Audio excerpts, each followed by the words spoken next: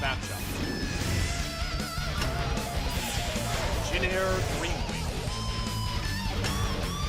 SKTelecom T1.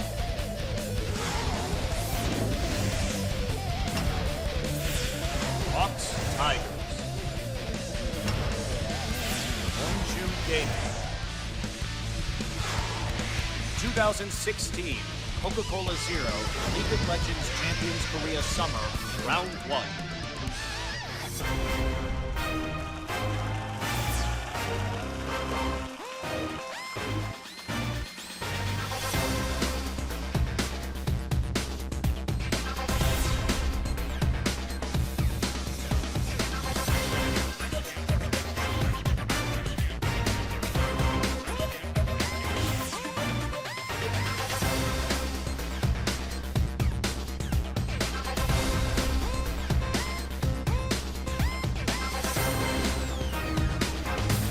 Hey guys, what's going on? Welcome to another day of LCK Summer. I'm Achilles. With me today is Papa Smithy, and we have one hell of a day worth of matches coming your way. Starting things off, SKTelecom T1 versus Jin-Air, our first and second place teams, and then followed up by Longzhu, who've been on a rise against ROX Tigers. But ironically, SKTelecom versus Jin-Air is 1v2. It felt like we just cast 1v2 with SKTelecom, but what happens pre and post a match with SKTelecom in LCK Summer 2016 is basically that you lose 2-0 and your stats go way down. So it's been another one of those summer seasons where all the challenges keep arising, but just being knocked down by the Kings, SKTelecom. Yeah, we've only had a few teams that have been pretty consistent in their losses. The rest of them really been, dipping back and forth on the rankings. Longzhu finding that 2-0 victory over Samsung, who we thought were the clear-cut second-place team here in LCK, now faltering a bit. So definitely a big shakeup. The only consistency that we really have is going to be SKTelecom sitting in that top spot, looking to continue their undefeated match streak so far with the +10, trying to make that a 12 today. I do think, though, that with the advent of 6-11 and this carry-top meta, the narratives will start generating at the start of this week, will extend for a while. Expression,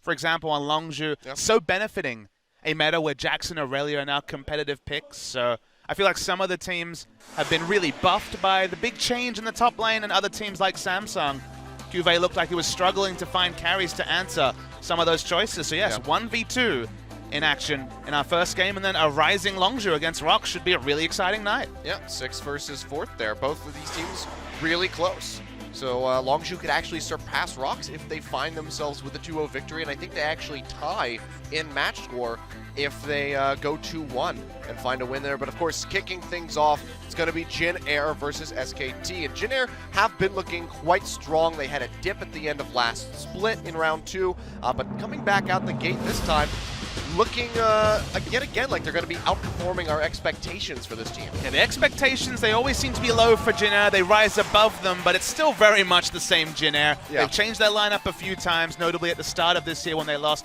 GBM and Chaser, but when it comes to average game time, it really tells the story between these two teams. Jin-Air with the longest average game time at 42.4 minutes, 9 minutes longer than SKTelecom that have the shortest. In terms of lineup, Kuzan will retain his place, and honestly, he's been doing really well. He's in fact higher in DPM this season than Faker, although admittedly with less games played. Yep. Might see Blanc come out later, you never know. Sure. But for now, starting out with Kuzan, we'll see how he's going to fare against that final boss of Faker on the other side. Winged as well, been doing quite well, going up against the jungle today because Bengi is starting for SKTelecom. Blank just sitting out back in the player room, not quite being called on just yet. So we'll see how this fares for them. If they find themselves at a loss in this first game, we could see a swap in the jungle, but for now, it is the return of Bengi yet again. It is a nice scenario where your jungler sitting on the bench has a 36 KDA over 4 games, but Blank has actually performed very, very well when called upon, but Battle Bengi is what we dubbed him, a series where he built no Sightstones was the last time, despite the fact that he played a Rek'Sai game, and then, of all things, he showed he could play Kindred, the champion that, honestly, Blank brought in and allowed SKT to play that champion. He started playing the carries as well, so our expectations for Bengi are right up in the air. This guy could produce anything because he's finally seemed to use the time away to really bolster that champion pool to be encompassing all the meta picks. Yeah, and even with the nerfs to Kindred, we've still seen a good amount of play from her, so the Q nerfs not really dissuading many people from drafting into the team comp, so we could very well see him pull that pick out yet again. But a big one that we have to talk about is going to be this matchup of Duke and Trace up in that top lane. Duke has been an absolute monster on this new meta at 6.11, and Trace has the worst KDA on his team, as we will see on the screen once we get into Champion Select. Look, KDAs don't always tell a tale. Trace was the KDA leader back in spring season. His performance has been good, but he's been dying a lot. And the thing is, Jin Air as a team has not died almost at all. They have the lowest average deaths in the league. But let's look at the schedule before we get into the brass tacks. SKTelecom come in 10-0, chasing the 17-0 that they were able to do last season. There you have it. 2.4 to 16.3. That's quite the difference. Yeah, we've seen lower raw KDAs. For example, we saw a 0.9 KDA for one of the players, but that is a massive difference between the two. I feel like I'm playing Agario right now with these blobs, and SKTelecom is just the giant one that's commanding everybody on the map. It's the stat I was talking about. Jin is actually equal 10th. I guess if you go to an extra decimal place, they might just be 9th, but they're very much at the bottom, and SKT have been powering through the games super quickly. 9-minute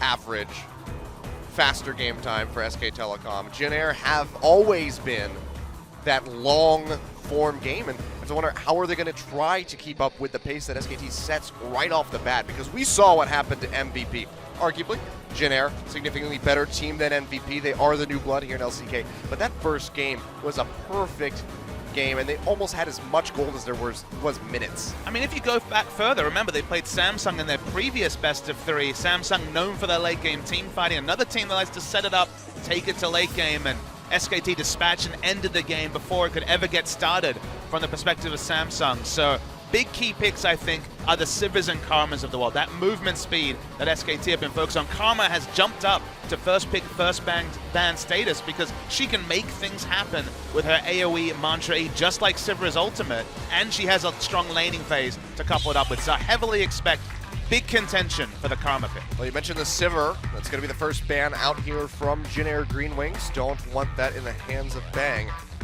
Still has a plethora of other champions that he can call, and Nidalee is going to be the next one, followed up by that Karma. So getting rid of that massive AoE move speed duo here for Jin Air. And SKT have definitely been playing the season in duos of picks, so Sivir Karma was what they were prioritizing recently. It was Azir and Ezreal at the start of the season, and those champions, Azir especially, has seen some nerfs recently, but I do expect there to still be Azir picks if it comes to the draft. Now, Kuzan is also a noted Azir player, so it will be the final ban from SKT. Yep, Rise and LeBlanc, the other two bans, and this leaves Vladimir up, and it looks like Jin Air are going to go ahead and snatch this up for themselves for Kuzan in that mid lane, which makes for a very fast lock-in on the Rek'Sai for Bengi, followed by Nami, which has been pretty much the biggest support right now for Wolf. Yeah, Wolf is 5-0 on the Nami this season. The only other multiple pick he has is Soraka, so definitely been focusing on that pick. It's been very popular. Pure also put out an MVP performance on the Nami just 2 days ago.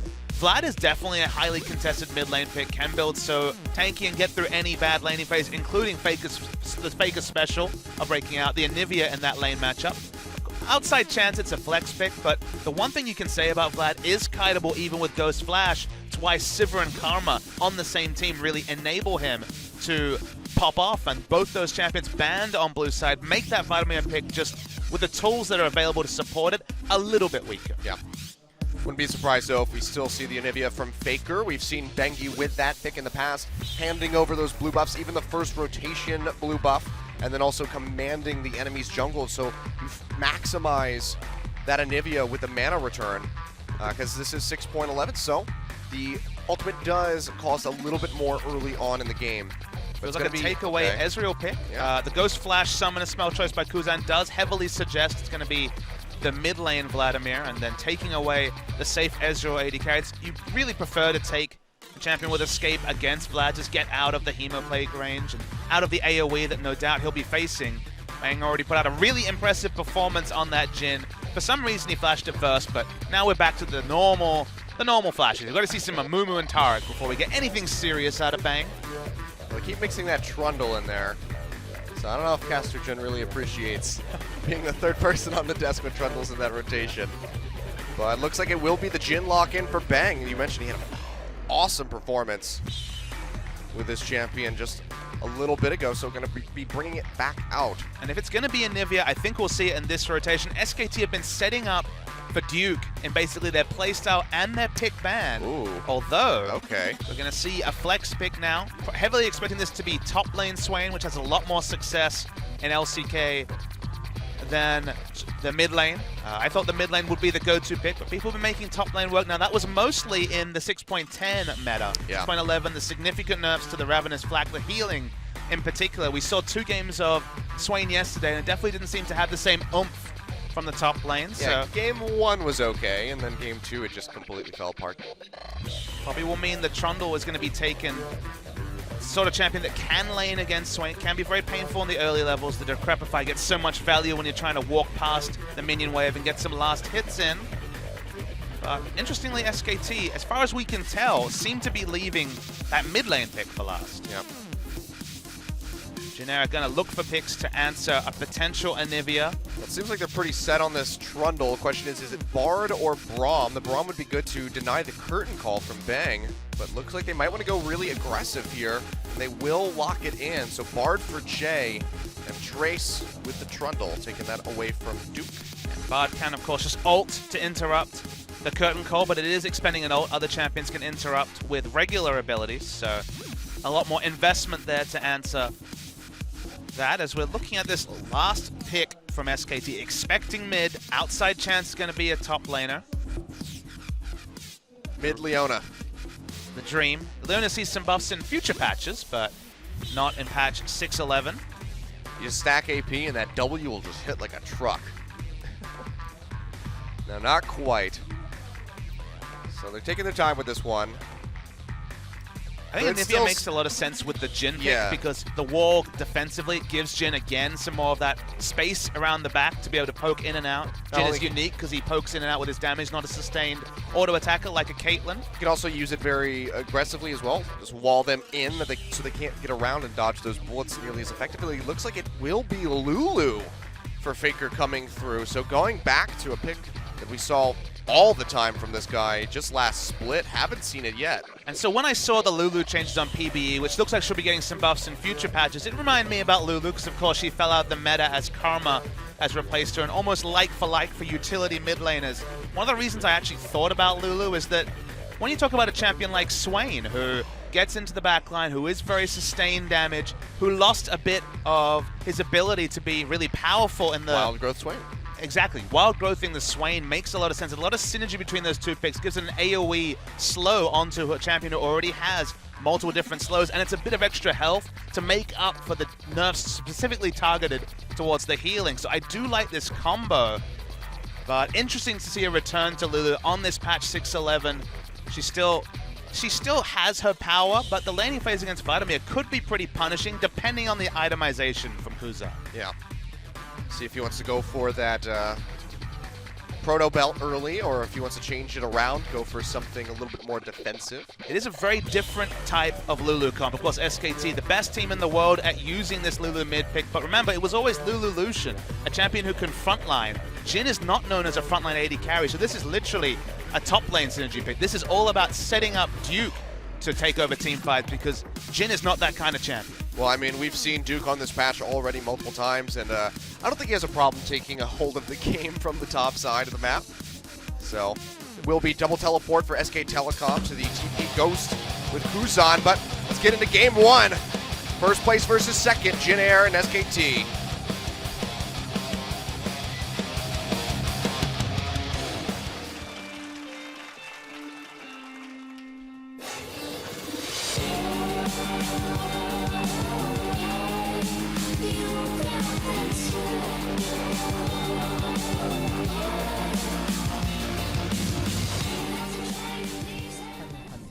All right, here we go. Mountain Drake to kick things off.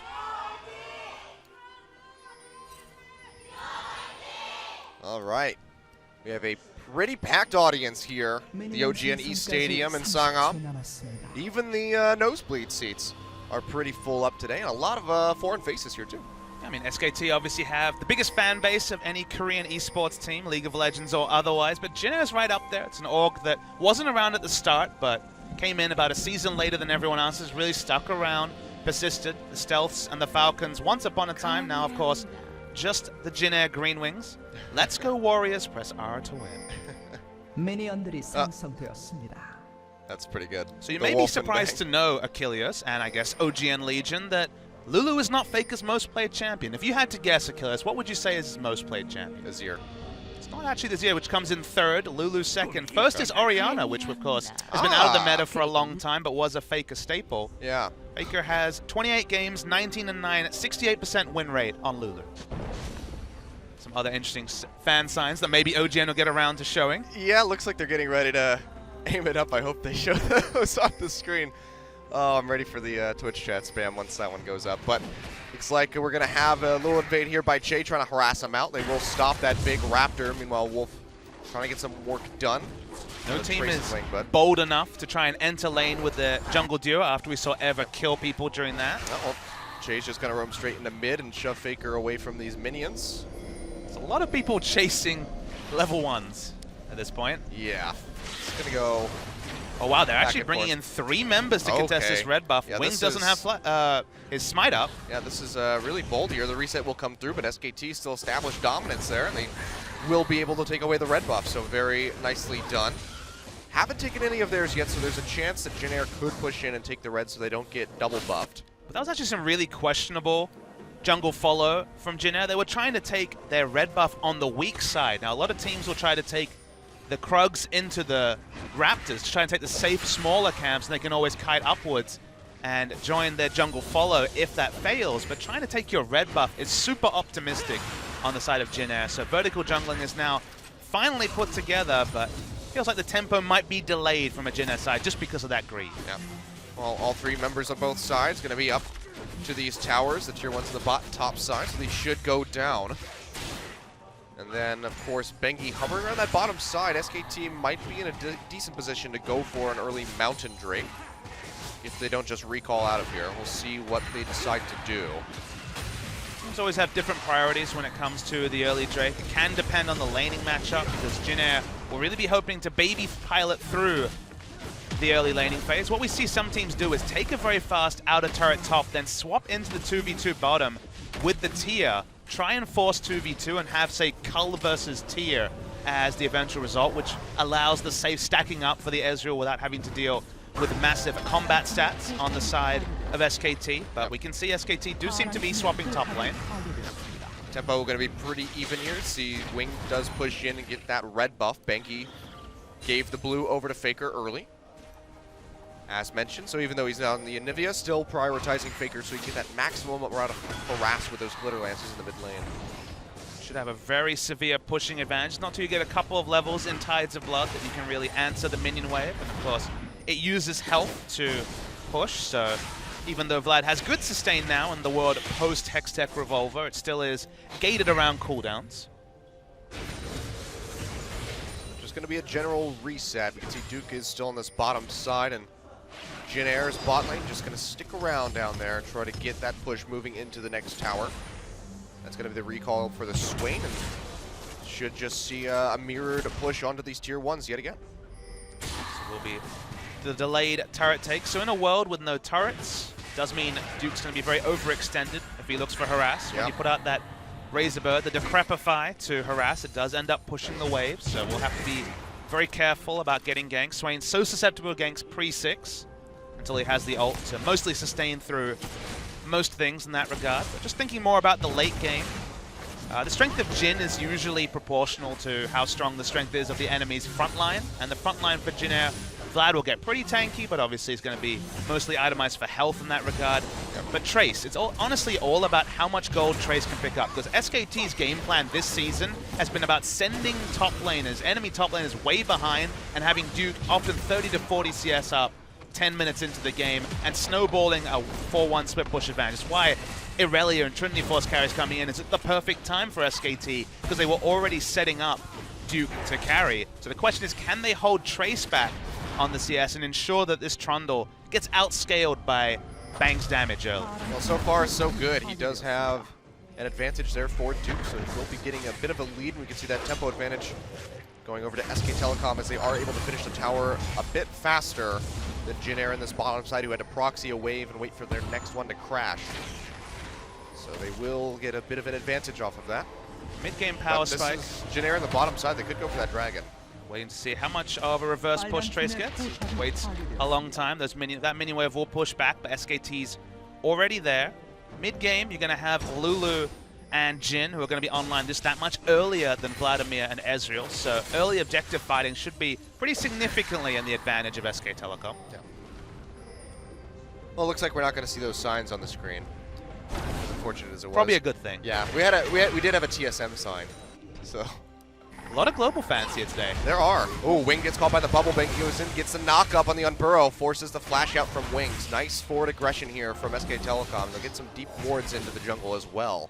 Wing has just been super aggressive at trying to take extra buffs on the side of the jungle that his team is not playing around. Spot lane has been sent back top, so he doesn't have any lane pressure. He will always be outnumbered in spot side jungle until that changes. So for now, needs to avoid that side of the jungle. Yep.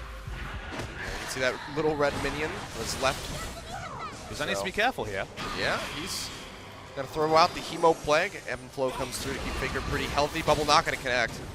Nice little juke back there by Kuzan. Keeps himself safe, but good aggression from Faker. This is just what we've come to expect from him time and time again on this Lulu.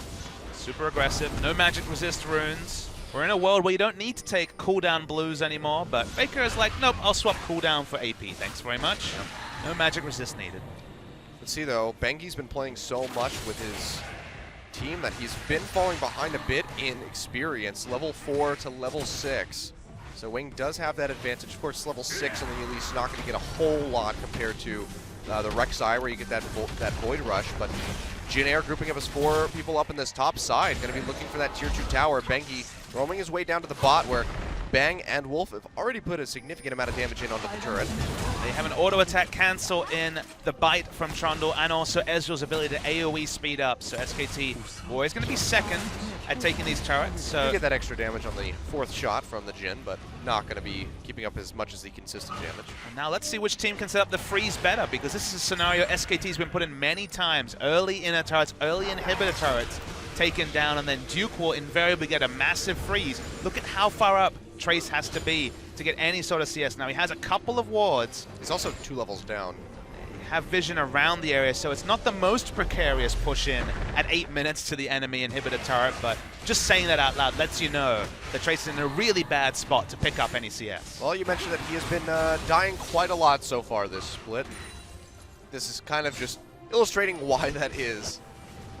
One of the stats I mentioned in the pregame is that Jin Air has the least amount of deaths in the whole league, which is surprising, but the percentages are there. Both Bengi and Trace have been the big offenders at dying, just because their teammates have been doing so well that there's been no space for anyone else to die. I believe you had a fun statistic about how many times Duke has died so far. Duke's died 6 times in 10 games as a top laner. Meanwhile, Trace is dying 33% of the time for his team. I think it's around 18 deaths. So lets you know what sort of a season Duke is having. He's at 16.3 KDA 10 games in, which is insane to be over 15. Yep, it's pretty monstrous. No other player is over 10. The rest of SKT, I believe they're 6 of the top 7 in KDA. I'm not including Blank because he's 36 from 4 games, so sample size issues there. Well, as Drake hasn't yet become a point of contention, thought maybe SKT would go for it after taking the tier 2 tower, but have held off for a bit of time. They have that ward in the river, so they do spot Jin Air starting this one up. Could roam down and try to contest his pink as well in that brush. And it looks like Jin Air are going to have to back off, knowing that they got spotted out. So So SKT understand that when you have these scenarios where inner turrets go down early, setting up your top laner is actually a lot more important than the first Drake. All these Drakes provide multiplicative stats. They're not relevant in the early game. SKT have more had the priority of setting up Duke, and look at this CS difference between Duke and Trace. It's already 40 CS at 10 minutes, and this is honestly the SKT special post-MSI. This is looking pretty rough here for the Trundle. Trace just finally getting that Tiamat, has only about 20 stacks on. Goodbye, minion wave. Yeah. Bang, just gonna go ahead and use the curtain call, clear that out. But yeah, 20 stacks on the Cull for Trace, so still a far cry away from completing that item.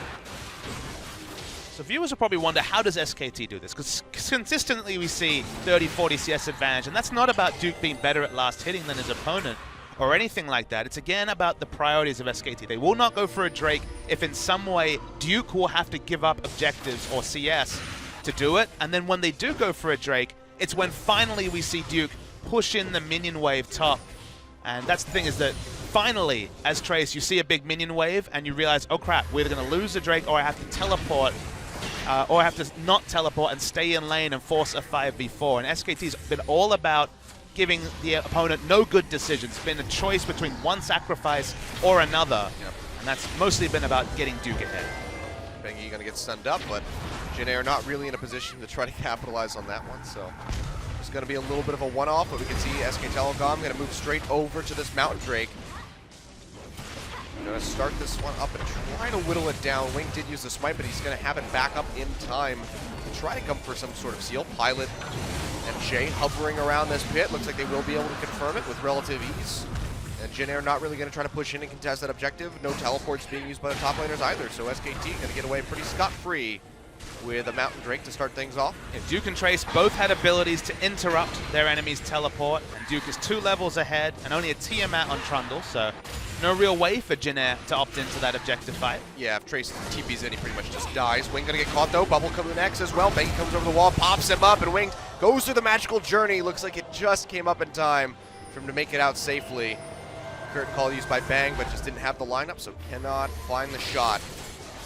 So increasingly, we've seen so many teams cotton on to the fact that any champion with a long-range ability, and Jin makes a pick comp. Lulu can glitter lance off a screen, Rek'Sai's Braceseeker has massive range. Any of those abilities hit, and suddenly the W from Bang is that route, can open up a kill. There is Chain CC from Nami as well, so one of the reasons that Jin has really risen in priority, and of course also that largely tanks are being forced out of the top lane. Front lines are getting weaker, and Jin's one of the big champions to profit. Yeah, something that I was hoping we were going to see right there was that Bang could just line up the shot because he knows the move speed that you have through the magical journey. So it's really easy to hit it, but didn't set his cone of vision very well, so just had to cancel. Violet walking up. Well, that's another champion statistically, although Jinair in a ward were originally looking to gank onto Duke, but for now turning onto the Rift Herald. SKT know about this. Yep, and Shay is taking a couple of the hits from this. It's down to about half. You can see the Trace is joining. Wolf roaming in, finds that pink ward, throws at the bubble. The TP is going to be matched here by Faker, who's coming in from the base. Zips his way in the front line. Here comes the curtain call. Jay, one shot away from going down. They find Trace with the last shot. The flash not going to take him out of range, and Bengi goes forward, flashes in for it. Actually, he already had his flash down, just moves forward for it, and gets that kill onto Jay. That's going to be a 2-0 pickup for SKTelecom, and now they can turn their sights onto that Rift Herald. I mean, the moment that Jinair could see multiple members from SKT leaving lane, Duke, for example, they had to know there was vision onto the Rift Herald, and that was a level 4 Che on the Bard. Tiamat only on Trace. They don't have any tank stats. I already mentioned that SKT clearly, with champions like Lulu and Jin, have the early game team fighting advantage at the best of times from a Jin perspective, but that ult, you know, not many items behind it for Bang, but enough when everyone's so underfarmed on the side of Jin. Look at this one here. Yeah, Bang just opens up, and everything that Che is taking is lethal. And you look at this one. Trace flashes, unfortunately for him, straight into a 400 damage. Final hit, Che, no base stats, dies as well. You had to take the memo, Jinair, that SKT knew what was up, had the champions to react, just a single teleport, 2 kills and now a Rift Herald. The objectives pile up for SKT. Yep. Gold not so much, though. Only going to be 1,000 separating these guys, but still Mountain Drake for SKTelecom can go a very long way as they start pushing up towards these towers. Faker did take the Rift Herald buff, so it's like, do you like pushing power? Let's give it to a Lulu. Because he only gets the half effectiveness from the Glimpse of the Void proc. Kuzan, not really much Bengi can do to a Vladimir. Yeah. He's going to stay safe for the time being. Spirit Visage has been completed and now has a needlessly large rod in the inventory, so looking to go a bit more aggressive now with this build. Against difficult lanes, this is something that Coco showed when he was laning against Crowns and Nivea 2 days ago, is that if you just go for a straight Spirit Visage rather than trying to build an early Proto Belt, you can lane against a Nivea, and Lulu very much similar in terms of her early trades like an Nivea, so smart to go a bit further into the resist, and obviously so many ways that Vladimir scales with Spirit Visage. Oh, well, not going to get the root there from the W, but Bang still grouping up into this mid side, and Kuzan now forced to stick around or run the risk of losing a lot of HP on this turret. Finally some magic resist onto Trace, building towards Spirit Visage. He has no armor though, so if we follow the SKT playbook, they will rotate their AD carry into Trundle's lane and really try to take advantage of the lack of defensive stats on Trace. Yep. See, that Rod of Ages has been completed by Duke for about 3 minutes now, so we'll have that fully stacked at about 24 minutes or so. Baker sticking with the playbook. Sheen into Lichbane seems to be his first completed item after Merlinomicon. This has always been a Faker special. Bengi has a Tiamat. This is what he does. Battle Bengi. Sticking with the Battle Bengis. Yeah, no sights. Right. He has a Tracker's Knife, but no sight stones for Bengi anymore. Oh.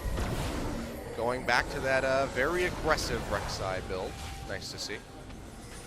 So far, Winged just has that Ruby Crystal. We'll see where he wants to go with that one. Could just be a Rylai's Crystal Scepter. Go for the Giant's Belt first. SKT just pushing really hard. Obviously, the wave clear from Kuzan is going to be massive. Doesn't have a high amount of ability power. He also has to walk up and runs the risk of getting caught by a bubble. Speaking of which, Winged catches one, and he takes a good amount of damage. Whittled down to below half HP by Beatrice. And that's going to be the end of that siege, but SKTelecom still get a significant amount of damage in onto that tier 1 in the mid, and Faker has his eyes set on that bot lane where he can go and pretty much equalize the CS count between himself and Kuzan, who's been inching above him for the majority of this game. One of the reasons why I reflected on the Sheen into Lichbane build for Faker is that he has teleport this game. It's double teleport against just a single from Trace, so Get split push. yeah, the split push, the 1-3-1 will be very, very powerful on the side of SKT. See, Drake spawning now. It's going to be another Mountain Drake. And Jin Air definitely want to get their hands on that one if they can. This double Mountain Drake for SKTelecom would be very bad news bears. 1-3-1 with a Lichbane and 20% extra damage to turrets is going to be absolutely Lulu, just obliterating inner turrets. Just a couple of seconds. Goes back, Sorcerer's Shoes into the Blasting One, so plenty of power here for the Dragon fight, and Trace still impoverished. Should not be looking to fight Jin Air. They don't have an Aegis either. Because Rylai is being built, significantly delayed will be the Aegis on the side of Jin Air, and they need it against double AP. Oh, Violet gets caught with the W. That's going to be the Kirk Cole opening up. Finds one shot. Shay going to body block the rest of these. Shay's level 5. Yeah, Tidal Wave comes through. Last shot, though, of course, not going to do enough. Faker goes really aggressive, flashes in, gets caught immediately by the Cocoon. Has to wild grip himself, but the Hemo Blade is there, and he's going to go down. Shay finds the kill. Bengi, turret shot comes through. He falls as well. Kuzan picking that one up. The bubble's not going to connect, and the Vladimir trying to still hound on top of SKTelecom. The Bard ultimate comes through. Duke gets stunned up, and 3 kills get picked up by Jin Air. What a turnaround, and Faker going way too aggressive. Yeah, Faker got baited by Che, who was level 5 at the start of the fight. Look, he's level 7 just from experience from champions dying during the course of the fight.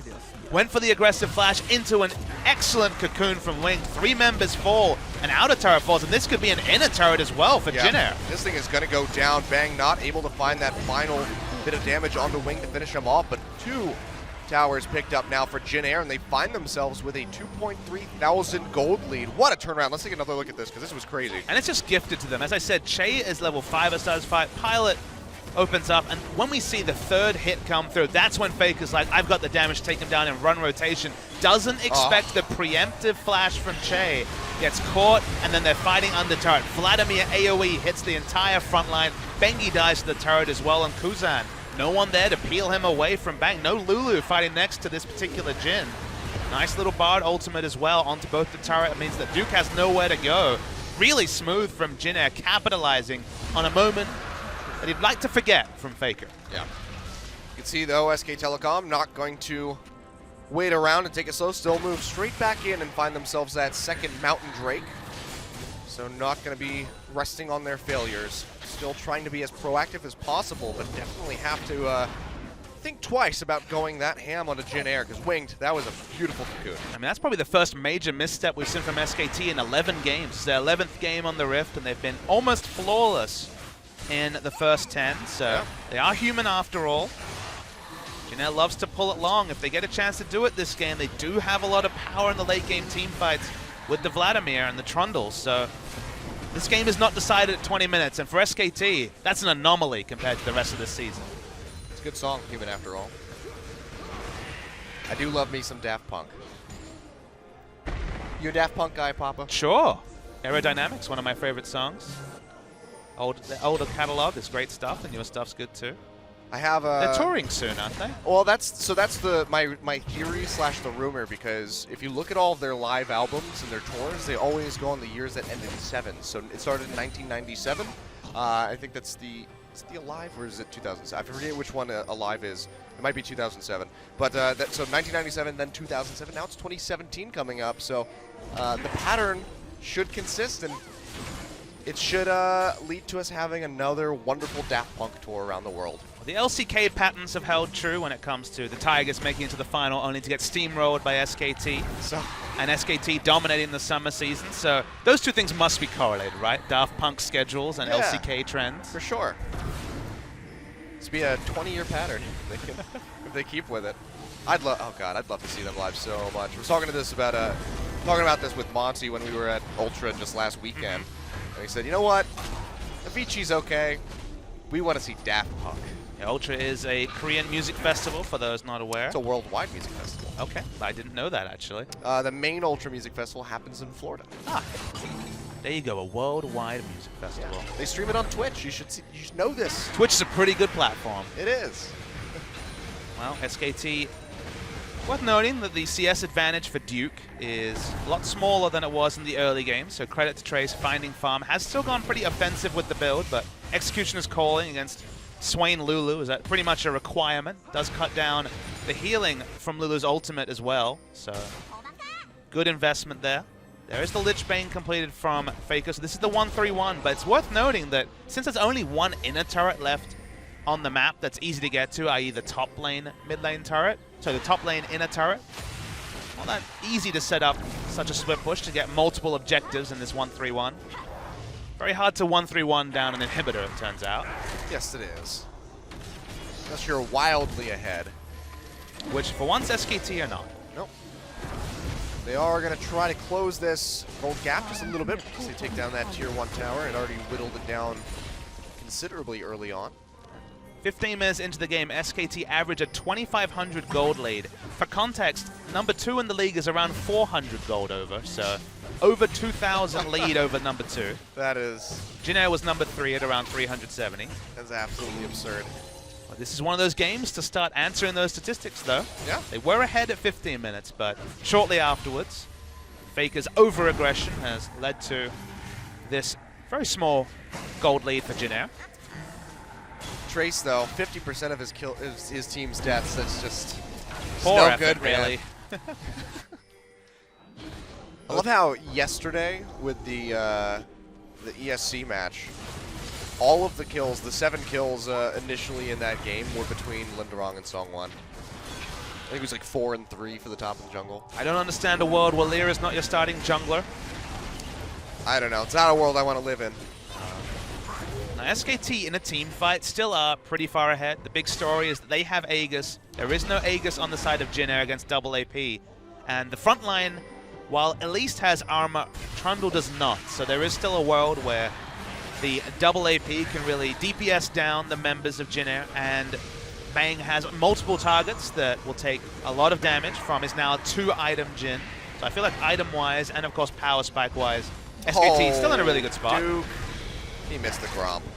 Throws out the W, whittle down that wave, but a bit of a misplay there. Thought the ultimate was going to kill, but the reset came through just a little bit faster. just keep pushing. But the next Drake in a minute. They'd like to get on the board on that one. See the rapid fire cannon completed for Bang as his second item, so Essence Reaver into that one, looking for that extended little bit of range so he can keep himself away from Kuzan and Trace. His auto attacks just hit so hard with all his AD scaling, and if you get an extended range auto attack with the 4th shot, you can do upwards of 600-700 damage even with just this little amount of AD, although as I say that completes a BF sword, so really starting to pile up. An Infernal Drake obviously would be massive for either team. Vladimir and Jin both scale in multiple ways with AP and AD respectively. Yep. So big Drake for both teams, as always. Not sure what the next one is. I didn't spot it after the second Mountain Drake went down. Let's just assume Cloud and then be happy if it's anything else. That's very true. That's a good way to The glass approach half full approach to Drakes. That is a very good way to put it, actually. Oh, we're going to see an icon soon. What's going to be? It's another Mountain Drake. Whoa. Triple Mountain. We are sending the Mountain. Will the Mountain symbolify toppling SKT for the first time this season? Symbolify? Yeah, that's right. Symbolize, perhaps. Will it symbolify it, though, Achilles? I like it. We'll roll with it. It goes along with my equalize. What did I combine? Equalize is actually a word. No. I said equivalate. Ah, equivalating. That's yeah. a good one. So this time, like Jin has the setup. Drake's down to 1,500. Yeah, it looks like they can't find a way in here. Flash has to be used by Bang just to stay away from that Bard ultimate. So first Mountain Drake for Jin Air to the 2 of SKTelecom. It's a nice pickup for them. Going to allow for those sieges to be that much easier. And it's going to be an Infernal next. So wow, we're just getting all the good Drakes today. SKT had Duke with a massive minion wave, and they prioritized him finishing off that minion wave over trying to contest the Drake. If you look on the mini-map, there weren't many good wards available to really contest, so they didn't go for the low percentage contest. Gave up a Mountain Drake, but with 2 in their hold, they're going to be okay with that. Still very, very even between these two teams as the timer rolls on. Every time that the Elise Spiderling like leaps back to a wave, just makes me just feel really uncomfortable. I'm Australian, so I'm just like, whatever. It's just a spider. I hate them so much. I got no phobia of Elise or Cassiopeia. I've seen cockroaches in Korea, crickets, and mosquitoes. That's good for me. I can stand those things, but once the spiders start coming, it's we got a problem. Such a pansy. I'll call on you to come kill all right. the spiders if they get into my house. Oh wow. Okay. Well, they have the pink and the scuttle crab. They know that the pit is empty. They start this one up, but this is still really risky. They just decide to back off. Yeah, you saw the blue pings, so Jin Air put 2 and 2 together and allow a free Baron to come through. Now, one of the good things about Benny Baron is Mengi. Yeah, gets caught by the cocoon. Still pretty healthy, though. Can't find any follow-up, and Trace is stuck in that bottom side. Duke ready to just interrupt the TP. Just for SKT, if they can get exclusive vision around Baron, it's massive for them, because we mentioned it already, they have excellent long-range pick comp, so they can turn from Baron and blow one person up pretty quickly. They have good chain CC after the root lands, so they're all about looking for that first pick, because for now, Jin are getting closer and closer to being very competitive in a true 5v5 team fight. So take the picks if you can get them. They will. So far, gold has still just been hovering around 900. SKT have done a good job to not let that triple kill pickup from the side of Jin Air exacerbate things. So still playing very intelligently despite the minor mishaps that occurred in that mid lane. It was major by SKT standards though, and they just haven't really been able to get the map pressure they wanted to set up the 1-3-1 ever since that failed dive. Sin Faker and be rooted to the mid lane, clearing waves rather than going for the split push that his build really behooves. Now it's Jin Air setting up around the Baron. They want to draw Duke's teleport to answer one of the double teleports on the side of SKT. Well, we go for the Death Brush, but Bengi sniffs it out, throws the Prey Seeker in, and they have to pile out of there. But Jin Air doing a good job of having forward vision around this pit. Don't want to allow SKT to get in there and try to sneak something. Now Trace starting to go really aggressive on the Duke. You can see he's winning those trade backs. But look at Pilot. Oh, wow. That's going to be the curtain call coming through. He flashes away. They lose vision of him. He will be able to exit through the magical journey. The last shot not going to connect. Tidal Wave gets used as well by Wolf. Interesting. That was very questionable. but it is a relatively short cooldown, so we'll just have to wait for that one. But chunking out Pilot, a very good thing, so they send him back to the base.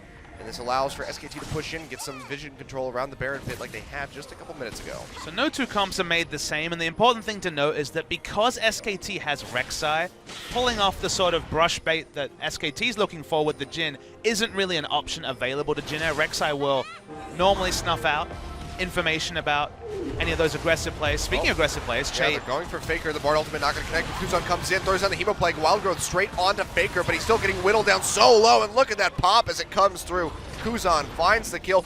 Meanwhile, Wing takes out Bang on the backside with the help of Trace, and they're just going ham on SKT, taking down Wolf to boot, and that's going to be a Baron going over to Jhin Air. And the second time that Faker is caught out, it has the flow-on effect. Remember, Nami had already used the ult optimistically with no reward, so she just died alone. Trace will zone out Rek'Sai. 5,000 health on the Baron. I think it's going to be Baron Jhin Air. Yeah, no way for Bengi to get there in time, and they smite it out. So Jhin Air finding a firm lead finally in this game, almost 3,000 up with a Baron buff.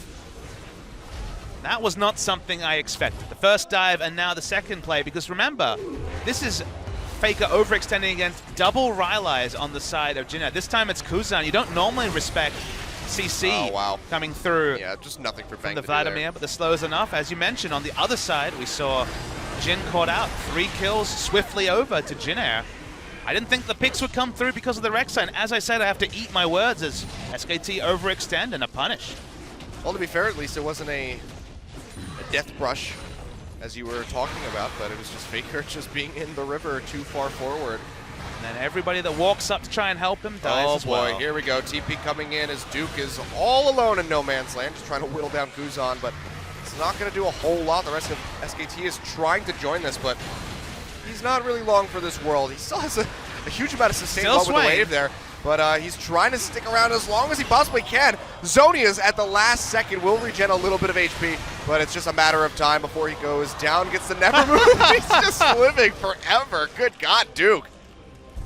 And think about that. Duke just bought 30 to 40 seconds of Baron time. And they invested the TP for that. They used a lot of resources for very little gain. They will be able to push up the minion wave in the top, but the minions being there allowed him to just lifesteal so severely. Imagine if that was 6.10. I mean, he would still be alive. Wow. Probably be dead about now. Yeah. That was some impressive stuff there from Duke.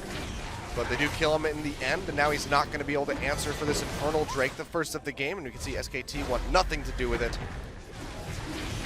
The TP's being used by Faker. They're trying to catch out Kuzan. They're trying to catch out Kuzan. Here comes Faker. He pops the Ghost, goes straight into the Sanguine Pool to dodge out. The Glitter lands.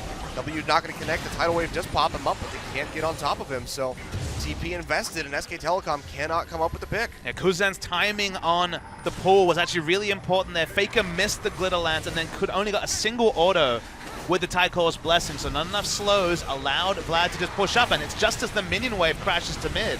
They get decent damage, but will they be able to take out this inhibitor turret? Well, they're working on it, have that Baron-empowered cannon still. Duke's trying to work it down with the Decrepify. Turns to about half HP, and the wave's getting ready to crash. They do get a Ruda here onto Trace, but he's still a very tanky Trundle. See the heals coming through as the minions die around him. He is going to be quite safe. So even with Trace having that massive discrepancy early on, they just couldn't push it to much of an advantage. Turn call gets used, flash forward, the bubble connects on the Kuzan, shield comes through, can they find him? Bengi goes in deep, but gets locked up immediately by the Cosmic Binding, has to retreat as he gets whittled down. Bard ultimate connects onto Wolf and Faker, who are both really far forward. Cosmic Binding to follow up, and Faker to go down. That is going to be a 3-for-1 pickup. Pilot the only one falling, and now they're looking for Duke as well. Ignite ticking, and goes into the Zonias, but he's not in his ultimate. He's going to fall. He goes down. This could be the Bang, game. The only person alive. The inhibitor falling. The wave here still empowered by Baron, and Jhin Air are looking to take down SKTelecom in game 1 at just 34.5 minutes. Only Bang alive, still over 30 seconds on Faker. This is going to be the win streak stopping at 10. No one expected it, but man, Jhin Air have come to play, and it's even a short game by their standards. What in the hell just happened? Jhin Air Green Wings defying all expectations, coming out hugely in this first game, finishing him off. The Nexus will explode right as we hit that 35-minute mark.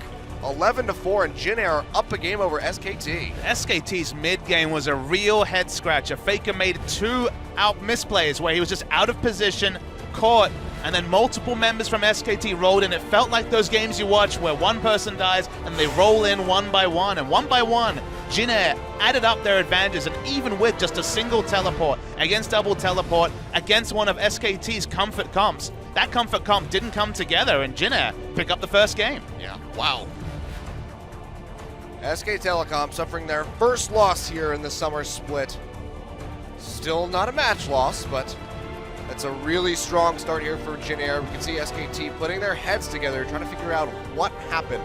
We know what happened. Faker happened, but in a bad way. But the Vladimir, Kuzan, 8-0-2. Yeah, look at that damage to champions. Yeah, almost 100% kill participation, just missed out on one fight. Double the damage of anyone else. Notable that Pilot did almost no damage, but Vladimir carried the damage total despite going Spirit Visage first. 3 4-man Hemoplagues consistently.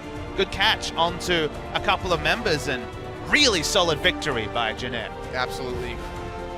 And one can just assume that Kuzan will be finding himself with an MVP after this game. Vladimir will be finding himself on the ban list. Yes, he will. You know, Che as well had a really good game. Bard ultimates were pretty crucial and always lined up the Cosmic Bindings. I don't think he missed a single Cosmic Binding after the Bard ultimate dissipated. So very strong performance there by Che and pretty much the whole of Jin Air. Holding on tight after that bit of a loss early on in the game. Certainly not panic stations for SKT yet, but a lot to think about. You can see a lot being discussed with Koma and his charges. Yep. Trying to figure out things as we get ready to go back into game 2, so don't go anywhere, guys. We'll be back in just a few minutes.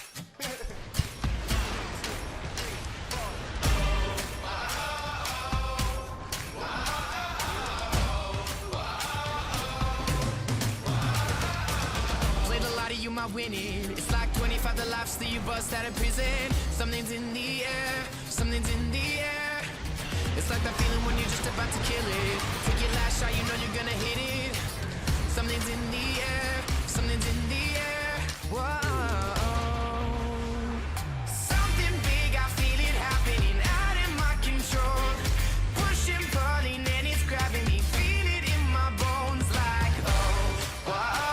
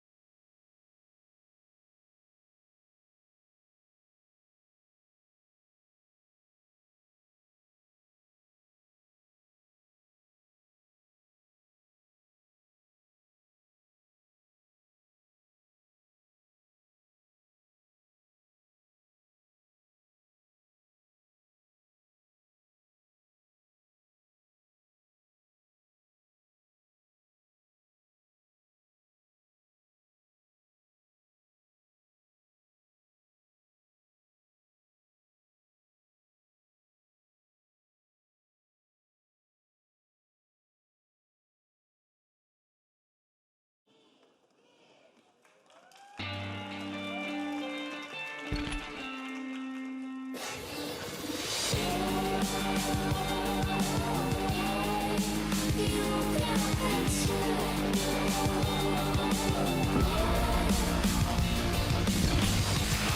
can sync with the fast track. All eyes are searching to the black. Jump back and get back a little more.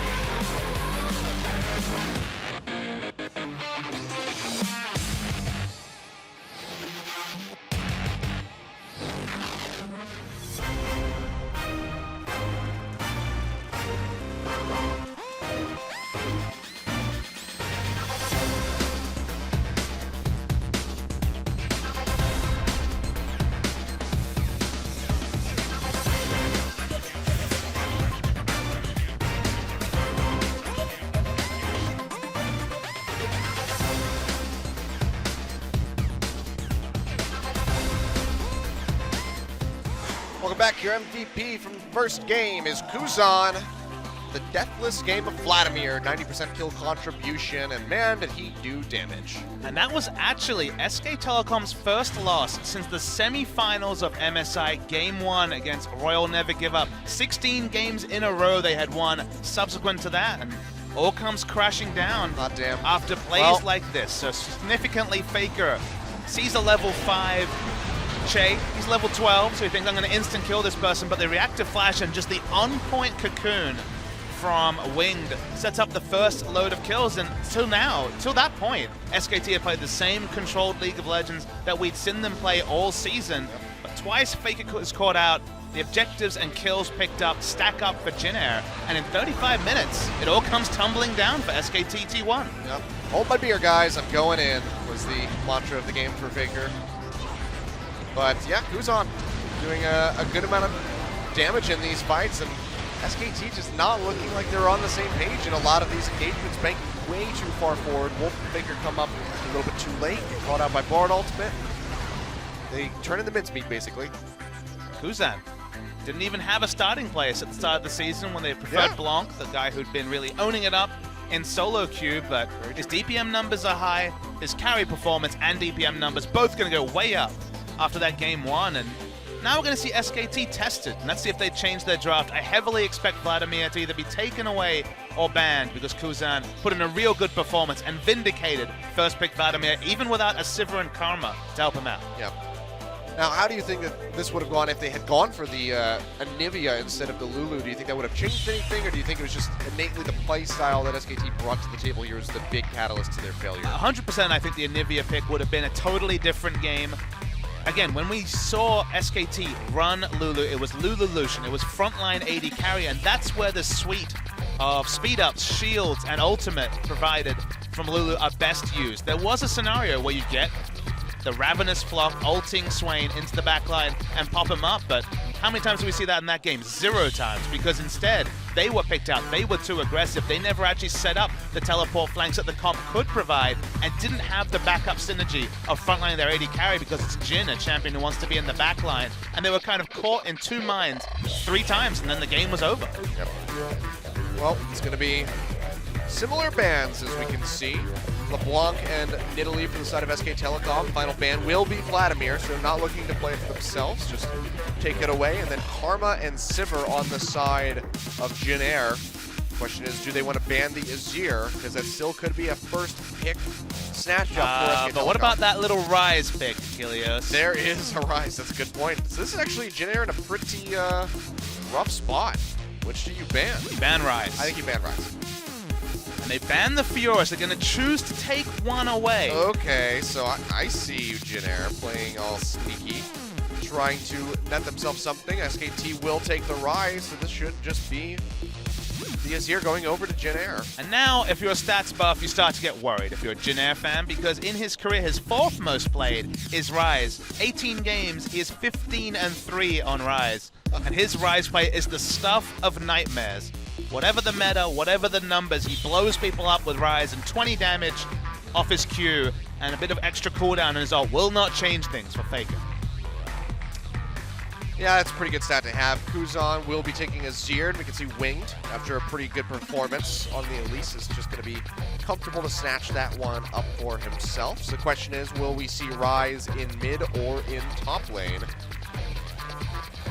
You can understand why Jin went for this Fiora ban. It's a bit of a filler ban, but basically their thought process was, if they first pick Azir and we ban Rise, LeBlanc is gone, but most of our great choices against the Azir are gone and would have to play a Varus comp, and that's been the exact comp SKT has left up and then exploited in multiple games this season already. So they went for trading the OPs, and SKT end up with Rise out of it. That could be explosive. We're waiting for the draft to really come through from here. I mean, the Nami and the Rek'Sai were certainly not problems from SKT, but they were parts of the losing lineup in Game 1. I still feel like instead of banning the Fiora, maybe ban that Rek'Sai, put Bengi on the Kindred, which we've only seen him play a couple times, and that was on 6.10. So now with the nerfs, maybe it wouldn't go as well. But they opt to go for the Fiora instead, trying to cripple Duke's champion pool a little bit. It will be the Ezreal for Bang, as well as Nami yet again for Wolf, so keeping that pretty consistent. Now Pilot, thinking about piloting the Jhin. They will lock it in with the Alistar in the bot lane. So interesting to see the Jhin takeaway pick. Jhin was caught out multiple times. Again, the comp didn't really play to his strengths, and just the disordered play that SKT had just made the Jhin pick look even worse than it usually... I mean, honestly, it's been pretty outstanding this season, but it really played to the weaknesses of the Jhin. Waiting to see if SKT can actually get some beef. They want a strong front line against this Jhin pick. Waiting to see them settle on ostensibly a top lane and a jungle pick. Is an outside chance that we see the Rise top, but I think it's pretty unlikely. Well, it's going to be Gragas locked in, and a Trundle. So, it will be Trundle top with the Gragas in the jungle for Bengi.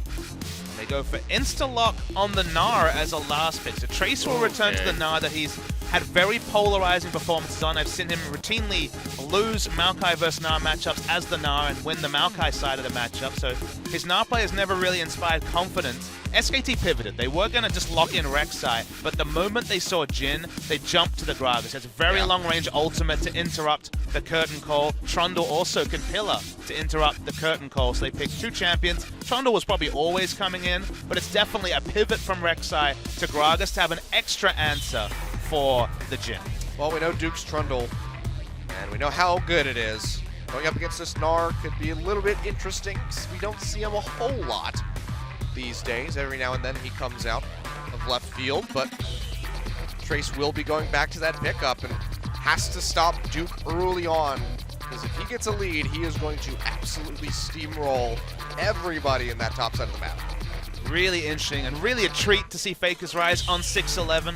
Will the nerfs have any change? I predict no, but he's still going to be really strong. As strong as before?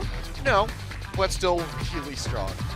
Will be double teleport once again that SKT honestly mismanaged in the first game and never really got to the point where it was relevant. They just, after the first dive, couldn't set up for a swift push. So let's see if they can be a bit more disciplined with the 1-3-1 in Game 2. Gonna have to be careful though. Kuzan is running that exhaust on Azir in the mid side, so can deny a lot of that damage that's already been nerfed by Rise. But let's go ahead and see what happens. SKT down a game.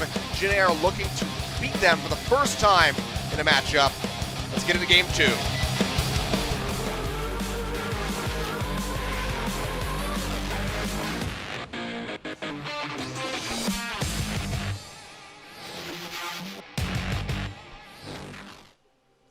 And hooray, it's a Cloud Drake. All right, we can calm down on the Drakes, I guess. 환영합니다. Let's see. When do you think we're going to see that taken? I'm going to go with 14 minutes. The early level ones really can open up some early Drake takes, so I don't like to make predictions based on that. Some teams, they just leave up the Cloud Drake. Like, I don't even want to get my hands dirty on this. Other teams would be like, if I kill it, maybe there'll be a better one. Yeah. So, glass half full, glass half empty, depending on how you're feeling on the day. And there's some fan signs. Oh boy. That still seems pretty expensive for Tyler 1. I wouldn't pay nothing for him. No context, that sounds like a just very disjointed sentence. Keystones are very normal. Yeah, nothing too shocking coming through. Now some Jins, specifically Arrow, and I believe yesterday we saw this, there have been people picking up Thunderlords on Jhin just for a bit more laning phase oomph, and if you're going to be stacking armor penetration and looking for a mid-game spike, you can understand going for the early to mid-game summoner spell, but much more late-game damage in the Deathfire touches. SKT are spotted on this invade. Yep. Both of those wards placed relatively at the same time. They're just going to be looking for vision, not for harassment. With that ward, it actually becomes pretty risky to be able to walk through this brush, although Ezra, I guess, with an over 1,000 range check makes it a bit safer. So we will see the Oceanic meta come through, as the bot lane will be on the top side. For a second, I was like, where are you going? Oh, okay, because it's upside down. Monty mentioned it yesterday, I so understand I thought, you know, now. gotta give those little shout-outs. God, I'm glad that that's done with Reddit. I remember every time it was late in North America, all the posts would just be pictures. Oh, do you remember when there was a bot that was like Australian bot, and it would just repeat people's sentences inverted? They just flipped the text. You couldn't read it. It's hilarious. Wow, Pilot's taking so much chip damage, trying to push, and then a couple of Qs from Bang is already below half, has to pop his potion, despite the fact that he entered lane first. This is actually a real big problem. Bang has always been razor sharp at hitting those Qs. Well, speaking of damage, Faker taking a bunch in this mid side as well. Does have the refillable potion, but he's already using one of those charges to try to get himself back up.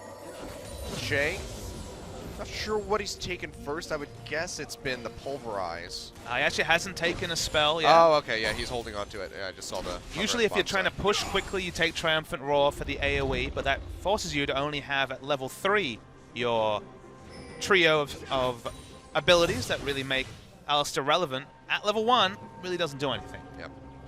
See, they're just getting shoved back away from the experience here. And people might be like, why hasn't he taken Triumphant Roar? But then he only can have combo at level 3, and you get severely punished for that. So he's basically not skilling unless he needs to headbutt away. And would really prefer to skill W and Q as early as possible. It's a bit of a catch-22 situation to be in. Also, the sustain is laughably little at level 1, so... Yeah, it's been nerfed significantly in the past since last split. So not going to be nearly as strong. See, though, Faker, despite getting bullied out, is keeping up in CS. 23 ball in that mid lane, started with the Sapphire Crystal. So in terms of game plan early, one of the big things SKT will do, and this won't come as a surprise, is try to set up the Trundle. Now, Gnar versus Trundle, Gnar desperately wants to rush a Black Cleaver as early as possible and just try to demolish Trundle in lane as a dominant laning matchup against the Trundle. But if you get a couple of ganks, set the Gnar behind, and he has to kind of build, say, a health or magic resist item to just get through the early game, then the Black Cleaver comes in late enough that he's almost irrelevant. In the mid lane, though... Yeah, Benki's coming around, but Kuzan's still pretty safe. Has his Shifting Sands up, so he could juke his way out of there. So Benki's just going to stop by, say hello, and then rotate over towards these Raptors, which Wing just started, has the ward down, so Benki will spot and clear that one. And should be able to contest for this camp. We saw a Gnar earlier in the week. Got ganked a couple of times, fell behind, and the Phage became a Frozen Mallet against Trundle and basically didn't achieve anything. You really desperately want to have a clean early laning phase and farm up a Black Cleaver and just try to deny Trundle good options. If he's always at low health, he can't look to counter teleport or make map plays, and that's why if Bengi can play around this bot lane, he brings out a lot of advantages for SKT. Because Gnar ahead is fearsome, but Gnar behind is often not even able to teamfight unless he's excellent at managing his rage bar. Yep. You can see so far, only one of those Corrupting Potion charges having to be used by Duke, so Trace not able to lay down a good enough amount of harass to warrant spending those charges. Ooh, Bang gets outthought. He actually fully channeled his recall, expecting Jhin Air to have gone back, and now Jhin Air can get to push out. So they timed that recall well. Now Wolf's overextended. Yeah, he's going to get rooted, takes a bunch of damage, still has the Ebb and Flow there to keep himself sustained up, so he's not going to be too terribly punished, but this does open up for a good amount of CS denial here from the side of Jhin Air, as Bang is still just passing the tier 2 tower. There was no way that Bang would have recalled if he had any vision of Jhin Air's duo, but they were just out of range, and they waited exactly the amount of seconds that recall would take to channel, so good job by them. Trace is a little bit behind in experience, so has to cede some lane control over to Duke. Opted to go for Swifties first. Interesting on the Gnar. One of those things, where obviously Swiftness boots against the Trundle pillar gives you more guaranteed movement speed. Gnar is one of the safe picks because you can just hop over the Trundle pillar, but It's one of those things where if you build for lane and then get ganked, you could be really held back. So Swiftness Boots gives him some offensive options to get those extra auto attacks and W procs off, but it's not quite the rush to Black Cleaver that he would have optimistically liked to build. Well, knowing Duke in that trundle, you have to know that he's going to be skillful enough to deny the leap with the pillar. Just wait until Lenar tries to leap away and then place it, stop that. See recalls coming through from both of our mid laners. Just going to be the Stinger plus an Amp Tome pickup for Kuzan. And then double stacking here for Faker as he picks up the Catalyst of Aeons and the Tear of the Goddess. So it's just standard stuff. It's definitely one of those games where Winged doesn't want to go for too many ganks because they have that one less teleport. In this case, the only teleport available is Faker's, and Ryze, if he shows up behind you, has the guaranteed CC, take you down, so you are very narrow in your pathing. There's a nice little steal from Bengi. That was pretty good. Winged had Smite too. But Winged is very much on counter gank duty this game. Yeah, just did not respond fast enough to even just auto attack those Krugs one more time. Trace finally starting to get a little bit in this bottom side. Duke uses the ultimate to try to dissuade him from going in, and Bengi is just having a field day in the enemy jungle right now. He's on the Gragas for the first time in a while, and he's doing his best Nunu impression, stealing away every camp under the nose of the enemy jungle. Bengi Nunu, please. Yep. Oh, I would love for that to happen They again. call this guy the jungle, and it's for reasons like this. He can be oppressive in denying. This forces Winged to look for aggressive invades for camps, but for now, Faker's actually rotated to support his jungler, so will be an answering camp for Winged. My favorite Bengi moment is when he snuck between the Callista Sentinels in the jungle. Yeah, that yeah, was yeah. just one of the best moments that one of my best memories of watching competitive League of Legends. Full Metal Bengi. Yep. Good times. Pretty good. You mentioned it now, I remember the new Kojima game that we just got teased with. It's so weird. I mean, it was so Kojima. It's though. so Kojima. You're just like, yep, that's what happens when he doesn't have to make a Metal Gear Solid game. Not even shackled to the premise of that game, which was a lot of crazy stuff anyway. He's going full acid now. The whales of umbilical cords that lead into the ocean, the baby turns into oil. Hey, are you interested in finding out more? Oh yeah. Successful teaser. Oh, absolutely. And Norman Reedus is in the game. Yep. Holding his Norman fetus. I don't know about that one. It's, I remember the name, but it's some quality English. He's been really, I mean, I wonder how they got that relationship established, because he was set to do that PT game with them, but, or the, no, what am I talking about, the Silent Hill game. For the turret dive, 4 members top from SKT. Okay, well, Faker's going to go ahead and pop the ultimate, go straight on to Jay. Hammering out the damage, he's going to go down, not level 6 yet for the Alistar. Bengi's taking a hell of a lot, though, will fall. They get Pilot in the end, so it's 2 for 1, but Bengi sticking around in there a little bit too late. And Azir, with his nerfs, can't really damage turrets in any way near the manner he could before, and actually wasn't even able to push up the minion wave to deny anything. So Faker, he won't necessarily get a free back, but it's not as bad as you might have expected. It's just going to be that one minion wave crashing on his turret. And even though it ends up just being a 2 for 1, it could have been better, it could have been cleaner. At least was in base when this happened, so no way for Jin Air to punish on the other side of the map. So just extra advantages over to SKT. We're going to see the turret dive. Level 5 is crucially the story here, so even though heal was still available, not quite level 6, I guess Bengi accepts his fate at that point. Yeah. Says, whatever, I've done my job. Plays for the team. We'll see Speaking Jin Air of swapping back to bot lane. Yep. And Jay running forward in a precarious spot. The bubble does connect, but no one's going to follow up on that one. I was going to say, speaking of PT and Silent Hill, new Resident Evil 7 looks exactly like both of those games. It's first person, or at least it seems to be suggested to, and it's in VR, so that's at least something different. Yeah, it definitely is. It's a pick. Hurt call comes through. Bengi going to use the flash and body slam. Will get himself to safety and has the move speed increase with the Spellcraft. So you've been watching your E3 streams, is what I'm learning from your downtime talk here. A little bit. Just a little bit.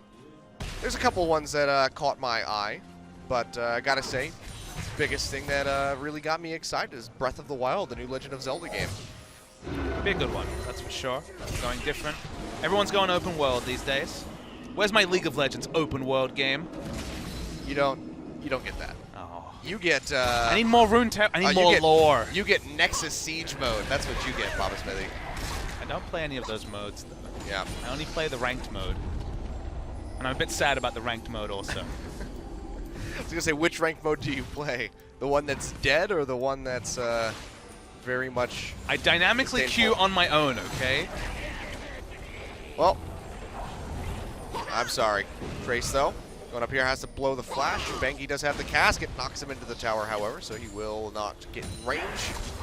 And he will stay safe, but flash down now on that Gnar. Yeah, worth noting that the remnants of the turret do count as permanent terrain, so it will not be bounced over and into the oncoming arms of your enemy top laner. So safety there in the turret for Trace. Oh, Violet gets hit by that bubble, takes a smattering of damage from Bang.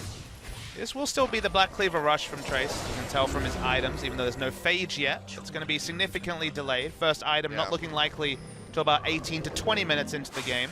And laning phase might be over, or it might be too risky to split push at that point. That we may not actually see the ascendancy for the Gnar in this matchup as expected. Shay taking a hell of a lot. That's going to be the tidal wave coming through. Flashes away from the true shot barrage. He will stay alive, but again, playing very risky here is Jay Kuzan going in onto Faker. Has those Sand Soldiers down, but he's taking a hell of a lot of damage. Exhaust just now coming out and Winged arriving too late.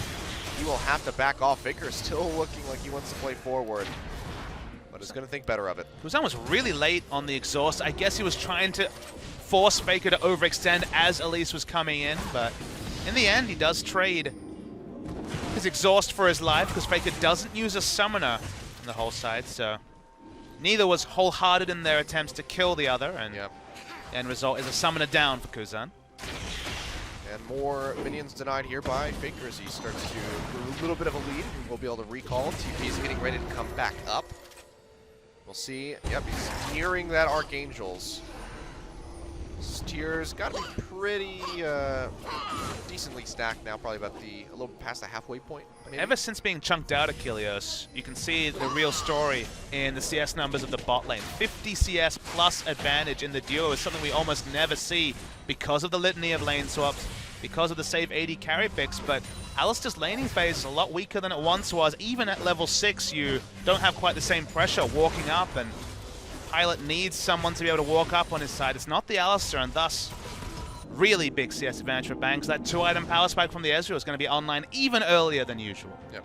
And this is with Pilot going his trademark Mana Moon first, which has less presence than the Sheen into Iceborne Gauntlet first. So in multiple different ways with a greedier stacking build, advantage SKT in the 2v2. Very much so. But things slowed down a little bit here. SKTelecom just sitting with a little bit of a gold lead at the moment. Faker, the engage shot gets hit up by that headbutt pulverize. Nothing you can do. Kuzan finishes him off. And just a bit too far forward for having absolutely no vision on your flank. And that's the thing. You say a bit, definitely far too far with literally no vision shallow around the mid lane turrets. It's going to be good autos from Jinair. Yeah, even with the ult helping, they're going to get this very low. Well, they throw out the cask and get rid of the majority of those minions. See Jinair just whittling away on that one. Would have been able to take it if the Azir still had the Arise passive. Does not have it this time around, so. Pilot needs to be careful. He's 2 levels under. Oh yeah, the TP's coming through. Chase coming around the side. Looks like he will stay safe, and Faker's just not going to be able to do anything. Yomu's Ghostblade and Boots meant that he would be able to get away one way or the other, but now Bang gets free time on this turret. Let's see if SKT can keep the pressure up and actually get an objective after denying mid lane turret to Jinair. It's like a half objective. Obviously, outer bot lane turret will probably be the priority over the Cloud Drake, but they're going to take a free Drake when they can. Well, I was off by a minute. I said 14, it's 15, so I was close, I suppose. We'll see what it's going to be next. Is it another Cloud Drake? It's another Cloud Drake. All right. Love me a Clown Fiesta. Oh, I'm sorry, dear. a Cloud Fiesta. A Cloud Fiesta. Well, should not play Craps at the Casino tonight because the RNG is just not rolling well. Game 1 was pretty good RNG. That was pretty good. Triple Mountain into Infernal. Oh, Bang gonna get caught up. Gets rooted down by the W, throwing out the curtain call shots. Gonna land 2 of them, flashes away from that last. Keeps himself safe, but that's double summoners down now. Frozen Mallet from the Trace. Yeah, he can hound onto Duke here. You can see he goes back for the jump. Faker now arriving. Trace will flash away. Not sure if that was all necessary, but wants to play it safe. We saw what profit Che got from a respect flash in game 1, and it was one of those respect flashes from Trace that maybe his old man mechanics aren't quite up to the young'uns, so ended up looking a bit foolish with that one. You have to make this an age thing, huh? Yep. It's a storyline. He's old. Yes, he's very old. High pro gamer status, of course. Younger than every caster barring you, Achilles. Yep, he's very old. Which means that Doa is just like the ancient one. That's why we sent him to America. Yeah. Fountain of youth. I don't know if that's true. Have you seen old Korean people? They're in pretty good shape. I think this is the fountain of youth. It's fair. Something in the kimchi. Must be. So I remarked on it. Frozen Mallet first. There are definitely matchups where Frozen Mallet has always been great on Gnar. Obviously against Hecarim, famously, you dealt with his passive, and in general, when he didn't run Flash, there's no way for him to get out. I think it's optimistic. Boots of Swiftness was already taken on Duke. One of the reasons you go for Frozen Mallet over the Black Cleaver is a slightly more defensive, offensive item, if you know what I mean. Black Cleaver's all in on killing the enemy, and a little bit more health coming through from the Frozen Mallet. Health is a pretty good stat on Gnar because he gets so many free resists in Mega Gnar form, so situationally can still be very tanky despite going for this Frozen Mallet, but just won't be cutting through a Trundle like you would with Black Cleaver. Yeah. And at some point when you're chasing him down over the course of the extended top lane, you have to think eventually the safety won't be there, you'll have to back away, much less likely to secure a kill if you go for Frozen Mallet. Well, so far it's been working out pretty well for Trace, who has a fairly significant gold lead up in that top side. Yeah, they've swapped Winged. He's got to find Bengi and the Wolf here in the jungle. They get the bubble. Bang on the way, trying to get the damage to flash away. The tidal wave will knock him up. Can they stick to him? The cast can go wide as he propels up into the air. Nowhere to go, however, and Wolf is going to find the kills. Not exactly where you want that one to go, but still a kill pickup for SKTelecom. But can they do anything with it? Looks like they will go for the Rift Herald. So not the best of objectives to pick up, but not much else available. But it was just smart. SKT employed the buddy system, got the catch onto Winged in his own jungle, took him down. Smart of Azir not to try and get in there with the ultimate. Ryze was walking up, would have been a 4v2, would have been 2 kills over, so just a single kill and the Rift Herald, which actually will be put on to Bang, interestingly. Trying to keep up the lead. Leads have been traded. Top lane, the advantage is there for Jin-Air, although it is closing as Trace starts to exit the lane, and the advantage squarely with Ezreal in the 2v2. Oh, Jay goes in for the headbutt, but a nice E away from Bang will keep him safe.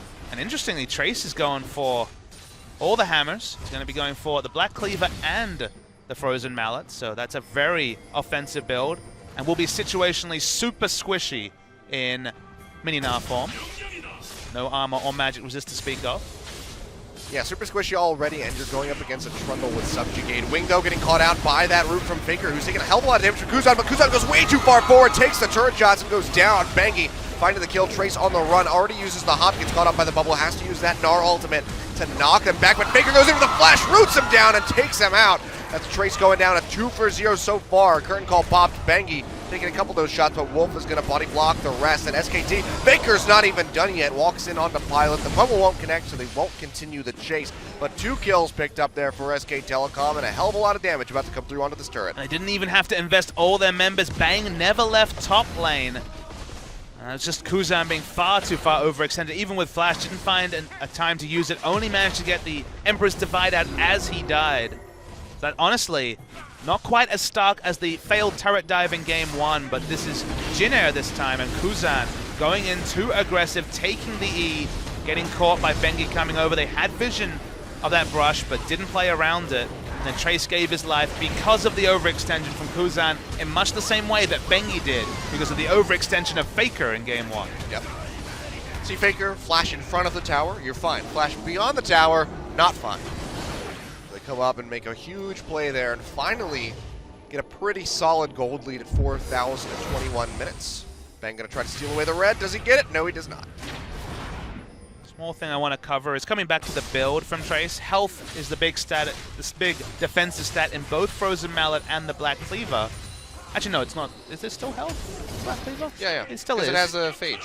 Yes, you're correct. So it still has the health from the phage. And the reason why that's relevant is that Trundle shreds armor and magic resist. Sure, does a little bit of damage based on health, but in general, the idea is that he won't be able to steal away the health stats quite as cleanly as the armor and magic resist. So still, in Mega Knight will have some semblance of tankiness, plus the offensive capability to chase down the Trundle in the top lane. Yeah.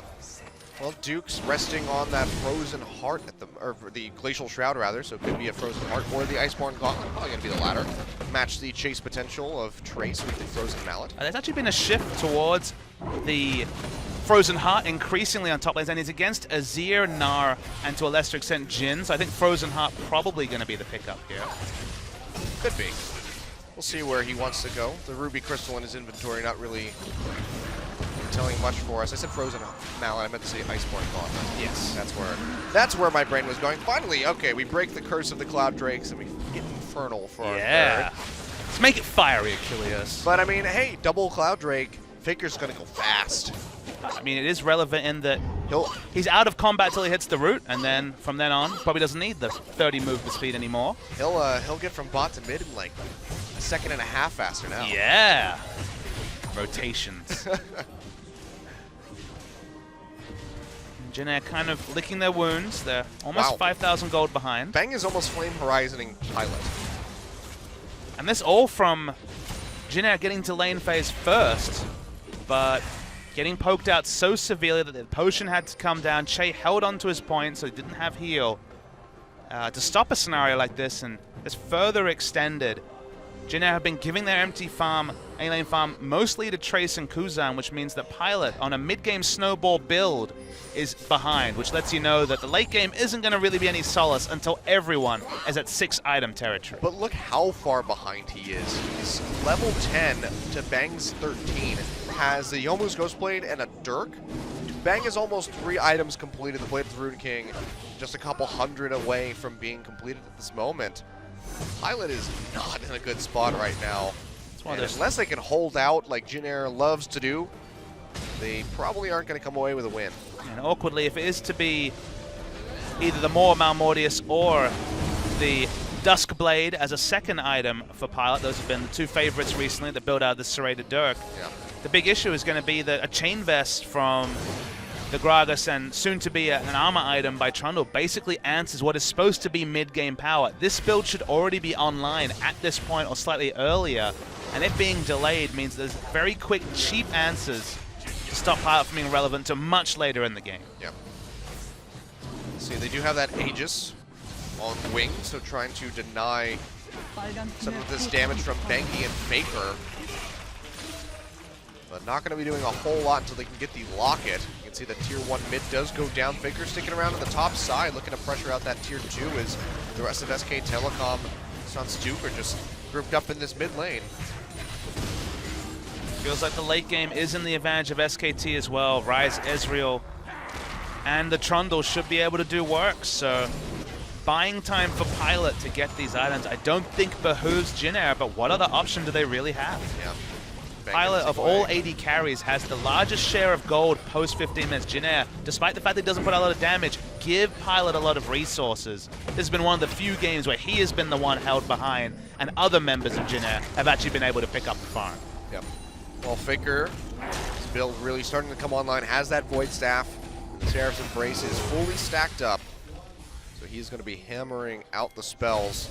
Meanwhile, it's just the Rylai's Crystal Scepter and the Nashor's Tooth for the side of Kuzan, so a full item behind as well is this Azir. 5,000, 6,000 gold between the two teams has been spent on such power. And now Trace finds himself with this Frozen Mallet Black Cleaver build that has a lot of power to it. It's just, you'd see that from SKT. You just don't open up a scenario for there to be a 1v1. You have two players with teleport, and you have this Faker. Yeah, goes in, does get stunned up by the Gnar, but look at that. Already whittles him down to half HP. Just no resistances outside of health. While that build might shred Duke, it's certainly going to do nothing to Faker. He'll laugh at your lack of magic resist and take you down in 2 spell rotations. So Jhin Air now find the map even more narrow with only a single teleport and now not being able to enter lane against Faker. Yep. He's also got that fat shield coming through from the Seraph, so even if you can whittle him down, it's like, well, still have a hell of a lot more to do. See Banky pushing it really aggressively over this red buff. 4 members of Jin Air are here. Faker's still down on the bottom side, able to get the tier 2 tower. Meanwhile, Bang's splitting in the mid. Wonderful split pushing coming through from SKTelecom. Just playing around their leads. One more hit. So well. The lane assignments have been traditionally great for SKT. Yep, Duke gets top. Faker answers all the gold on the Gnar by just stopping the Gnar from having any lane presence. Duke powers down turrets, Ezreal powers down turrets. Jin just walks between mid and top lane, hoping for some CS, hoping to open up with an ult. And look at Faker, just keeps going. Yep. That's going to be all of the tier 2s taken away here by SKTelecom as they're looking at a near 10,000 gold lead. Faker as well, getting some damage in onto the bottom side. And they are just commanding the map at the moment. A minute left until the Infernal Drake comes up. Baron not yet been really paid much attention to by SKTelecom, but looks like they're going to go ahead and make me eat my words as the TP comes through from Faker and they go straight onto this. They have so much Baron damage at this point. Bang will switch off. Jin Air looking for the contest. Well, they have this down below half HP. Do they stick or do they back off? Trace over the wall is going to be the current call coming out, so they decide to just go ahead and disengage. Bengi going to take a couple of these shots. Fourth one going to go wide, and SKT do get dissuaded off of that Baron. But they've still taken so much on the map and can just go back and get ready for that Dragon, which spawns in 25 seconds. SKT smartly realized the only way they can lose this game is through making a big misplay around an objective like Baron. They are winning in every other facet. They have good lane assignments, they have earlier power spikes, they have so much extra gold on their carries. Ezreal, Bang is 4,000 gold ahead of Pilot, and there are gold leads in every other lane, including the Trundle versus Gnar matchup. So don't go and overforce around Baron, just look for the peel. That's the much higher percentage play from SKT. Yep, 2,000 gold lead as well for Faker over Kuzan. You can see Faker going to go ahead, hit the go button. Wants to run a Bang Pilot. is slowing him up, jumps on the Pilot. He's going to be made quick work of. Still gets taken down by Bang as he flashes over the wall. Jake going to fall as well. Faker finding that kill, and Bang and Wolf still hot on the heels of Winged and Kuzan with Duke coming around the backside trying to get on the Trace. Just jump over towards that Krug pit. See the True Shot Barrage comes out, disconnect onto both of them. The bubble going to go wide. Wolf taking a bit of damage, but Bang goes super aggressive. Emperor's Divide comes out, but no one can capitalize on top of it. They take out Kuzan. It's Winged and Trace running for the hills, but I don't think they're going to make it very far. Flash forward by Duke, trying to get onto this Gnar, but here comes Faker from the side. Root comes through, he flashes away. Doesn't matter, he goes down. That's going to be SKT picking up an inhibitor at least. And this is the SKT we saw 10 times on the Rift before game 1. And you wonder, why do they have to get cute with the Lulu pick? Why can't they just play the way they usually do? Go for the power, go for the Anivia. I think that game would have been very reminiscent of this one, but Duke just chopped the tower. very, very close to what is going to be a 1-1 series between SKT and Jin Air. But you wonder what if not for getting cute with the Lulu. Yep. Well, 3 members still dead, Winged being one of them. This Baron is going to go over to SKTelecom. Duke still splitting up that bottom side. Don't think he's going to go in for that turret as everybody is now respawning. But the Inhibitor Drake could very well be the next pickup here for SKTelecom, which would really help them solidify this win. Because currently they are 14,000 gold in the lead. Yeah, everyone at minimum is an item ahead of their lane opponent, and some people, looking at you, Bang, are multiple items ahead of their opponent. It's only just the second item from double item. Yep. Oh. Yep. He's 100 CS ahead against Mord Mahmoud. It's the most defensive of Straighter Dirk choices, and the Yomu's Ghostblade. The mid-game power spike, very well missed from Pilot. Just looks a bit sad in comparison to his opposite number. My solo queue heart goes out to you, Pilot. Let's be real, you'd be raging at him. Come on now. Man. That is a rough spot to be in. I mean, even Kuzan is pretty much in the same boat. You can see he's just now trying to get that Void Staff completed. Faker's already got the Guardian Angel with another needlessly large rod, so looking for that Rabbidan's Death Cap. And with this turret being as low as it is and Baron-empowered minions, SKTelecom are going to be very comfortable to push their way in and take down this inhibitor. So it will be the first of the game at the 31-minute mark, just about it.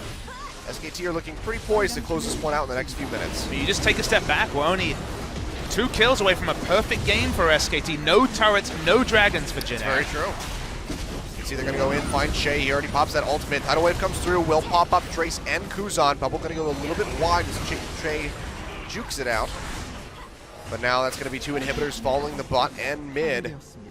They still have these waves crashing in. They could just stick around, try to whittle them down with Bang, and get onto these Nexus turrets. Looks like the ping's going to come out, and we're going to see Duke and Faker splitting up to the top side and crash that wave in. Could just be a triple inhibitor going over to SKTelecom. They could definitely look for the finish. I guess with Gragas ultimate down, it's a little bit more difficult, but it's going to be up in about 10 seconds. Faker has Guardian Angel, so can be super aggressive under the enemy turrets, but with a grouped minion wave coming up, you make the percentage play, you rotate Duke over. Baron buff still has about 40% duration, and you just look to end the game. Well, they have the wave here, and SKT is pitching up from below. Throw out the True Shot Barrage, get a little bit of damage in onto Kuzan.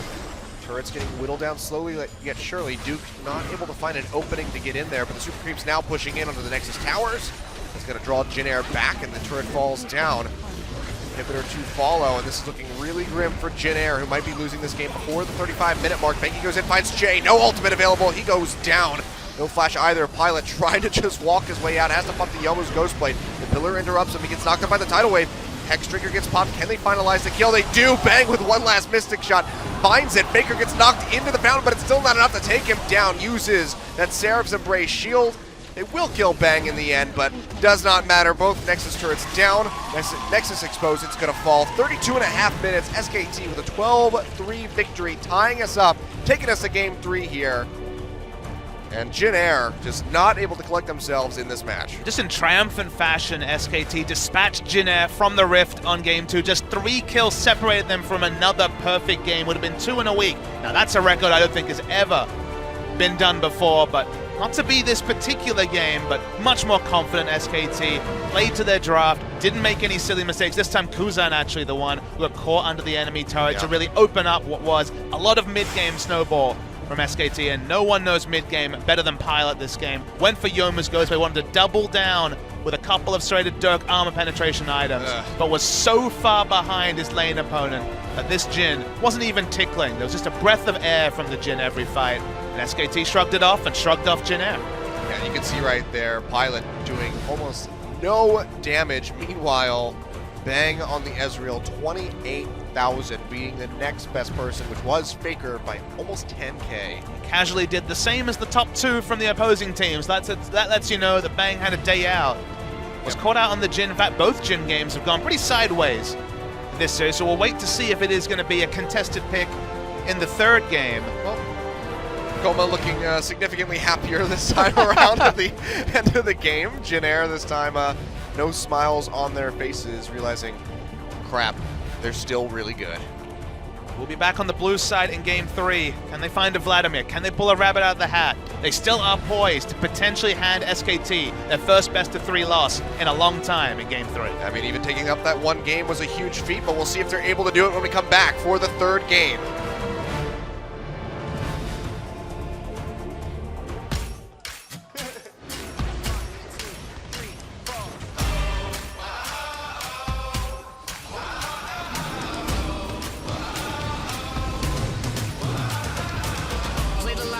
Winning. It's like 25 the lives that you bust out of prison. Something's in the air, something's in the air. It's like that feeling when you're just about to kill it. Take your last shot, you know you're gonna hit it. Something's in the air, something's in the air. Whoa. Something big, I feel it happening out of my control. Pushing, pulling, and it's grabbing me. Feel it in my bones like, oh, whoa.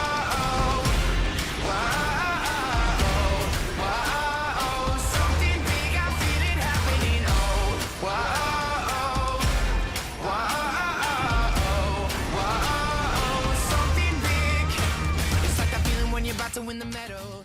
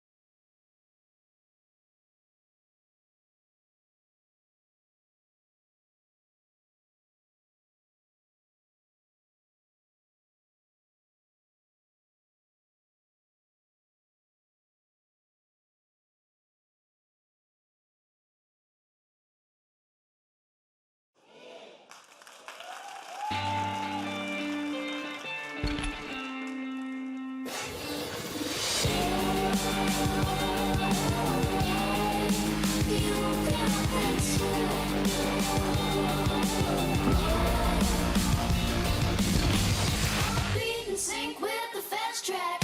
All eyes are searching to the black. Jump back and get back a little more.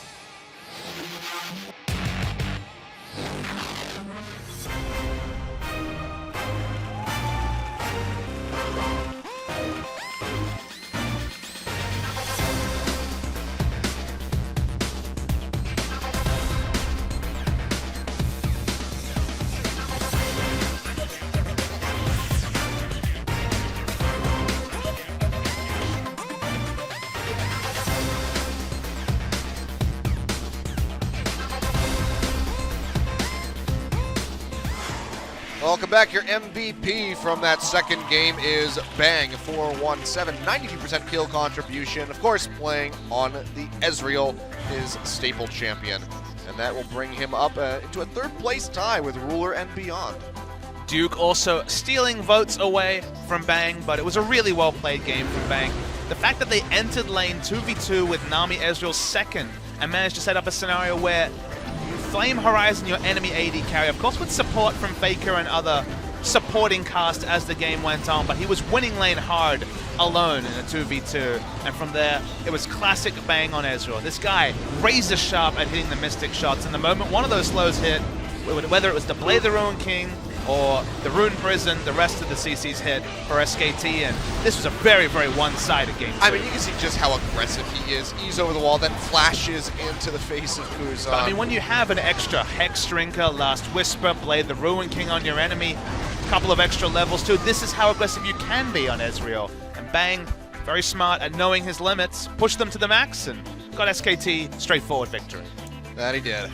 Most damaged champions in the end of things as well, so a very well-earned MVP and a very convincing win by SKTelecom, very much looking like themselves from their other series, bouncing back from that Game 1 loss. But now we come back into Game 3, Jin Air back on the blue side. Question is, what do they try to get their hands on for that first pick? Vladimir obviously would be the pipe dream that probably is going to be taken away from them. I think if that happens, we probably won't see the Lulu returning. That's true.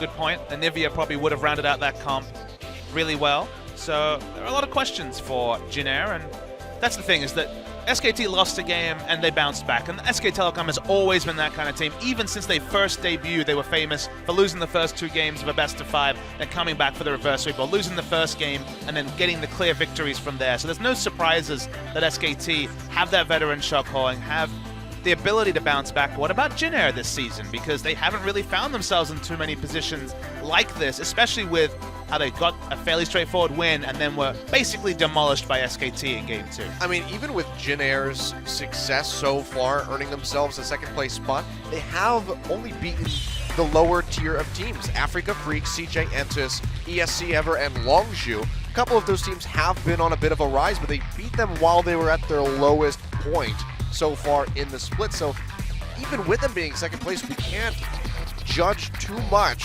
off of their successes. But here we go, straight back into pick and ban. This is looking pretty familiar. Karma Silver still taken away by Jin Air. Just do not want to hand either of those champions over to the side of SKT. Rise will be the final ban, very necessary. And we can see Nidalee and Vladimir so far from SKTelecom, and Azir will be the final ban. So LeBlanc is open. Yeah, it was smart of SKT to ban Vladimir.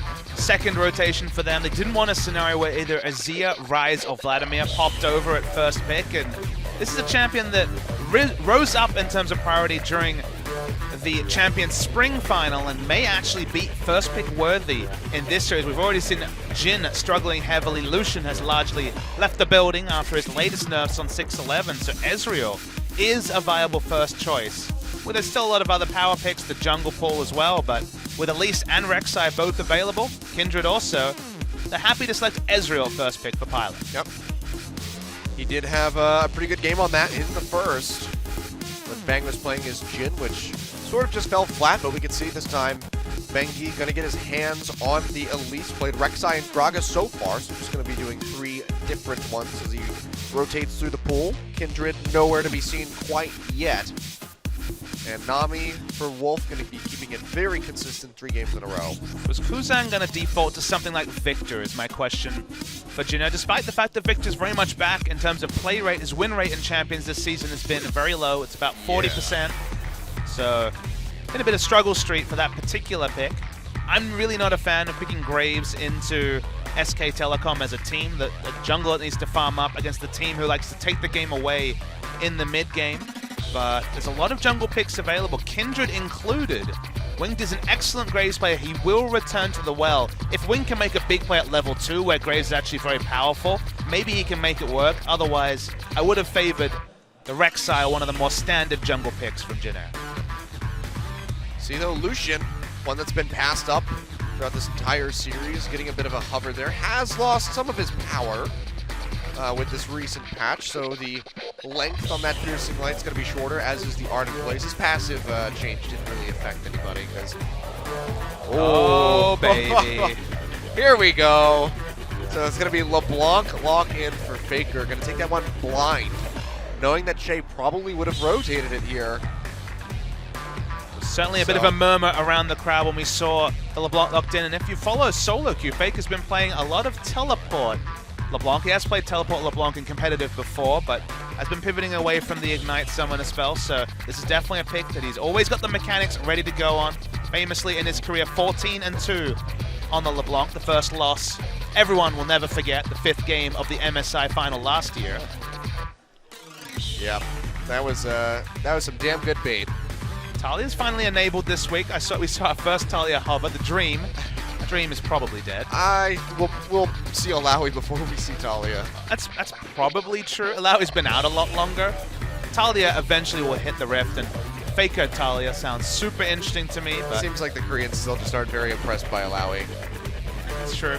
She is very feast or famine in the top lane, and we haven't even seen Aurelia today, let alone something like the Alawi. It's going to be the Lissandra mid pick from Jin Air. So not something that we see a lot of recently, but Kuzan did play a hell of a lot of Lissandra back in round 1 and 2 of the spring split, so it does pick that one up, and it's going to be the Trundle for Trace, and Duke gets his Fiora. So obviously Jin Air were aware that Duke had continued to play the Fiora in scrims and solo queue. Duke has always been an excellent Fiora player, but we haven't seen it on the Rift for quite a while, and we'll return to it this game.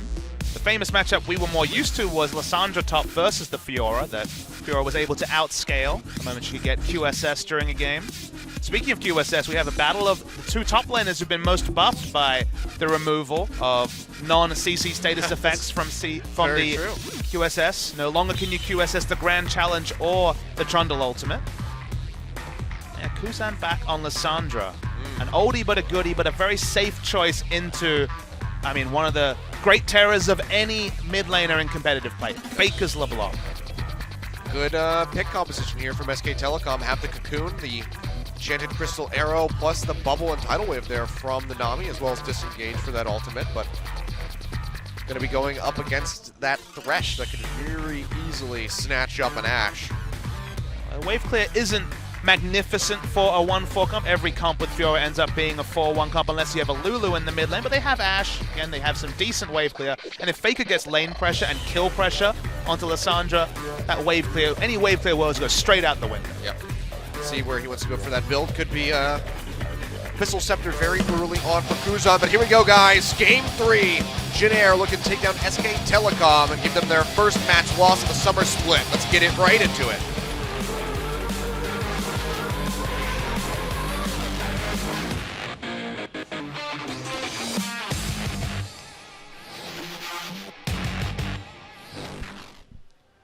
Hooray, it's another Cloud Drake. SKT will appreciate that. The Cloud Drakes seem to open up their victory in Game 2. We are hearing a now looking like a very full Seoul E Stadium. Of course, match is starting at 5 p.m. Some people will struggle to get here for Game 1, but by Game 3 of this series, we do have a full house. Yep, looking pretty good. This is Probably the second most full that I've seen the audience. Maybe even fuller than before the SKTelecom KT match. A lot of fans out there. See all of the signs being held up. Unfortunately, my Korean's not serviceable enough to read any of those. Pick up words here and there, but won't take a risk on it. Winged once again going for this Jungle Graves with the Thunderlords. Now, last time we saw Winged play Jungle Graves, it was earlier this week, and let me tell you, he went for the most aggressive Jungle Graves build I've ever seen, stacking armor penetration with Youmuu's Ghostblade, Duskblade of Drakthar, and further damage. No team fighting from that Graves was going to be necessary, and you know, Kuzan gets a pick on someone and Wing stacks AD, then we could certainly see some pick power from Jin Air as well. Thunderlords, Graves. More damage than you ever expect to take. I mean, when you have Youmuu's and Duskblade of Drakthar, let me tell you, damage is real. Yeah, that's some burst. Bank though throws out that volley, finds Che and Pilot in the brush. We'll have our 2v2 in the bot side. Che's like, all right, this time I need a range support. Please, no more laning woes like he found on Alistar. Alistar very much forced out of the meta with his last suite of nerfs. Well, now with this stretch, definitely going to be trying to grab that Ashe.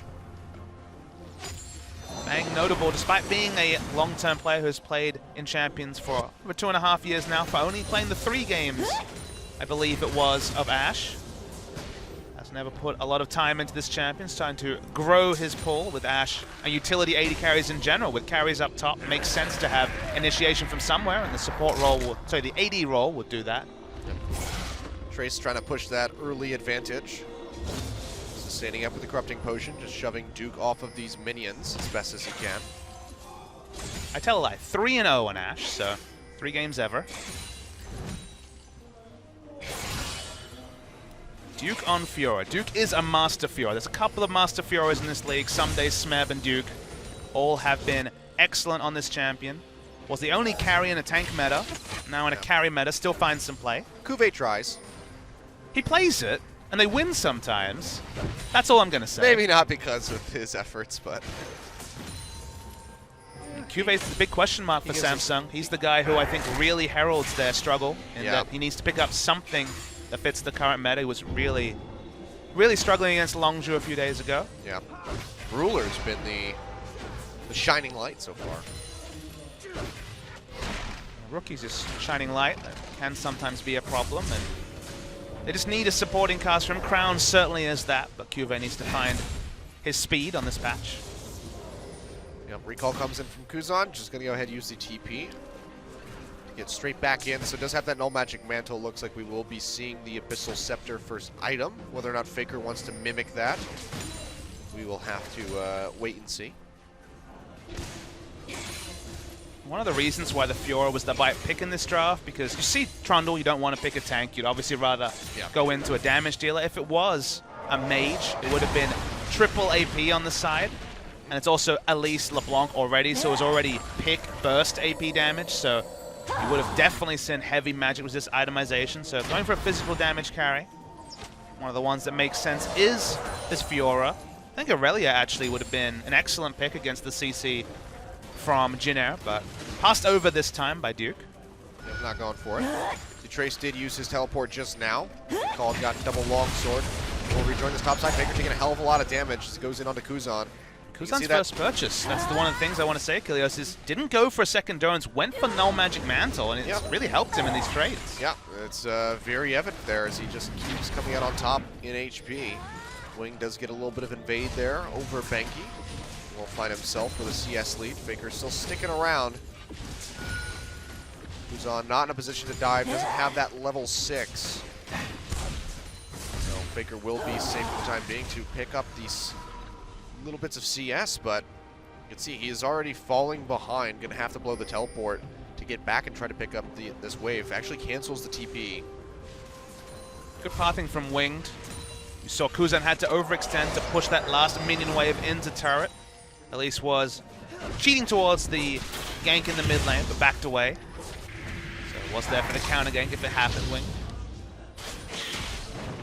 Now we're gonna see Duke returning to the top. Double longsword as well, but has a Doran's Blade in the inventory, so we'll give him a slight little edge as far as HP and AD goes. We're going to be running towards the same item. Tiamat. First hook comes out on the bottom side onto Wolf. The bubble comes up, and Banky is here to collapse. Exhaust goes out. Che gonna have to flash away, but he still gets caught. Nice prediction there by Banky. That's gonna be first blood going over to Bang, getting this Ashe rolling. Just not the right time for Che to look for the hook. The moment that he committed to that, answering CC was going to be pretty inevitable with Exhaust and the Aqua Prison available for Wolf. First blood comes over to SKT. Yep, very nicely played. Good roam by Banky. Get himself that assist. And Winged is still, of course, just going to be farming, not really able to respond to that gank as he had just recalled. Without Thresh in the lane, no CC to Going for Blue Smite on him. Interesting. Yeah, interesting. That is actually very aggressive. Not a lot of synergy between Skirmish's Saber and Graves because of his lack of attack speed and his reload mechanic on his autos. A lot of time we see the Tracker's Knife just for that increased vision control, but gonna go for the Chilling Smite here. So taking a page from Battle Bengi. Not this game though. Not Bengi's this been game. returning to the Tracker's Knife. Yep. Says, well, I won't go so far as to get a Sightstone, but I will contribute somewhat. As a vision addict, it's hard to really give up the game completely, so you go for the coping mechanism, you go for the approximation. No sight stones, but still the Tracker's Knife. Yeah, you can't, you have to taper off. It's a hard habit to shake, you know? You can't just cold turkey the vision. You have to taper it off, or else you go into that shock, that withdrawal. Meanwhile, Peanut went on holiday to Phuket and clearly picked up the vision over there. That habit. Oh, so much warding this season from that young boy. Not a whole lot else. No. But, well, we'll have to keep our eyes on him because we have him coming up next. That's true. ROX versus Longzhu. I'm not going to lie. It felt like this was actually the last set of the night, but I realized this is just the first. This is only the beginning. And crazily, the hype levels for ROX Longzhu, and just such a unique place after Longzhu took out Samsung, in very one-sided fashion. Yeah, some great games just 2 days ago. This is the first time that matchup's been hyped since maybe the first time they clashed at the beginning of the spring split in round 1. So definitely a change of pace as far as that goes. Only 1 day to prep for this match, so not ideal for Lustboy and his Chargers, having to prep first Samsung, then ROX. No ability to look past those teams for a team like Longzhu that's for so long has been languishing on the bottom of the ladder, but well, really excited to see how they stack up. Fortunately for them, ROX has been suffering a bit, so that might give them enough leeway to actually come out swinging and find a win. Kuzan taking a hell of a lot of damage as the chain connects. This is going to be Banky coming in. He's got that Glacial Path, however, will take himself to safety. Doesn't even have to use the flash. No Magic Mantle was turned into the Negatron Cloak, so even with the full rotation from Faker coming down, with no Ignite, there wasn't the kill pressure. He will be looking towards the Merlinomicon as the first pickup, which is pretty standard on the LeBlanc. Yep, Wing's going to come in here, try to pick up some of this CS and not have it just go to waste, but he loses the cannon. So, epic sadness. Very much is. Trace is going to roam down and look for Faker. This is, you are going for an LeBlanc. He uses the distortion, however, goes back in for the double, so now doesn't even have the ultimate, takes the turret shot. Faker, yet again, going way too aggressive. Gets taken out, a solo kill by Winged. I have a very surprised look on my face as Faker literally gets solo killed. Trundle wasn't even necessary. We were counting the dashes to see if there would actually be a chance to be trapped by the Trundle, but took a turret shot, it exploded, and wow, it was not characteristic of Faker. Nope. Not on the LeBlanc especially. You can't tilt now, Faker. You don't have another game after this one to come back and play Fizz. Giving gold to the man who built full damage on the Graves last time, so let's see how manly Winged is feeling. I have to imagine he'll need at least a more Malmortius to deal with being exploded on his own by the Faker. I think you just innately feel pretty manly if you're playing Graves. Oh, that's going to be the Frozen Tomb down on the Duke. Nothing more he can do. Kuzan finds a kill. Suddenly it's 2-1. And just a couple hundred gold separating these two teams. Dragon not yet coming into play, but Jin Air making some good rotations around the map. Very good roam by that Lissandra. Oh, Pilot still, that was an interesting interaction. Still gets caught by that one. Wolf, though, gets grabbed up. The box is there. Can't even finish the tidal wave, and he's going to go down. This jungle pathing from Winged is excellent to track. Kuzan at mid. Taking a ton of damage. One more Q and a couple auto attacks would do it, but Kuzan just doesn't have the cooldowns up. Frozen Tomb obviously just being expended up in the top side. Faker going really aggressive. Flash forward by Wings. Can't chase any further. Oh, his Doesn't have the ult flash was just a distortion. couple of seconds off cooldown as well. That probably wouldn't have been enough to take down Faker. It would have been really close. But wow, let's take another look at this up top. So just catches him off the backside of that dash. And we couldn't tell if the W was up for Duke. Either he didn't have time to react or he'd already used it in a trade against Trundle. So once that stun had come down, burst was always going to be registered. But the jungle pathing from Wing to be in position in the bot lane was really nice to see. That was great synergy between the duo and Winged. Iceborne Gauntlet first pickup for Pilot. Yeah, we are going to see the replay of this. Winged is just in the exact right spot. Prediction of the flash by Che. Goodbye, Nami. I mean, that seems to be just the story so far, is Winged being everywhere that he needs to be. Not to mention coming up with a solo kill on Faker. That was pretty good. Duke, though, starting to get a bit of an edge in that topside matchup as he's trying to get the Black Cleaver finished out. Already has the Phage picked up. But using those weak points, really hammering that true damage onto the Trundle. If Trace is fighting in a minion wave, I think all the sustain from the King's Tribute passive might be enough for him to win the 1v1, but it's going to be very close. Yeah. Well, looks like they will just disengage off of that Dragon. It's just a Cloud Drake. It's not worth shedding blood over. They will back off, but Jin Air are starting to come up with a bit of a CS lead here. SKT really doubling down a lot of people around bot lane. Yep, trying to get in there, but not going to be able to take away the Krug. And look at Trace going ham. Forces out the Grand Challenge, but Kuzan's here as well. Duke in a really bad spot. TP going to come through, but he still gets caught out. Cancels the teleport from Faker. And the Fiora goes down. 4-1. 1,000 gold lead here for Jin Air. SKT just not able to find any steady ground to stand on. I mean, Duke really needs Bengi to show some presence around top. And it's not necessarily a gank, but some vision. They have one pink ward very shallow in their red side jungle, but nothing else. And twice Kuzan has been unleashed on the map. Walk top. That time we knew W was down. It was always going to be a kill.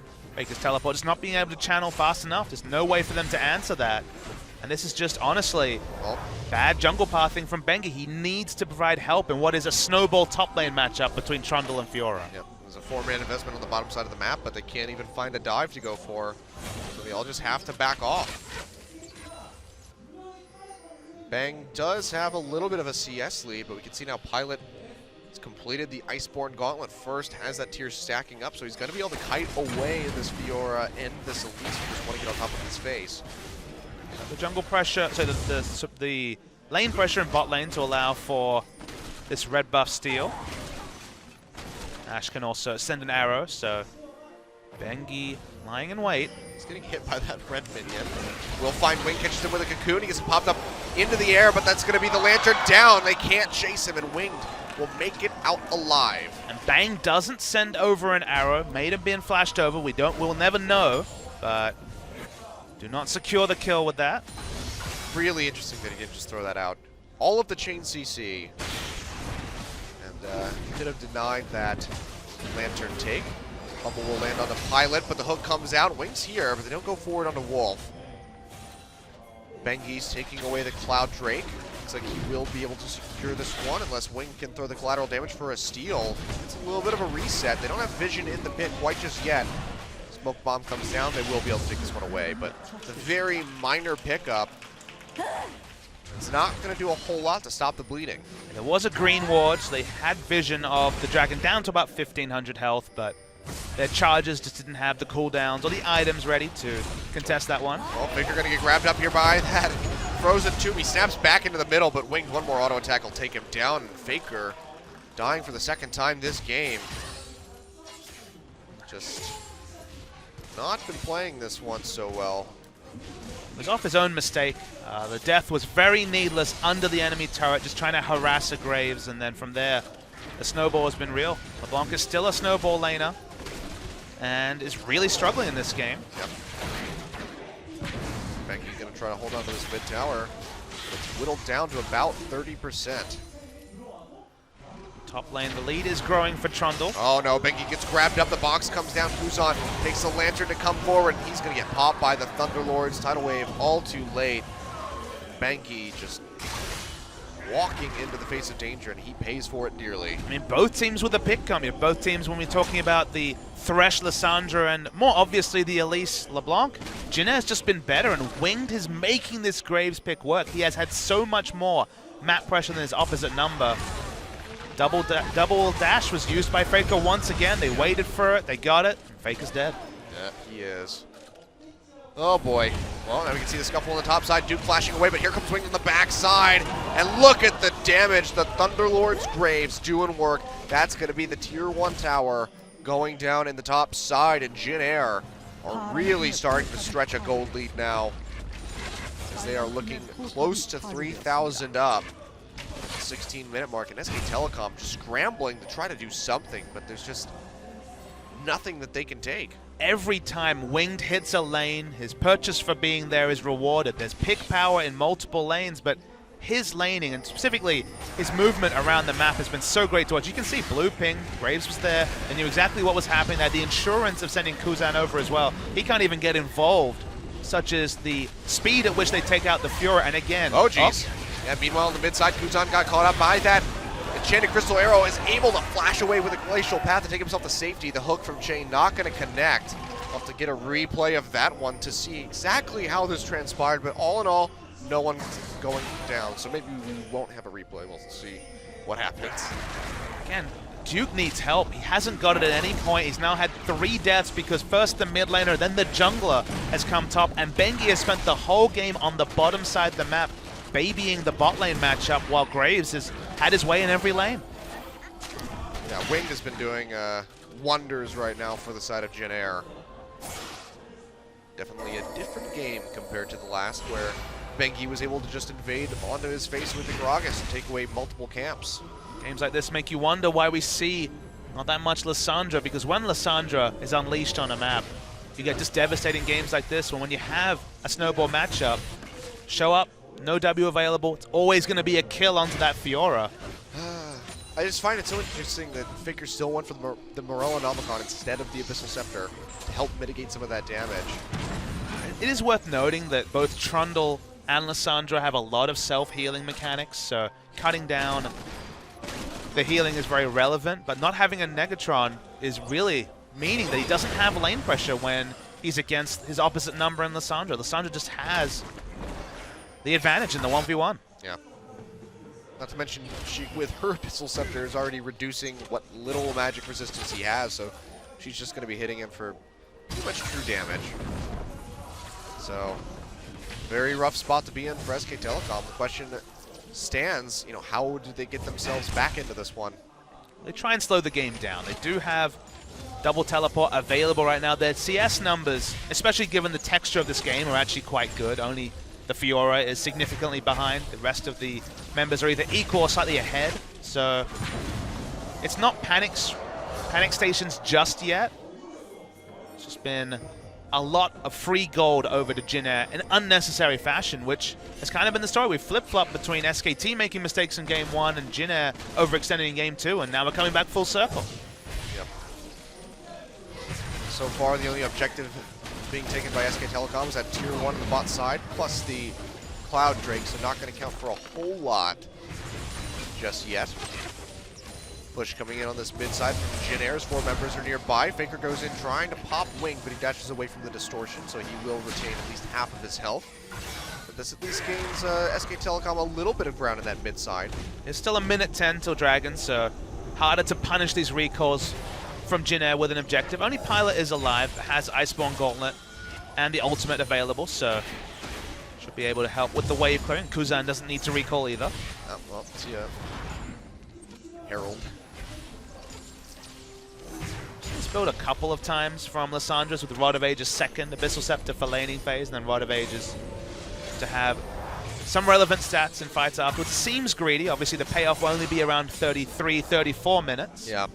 Still a ways to go. But the question mark on where Faker is going to take this one has been sitting on that Amp Tome for a while. Leandri's is what we saw from Kuro in a similar position in previous games, but it could be the Abyssal Scepter as well. Builds out of the Fiendish Codex now. Yeah. Or just maybe looking for a little bit of immediate power into something like a point staff. I'm not really sure. Nice magic resist on every member barring the support, so there's a chance of that. Another Cloud Drake. So, won't be taken quite just yet. I actually agree with what you're saying in terms of Void Staff second. I think it's always situationally been a good item build, but when you're this far behind, you can't get a snowball, needlessly large rod item second. I think Void Staff at least gives you options against everyone on the side of Jinair when it comes to getting a pick on the LeBlanc. Yeah, you definitely need to be able to rotate somebody and at least push them below the half HP mark. Looks like Jinair might start this one up. Still, Crab Vision is on the side of SKTelecom, but again, not really worth fighting over. Just take some time to get some CS. We can see though, Faker goes in, does a good little bit of damage and will shove them off the Drake, so just going to be backed away from. And Jinair will let it stand. So who knows when this thing's actually going to go down. Ninja Tabi on Duke actually gets him a lot of value against the triple auto attackers in Graves, Trundle, and the Ezreal. Was buffed on this patch as well, so 2% increase. Don't think he will be able to 1v1 this Trundle just yet, though. Yeah, still a ways to go. This has that Tiamat with the Black Cleaver so far, so not going to be the big tank buster that he wants to be. Always feels bad when your enemy top laner has magic resist against a purely physical damage opponent. opponent. Still beat the crap out of you. You're just like, really? Just wallops him. See the size of that club? Where's Officer Trundle when you need him? He's on vacation. The dirty word of League of Legends, vacation. Yes, it is. No one's allowed to have those. Not in Korea, at least. Well, unless you're Peanut, but we'll see. We see how that one forms, though. Picks up bad warding habits, as in he wards too much. He's supposed to just be the ward. Oh, okay. Goal! Oh, that's a different. Shot it straight through Winged Violet. I'm just trying to make something happen. You see Kuzan has lane pressure in bot side.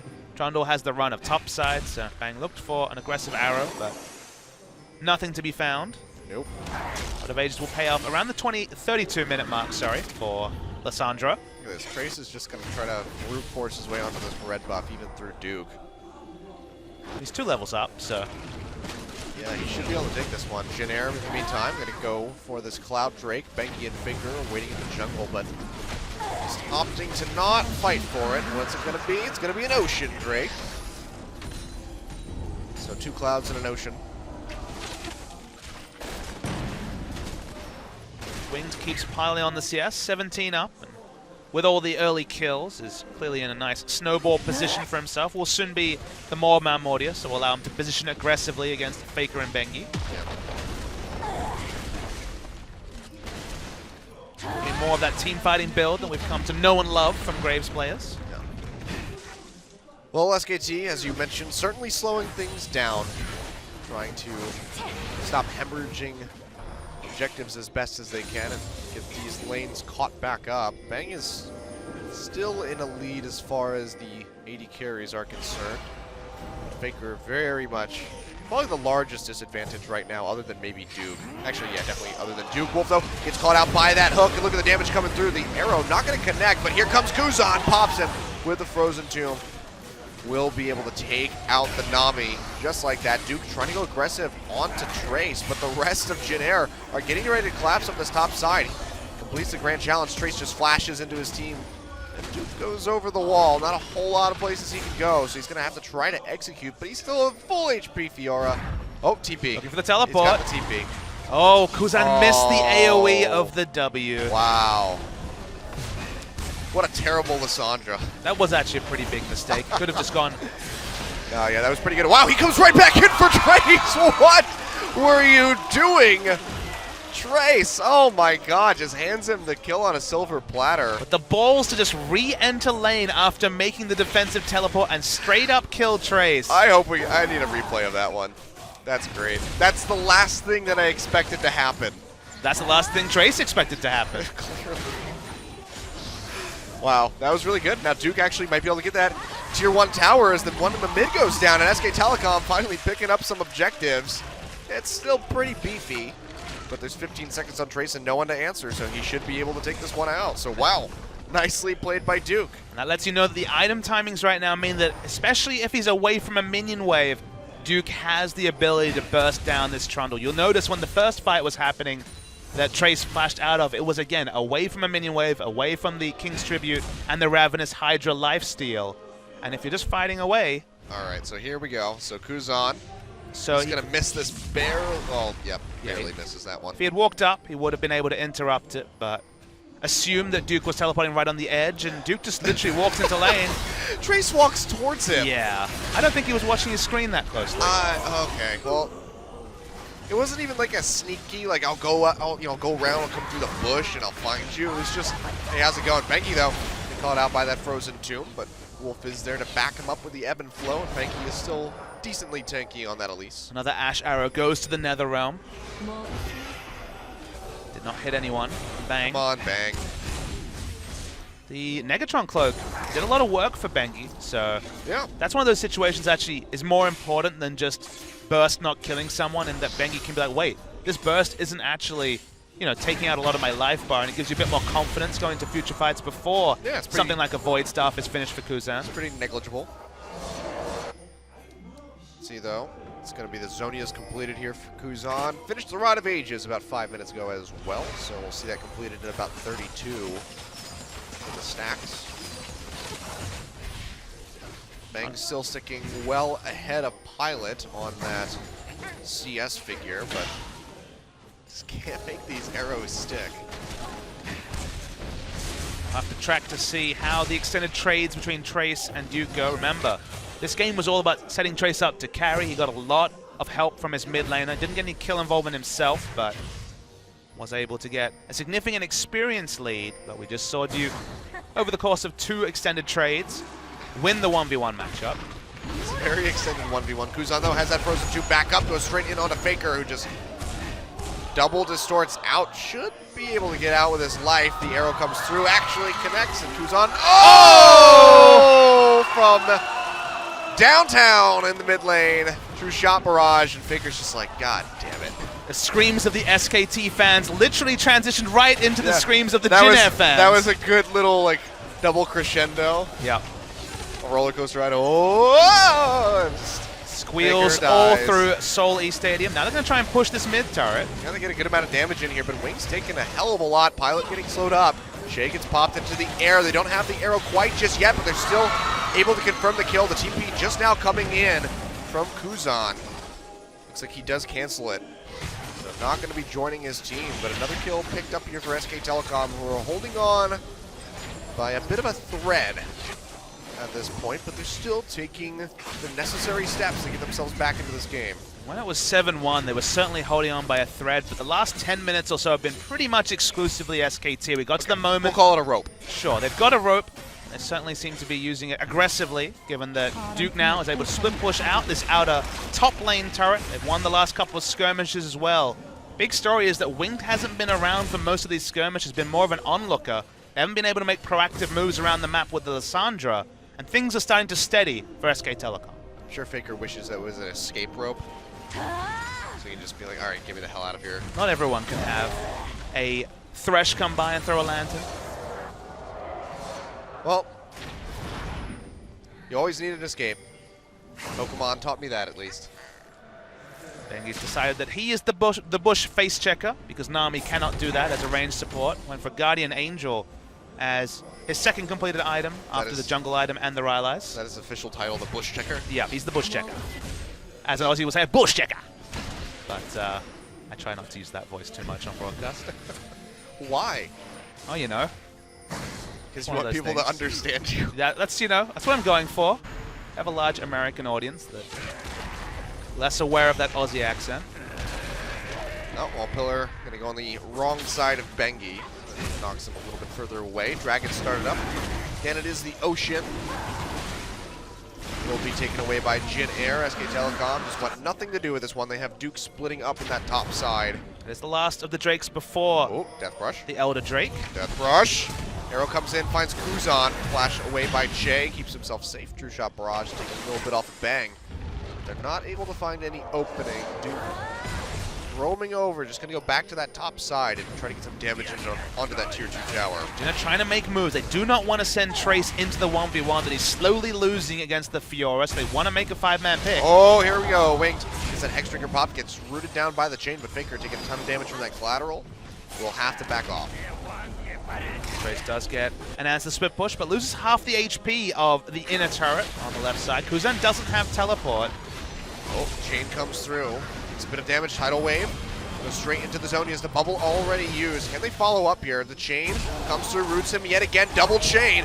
Has the frozen tomb down onto himself, but here comes Bangi. The cocoon gets flashed away from by Kuzan. Duke trying to come in on the sidelines, but he's not able to find the opening. They get the flash away from the Lissandra, and now the ping's coming out onto this Baron by SKTelecom. This would be a really greedy play. Looking for the Death Brush, but Trace just going to throw out the pillar. Gets that vision. Well, they know that Graves has to recall. Kuzan probably has to recall as well. We can see that Kuzan has stuck around. Jin trying to stagger their recalls. They don't have vision in the area. They don't have an easy way to check. Don't even have Ezreal ultimate, although they have that back up now. They have a Mystic Shot. That's going to do enough. The arrow just going through the goalpost yet again. Down is on the low side, so we'll have it up in 50 seconds, but the difference between those arrows hitting and missing is pretty significant given that Graves was nowhere to be found. Yeah. Now, of course, Elder Dragon going to be the next one that spawns as we will be past that 35-minute mark, and it's looking like this tier 1 tower in the mid side will go down. Faker trying to get on the pilot, does a hell of a lot of damage to him, but still unable to find the kill. Tier 1 falls, bang, the bad spot as Trace just walks forward onto the Ashe, trying to take him down below half HP. The true shot barrage will almost do it, and that's going to be a subjugate. Will it kill him? It's not going to happen, but Faker goes down in the meantime, and Jin Air are able to just push straight in onto this tier 2 tower. Do they go for the Baron next? I think they very well could. Jin Air makes the practice pit they've been trying to do. They force the Fiora teleport, which is far too late. Faker tries to make something to stop just the single target focus onto Bang, dies accordingly. Will have teleport when he respawns. Tricky 30 seconds to navigate for SKT. Yeah, well, they throw out both of the Hawk shots. Jin Air can just wait for the vision to dissipate and go straight for this one. Hook not going to connect onto Bangi. He has that Guardian Angels available, so he can play a bit more aggressively behind the pit. Throw down the wards. That will get cleared out of the back. They're going to go ahead and start this one up. 10 seconds on Faker. Remember, he has teleport on spawn. This could be a very risky play. TP coming in from Kuzan, cutting off Bang. Nowhere to go. Throws out the arrow. It's not going to connect. Has the slow, however, so that will keep him alive. But Wolf, in the meantime, is looking like he might go down. Uses the tidal wave. Faker's just going to zip his way right out of there. Says, you know what? I don't want anything to do with this one. Find some damage on the wing. And they successfully delay the Baron. Throw out the Hawk shot. Clear out some of these wards. And SKT still holding on by that rope. The war of pressure continues, though. No coincidence that Faker uses the QR onto the Graves. He wants to harass out the smite. Both teams have to answer massive minion wave pushes, but SKT's is next to the Baron, so a lot less risk in Duke just visiting top and clearing out these minions.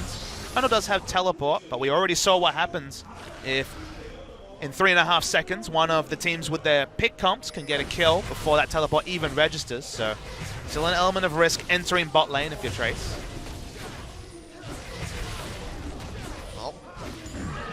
Both TPs now down for SKTelecom. Trace holding on to his, so he's going to continue that split push on the bottom side. Haven't been able to get too much damage into that one, if I remember correctly, so still going to be a little bit beefy. Now you can see he's roaming up to this mid lane. Wants to be able to fight with this team immediately rather than have to react with the teleport, it seems. So long since early MSI that we've seen an SKT game that was actually finally poised, but 34 minutes in, there's a couple of thousand gold despite the kill lead for Jin Air to separate these two teams. The Drakes are of fairly inconsequential value when it comes to combat stats, so they're not really a separator as well. One good fight will decide this game. Yep, that's going to be the arrow coming out. Shay flashes away, but still gets caught. Tidal wave coming through. It's going to be Kuzan throwing out the Glacial Path. Wolf taking a hell of a lot of damage from these Mystic shots. That one's going to miss. But still not able to find a whole lot. Now SKTelecom basically have to wait for that arrow to come back up for Bang.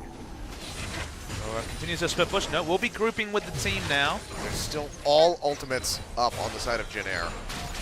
Jin Air's team fighting comp is superior to SKT's. Fiora with no Lulu finds it hard to get team fight value, get into the back line. Ezreal is very difficult to pin down as well. Whereas Bang, whether it's the Lissandra, whether it's the Trundle pillar. If his flash is down, his team fighting has to be so safe. So SKT, less options in a team fight compared to Jin Air. Yep. Faker just trying to do what he can to chip away at the members of Jin Air, but all of them pretty damn beefy at the moment. Pretty much everybody having magic resist. Even Pilot with that QSS. Locker on both sides as well. Yep, so pretty safe now. Arrow comes out, still finds Pilot, but he's able to QSS off the stun immediately. Pillar comes down. It's going to be Kuzan going in for Bang. Oh, he got it! Still gets caught by Frozen Tomb, but he has a QSS of his own. Keeps himself safe. Faker goes in, gets a good amount of damage in onto the Thresh, but cannot find the kill quite just yet. And it's just going to be shuffling back and forth, looking for an opening on either side, but blows exchanged by both teams have weakened members that just have to peel back away from each other. Jin Air is winning these poke salvos, so they're going 50-50 while they have excellent minion waves on both top and bot pushing in. They're happy to continue this mid lane 5v5 poke fest. As long as no one dies, they will slowly whittle down the outer turrets of SKT, and they're going to start the Baron and try and draw Fiora away from this minion wave. Yeah, we can see Duke is already pushing that one up, but they get shoved off of the Baron, so Duke's going to be very happy to stick around and soak up these creeps. Wave crashing into the top side as well. Faker going to answer for that. So SKT buying a bit of time and just continually pushing Jin Air away from that Baron objective. Yeah, Jin Air had no intentions of finishing the Baron. It was literally before Duke can show and bot, start the Baron, try and draw a teleport, but in the end, they decide to peel away. They're definitely the more passive versus assertive in this particular matchup against SKT, so they're not willing to really whittle down this Baron and set up a smite wall. Didn't make the bait. Faker, though, getting a bunch of gold at the moment from all of this CS he's accruing in the top side. Oh, Bengi, maybe in a bad spot. So the Glacial Pass as Kuzan comes through. He was able to finish off the Scuttle, so does make it out safely. We'll see where Faker wants to go now with this build. Sells the refillable potion. It's going to be a needlessly large rod for him so far, which we could only surmise is going to be coming out into a Rabadon's death cap. Outside chance of Eluden's Echo, the 10% movement speed could That be is true. very valuable to dodge the pick options on the side of Jin Air as well. But yeah, those are definitely the big two. Kuzan with the needlessly large rod in his inventory as well. Such a different world where QSS is an optimal itemization against Trace and Duke respectively. Would have expected more QSSs on the side of Trace and Duke themselves just to have options in their own 1v1. Yeah. Only the AD carries with QSS this game. See Duke with the Bloodthirster, trying to really win out those trades. Faker goes in. Wow, really chunks out Winged. Did not pop the Maul of Malmortius, though. Push aggressively through mid. They want to punish with as many objectives as possible. Yeah, they're keeping Trace in the bottom side as well, so this does open them up to take this tier 2. The wave going to be delayed a little bit. Bengi going to take this up as best as he can. This should open up for a little bit of pressure, but the rest of Jin Air is able to wrap around, and they keep the turret relatively safe, so they only get a couple shots in onto this. Trace with Guardian Angel now has more options in the split push, so Yep. while he won't be able to push out, he is very sturdy. Faker uses the ultimate into the distortion. Kuzan now getting popped up, but it's just going to be a battle of who can whittle down the enemy the fastest. The hook not going to come out fast enough to catch Faker as he snaps back on the distortion. Wing gets caught by that arrow into the cocoon, but that's going to be a lantern waiting.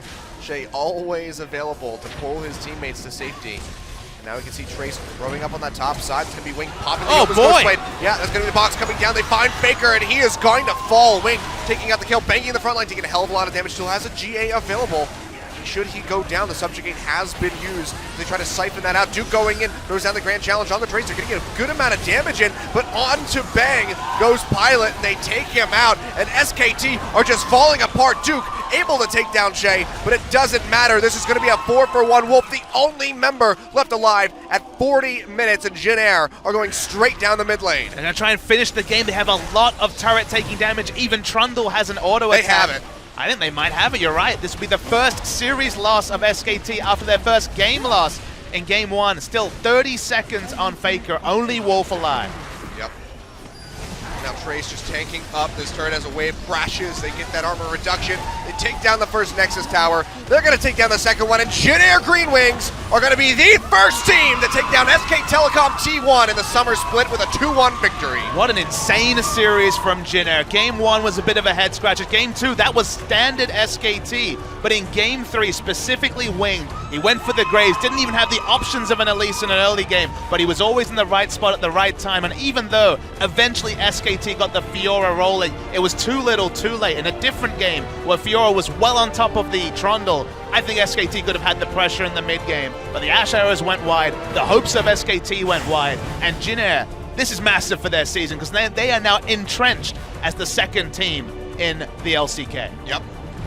Not going to be able to usurp SKTelecom quite just yet, but this is a good first step by Jin Air. We can see the damage done to champions. Duke still coming out on top of that figure. But what a team effort from the side of Jin Air. Everyone around the 16 to 14,000 number. The pathing of Kuzan, who really set up the early game. Kuzan and Wing just rolling around, helping the Trundle and the Fiora matchup, delaying any sort of kill potential till much, much later. Really held down the options, and Koma looks concerned for the first time this season, and he, well, should. The first game, it was a snowball. The second game, it was a snowball. The third game was very, very close, even after the initial snowball from Jin Air, but even with less options, the only team with ranged initiation was the Ashe on the side of SKT, but they couldn't make it work. Faker went down. So did SKT. Yeah, definitely a cause for concern there. Very justified on the face of Koma.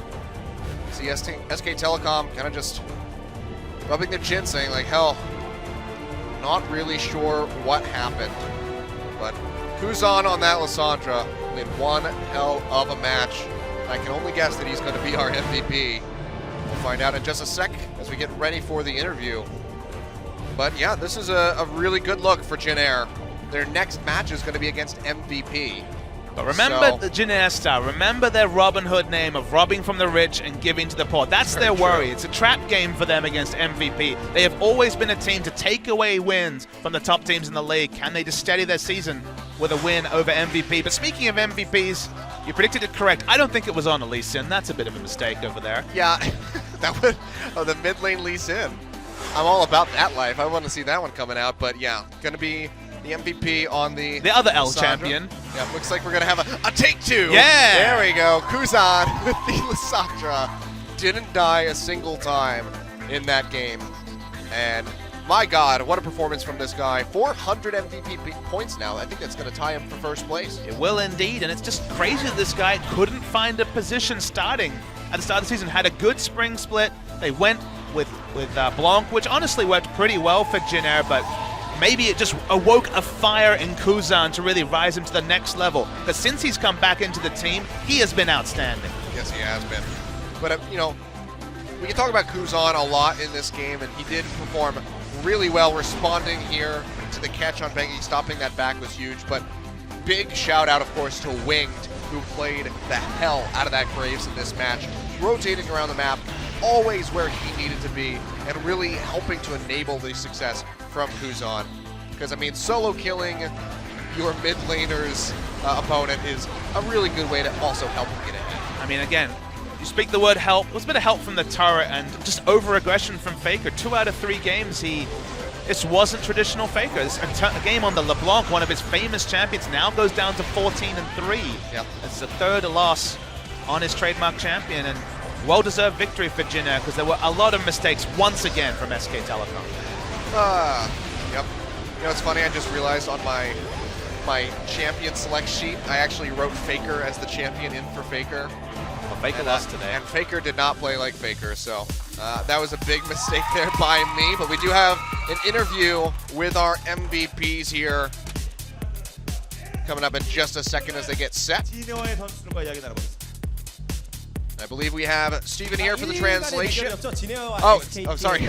We're going ahead. It's going to be Joel today, actually. I was told Steven, but Joel's here to take it away, so go ahead, Joel. Hey, thank you very much, guys. Yeah. We're here with the only MVP of the game today, with Kuzan here today.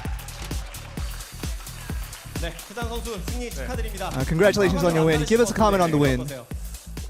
지금 뭐 말로 이 기분을 표현할 I can't 거라고 express 말하면 my emotion in words right now. 네, It's 매우 unbelievable that we got this result. 분명히 SKT가 현재 무패 네. 전승을 달리고 있었고 SKT was on an undefeated streak and they never seemed like they were going to lose. 낙관적인 얘기를 하지 What are some of the 않았잖아요. things that you guys were talking about within the 저희는 team? 그냥 저희가 잘하는 위주로 연습을 해가지고 We were trying to just practice 잘하는 챔프 with the champions that we were confident with the composition that we were confident with, and that's what we believed in, and that's the result we got today, and I'm really happy with the win today. 1세트에서 이제 딱 자신감 있게 블라디를 가져가셨었는데 You picked Vladimir in the first set, really confidence on 그 that. 매치업에 대해서 어떤 And what was the thought on the matchup against Faker? 제가 생각하기론 애니비아 정도 나올 거라 생각했는데 I actually expected Nivea to counter me today, but getting a Lulu, it was a little easier on my part to handle Lulu than if Nivea had come out.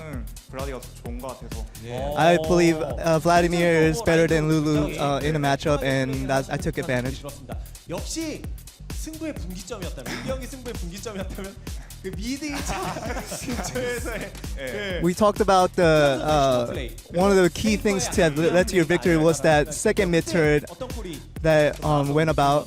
And what was your thoughts on that play? 미드 막다가 갑자기 페이커 선수가 We were trying to handle the mid lane. Then Faker kind of went aggressive on, and we thought this was a chance, and let's go in. That's what we told the teammates, and we made the right play, and we got a good result off of that. 네. 느끼고 프레시 탄 시점부터 이제 이건 이겼다. That was the play right there. 분명히 상대가 좀 공세가 매섭긴 했던 것 같은데 We thought it was a very aggressive play from SKT, but it turned out to be a very overextension, and they really paid for it. 좀 쉽지가 않았어요. 상대 저항도 We 되게 thought that first set wasn't easy for you guys at all. 지지부진한 느낌이 분명히 What are some of the things that you guys had on your mindset to endure to the very end?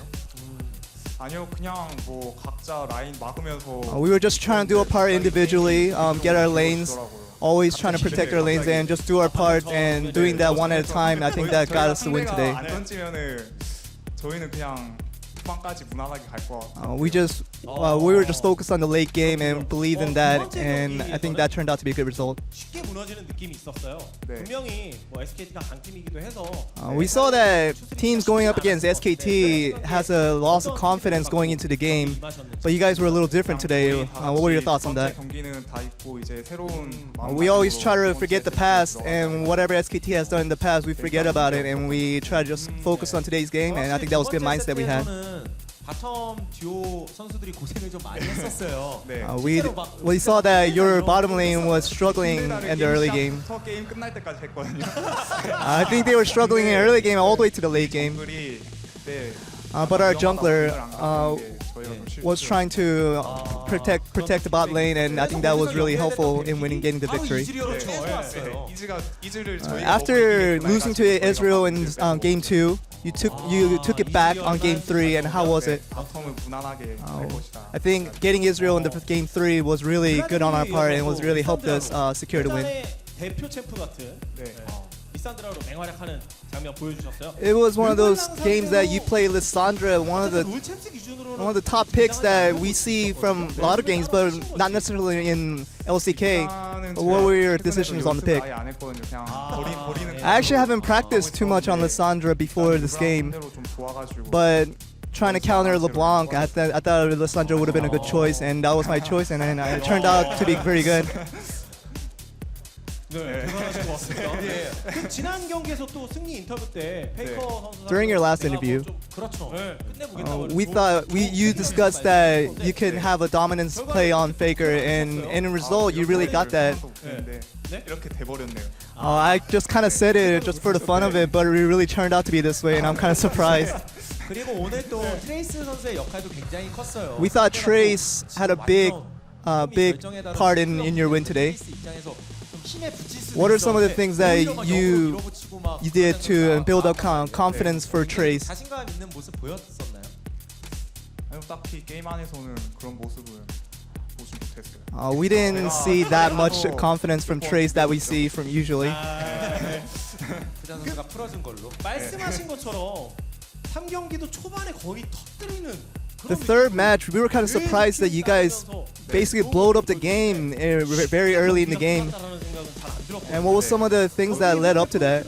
무엇이었다고 생각하시나요?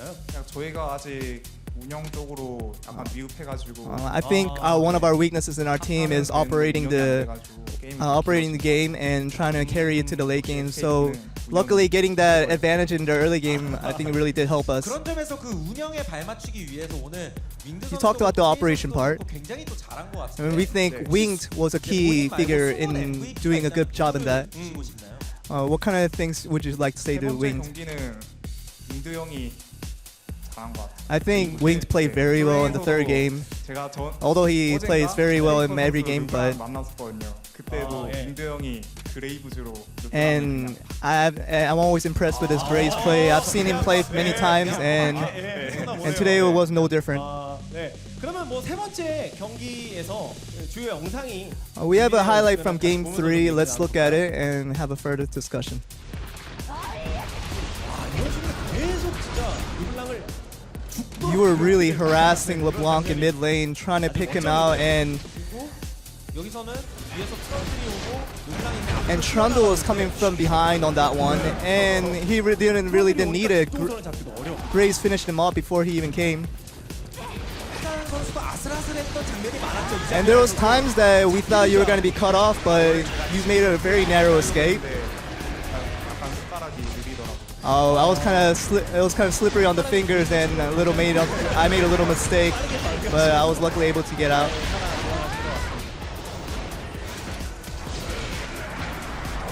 참 이때도 이 전까지의 과정을 이제 상대가 집요하게 괴롭히면서 We thought that some plays like these were due to the earlier plays that you guys made, snowballing up to this, so you can have plays like this. 시야 먹고 한타하자 이런 식으로 했는데 We were just worried about getting visions and getting proper visions and having a safe area vision to make plays. 게임이 지루해졌다고.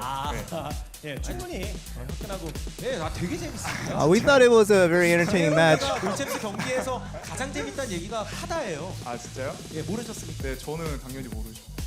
쿠산 선수가 재밌게 또 만들어 주셨죠, 블라디 선수. I think you were the one that made it entertaining, Kuzan. 마지막으로 오늘 진짜 대호를 낚았잖아요. You really picked off a big fish today in SKTelecom. Is there anything that you would like to say to the fans? 지금 웃으면서 보고 계시잖아요. 네. 팬 여러분들께 한 말씀, 앞으로의 각오 한 말씀 부탁드립니다. 저희 앞으로 연승 많이 해서 We will practice 제 hard. 예전에 목표가 2등이었지만 And our past goals for the season was second place, but we really want to get a victory off this confidence and roll to a victory for the end of the season. 아주 멋진 인터뷰였던 것 같습니다. I think this was a very good interview. SKT를 꺾으면서 So they pick off SKT and Jin Air. We have the sole MVP of the season. We have the sole MVP Kuzan, and that's the interview, guys. Thank you very much, Joel, for the translation as always. But yeah, Kuzan very deserving there in that set. And SKTelecom losing their first match. Thought maybe they would lose a game today. The match certainly was a possibility, but not the most likely of scenarios. But Jin Air playing really well, concisely as a team, and SKTelecom not playing as cohesively as we usually expect them to. And in the 10-0 run, Kilios, they'd beaten so many of the top teams that it was looking scarily like it might be an unbeaten first round robin, but that is gone. And although the positions don't swap, they get a lot closer. It's still 3-game score between SKTelecom and Jin Air, but whatever way you spin it, it's a massive result for Jin Air, and you can see the confidence rising in even someone like Kuzan, who said they've already adjusted their expectations. Second place no longer. They want to take it all. Yeah. Why wouldn't you? You see, though, coming up next, after a little bit of a break, it's going to be ROX Tigers versus Longzhu. Another very close set on paper. Longzhu have been looking extremely well, and ROX have been hovering around the middle of the pack. Question is, are they going to come out swinging? Are they going to be the ROX that we've known and loved since last split? Or are they going to be this new faltering ROX where Peanut focuses on warding instead of being a ward himself? I mean, contender or pretender has been the story for Longzhu all season. It's another acid test for them. Yep, well, we'll be back in just a couple minutes, guys. Going to go to a short little break. When we come back, though, it is that second set, ROX versus Longzhu, so don't go anywhere. More LCK action to follow.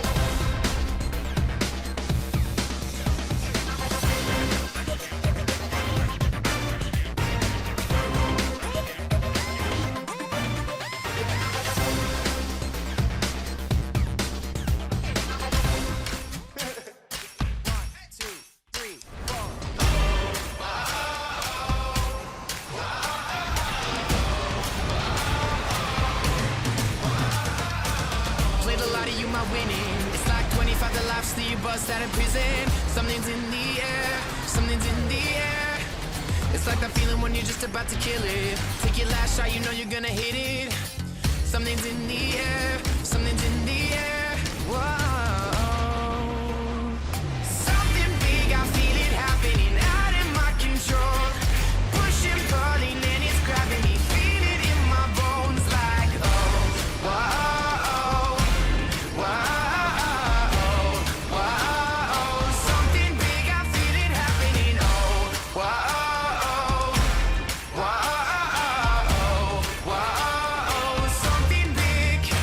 It's like that feeling when you're about to win the medal, and you work so hard that you knew you wouldn't settle. Hands are in the air, hands are in the air. When they hear you when you thought they wouldn't listen, it's like an anthem that the whole world's singing. Hands are in the air, hands are in the air. Whoa. Something big, I feel it happening out of my control. Pushing, pulling, and it's grabbing me. Feel it in my bones like, oh, whoa, whoa. Something big, I feel it happening. Oh. Coming up next, ROX Tigers. Longzhu Gaming.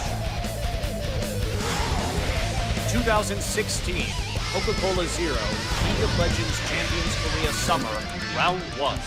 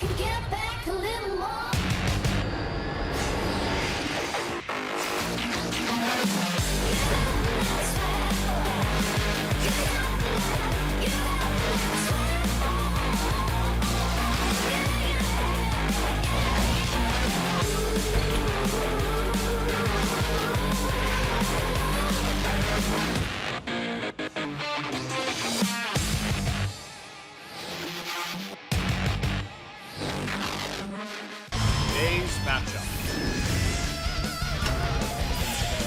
ROX Tigers.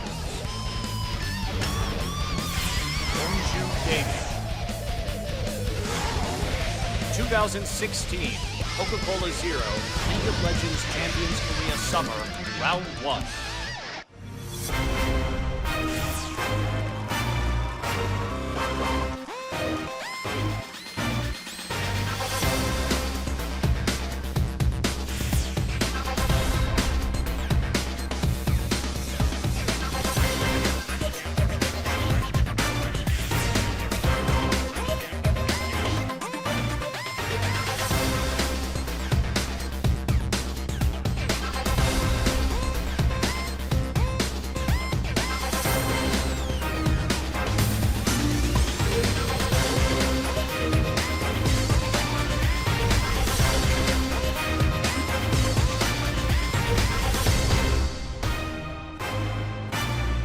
Welcome back, guys, for our second match of the night here at LCK Summer. It's Longzhu versus ROX Tigers. We just saw some fun little fan signs there in the audience. They were there 2 days ago. That guy really wants Smeb on his face, and he got it last time. Smeb played very, very well. Let's see if Smeb can have another carry performance. It's 6-11. This is Smeb's time to shine. Yep, the other guy's in love with the Coco and Vape Nation. But, yeah, so like you said, 6.11 definitely going to be a really good spot for Smeb, who has always been carrying from the top, even in a very tank-centric meta.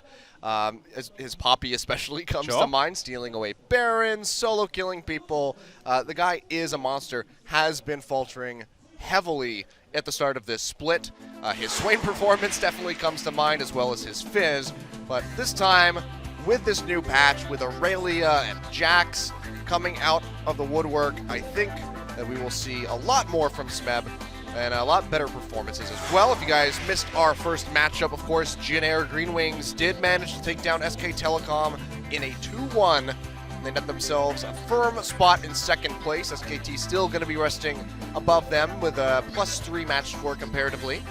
But yeah, still good performance from those guys. But now it's all about these teams. Longzhu, the team that's been on the rise, and ROX, the team that's been fairly stagnant. I mean, Longzhu has been on such an ascent, especially by their standards. It's been a tough 2016. All the Chinese money came in, a lot of superstars as well. The results certainly haven't come to support that just yet. But let's focus on the ROX Tigers first. They will actually be making a change. Kuro played all 3 games of their 2-1 win over CJ Entus earlier this week. But it will be Cry tonight in the mid lane. Kuro had a decent series, but Cry's kind of been the wild card. We didn't expect him to play at all. Has already played 6 games, only 3-3, but starting to really earn his straps and really get there as a top-level mid laner in Korea. Yeah, and I mean, we weren't sure how 6.11 was going to affect the pick rate of Azir, Cry, and Azir Playero, and Kuro. Not one really by any means. Now that we see that Azir is still a very contested pick by several teams, makes sense to put Cry back in. They might be looking to pick up that Bird God for themselves. There's other real bigger issues on the side of ROX Tigers. Gorilla has the most deaths of any player in the league this season. I mean, support is definitely a role where you get the deaths, but ROX Tigers have also played the most games of any team because they've struggled to find those 2-0 victories. 2 2-0 losses, a lot of 3-game sets. They found it very hard to close, but again, it's 6-11. This should be the time for them to shine, but we're just waiting for to see the ROX Tigers that we saw so often in spring season. Yeah, and a big change to that is also going to be Peanut. We were talking about this a little bit before the break. They've been warding a lot more as a team. He was considered the battle ward, the only one that they needed, and Peanut has not been that shining light, that oppressive force that goes into the enemy jungle. Of course, though, on the other side, taking a look at Longzhu Gaming, going to be sticking with the same roster. Won't be seeing them swap out Emperor, back in over Fury, and we're still going to have Chaser in instead of Crash. And this re-debut of Fury in the last 2 series, Fury has really popped off. In 4 games since his return, they experimented with Emperor for a couple of series, then Fury in 2 series, he had 20 kills, 2 deaths, 25 assists, a 21.5 KDA. His aggression was also so great to see with Roam from bot lane to a tussle in the top red side jungle just to be involved on Sivir. And I think Sivir is a pick that will be very key to Longzhu because it allows them, again, another player to give initiation from a source that isn't necessarily top lane, because if Expression does one thing, it's play top lane carries with Trinity Force, and Aurelia and Jax, also the Aurelia, are still very much meta picks right now. Yeah, we haven't seen Jax yet, I don't believe. the dream is alive with Expression. Yeah, well, hopefully we will see his debut here in Korea. I've seen him in other regions, though it's had some differentiating results. We can see, though, here, ROX Tigers with their game so far have played the most, as mentioned. Gave up a game, that game 1 versus CJ Entis. Definitely a surprise. They kind of did pull a fast one on him, bringing out the Hecarim in the jungle for Haru and the Cassiopeia for BDD in the mid lane. They made it work and they found success. Unfortunately, weren't able to close it out. But Longzhu, on the other hand, they've been warming up. Losing to Afrika, Jin Air. Did lose to CJ. That was CJ's first match win. A fairly close series outside of that third game. But taking a look at the KDAs here, Fury, it's all about him. And that's, of course, with a first series where Fury really struggled in their first series of the season, but on his reintroduction, as I said, really pumping up the KDA numbers, been the star of the team, although everyone, honestly, on the side of Longzhu's had their time. Even Pure pulled off a carry performance, an MVP-level performance on the Nami support in the last series. We're going to look at some win rates between the two teams. You can see lifetime Smeb as that win rate on the Maokai. The Swain, is it going to still be a contender? Because Expression has been playing a lot of that Swain, but you look at the Trinity Force, Irelia. I say Trinity Force. It's obviously Irelia, but he is a legacy Irelia player, and Expression looked wonderful on that pick a couple of days ago. Yeah. We've seen some interesting Aurelias. SKT playing against MVP, the top laner of MVP, tilted so hard that he bought a Zeal to build into that Trinity Force. Oh, that was harsh times. Yeah, that was a really just brutal game, brutal series in general, but should be much closer now between these two teams. And ROX going to be looking for a return to form, really. Longzhu want to continue this trend that they've been setting for themselves in the last couple matches. Whatever result we find here is going to be so impactful on the standings that are now opened up by Jin Air's victory over SKTelecom. The rise of Longzhu is there for all to see in their 2-0 win over Samsung, but was that a flash in the pan? Or has this 5-man lineup from Longzhu finally taken the next step and started to put their hopes towards playoffs? Well, we'll find out. We've certainly asked that question a plethora of times in the past, and so far it hasn't really resulted in a yes answer. Swain and Nidalee going to be the first two bans taken off the table, so Tigers do not want to deal with Expression on that Birdman in the top. A bit surprised to see the ban, just again with 6-11 and the changes that Swain has undergone and how good Expression is on a champion like Irelia. Now Smeb might be looking to reach for the Irelia pick himself or have the perfect answer. He's a known cannon player, and that matchup has always been an interesting and swingy one between the two. The bans continue to come through, and Twisted Fate actually is the ban on blue side. We saw Longzhu blind pick Twisted Fate against ESC Ever. That's a very different idea, trying to blind pick it against ROX Tigers. Yes, for sure. But still don't want to deal with it. So they take it off the board. Final ban will be Aurelia, so trying to take that out of the hands of Smeb.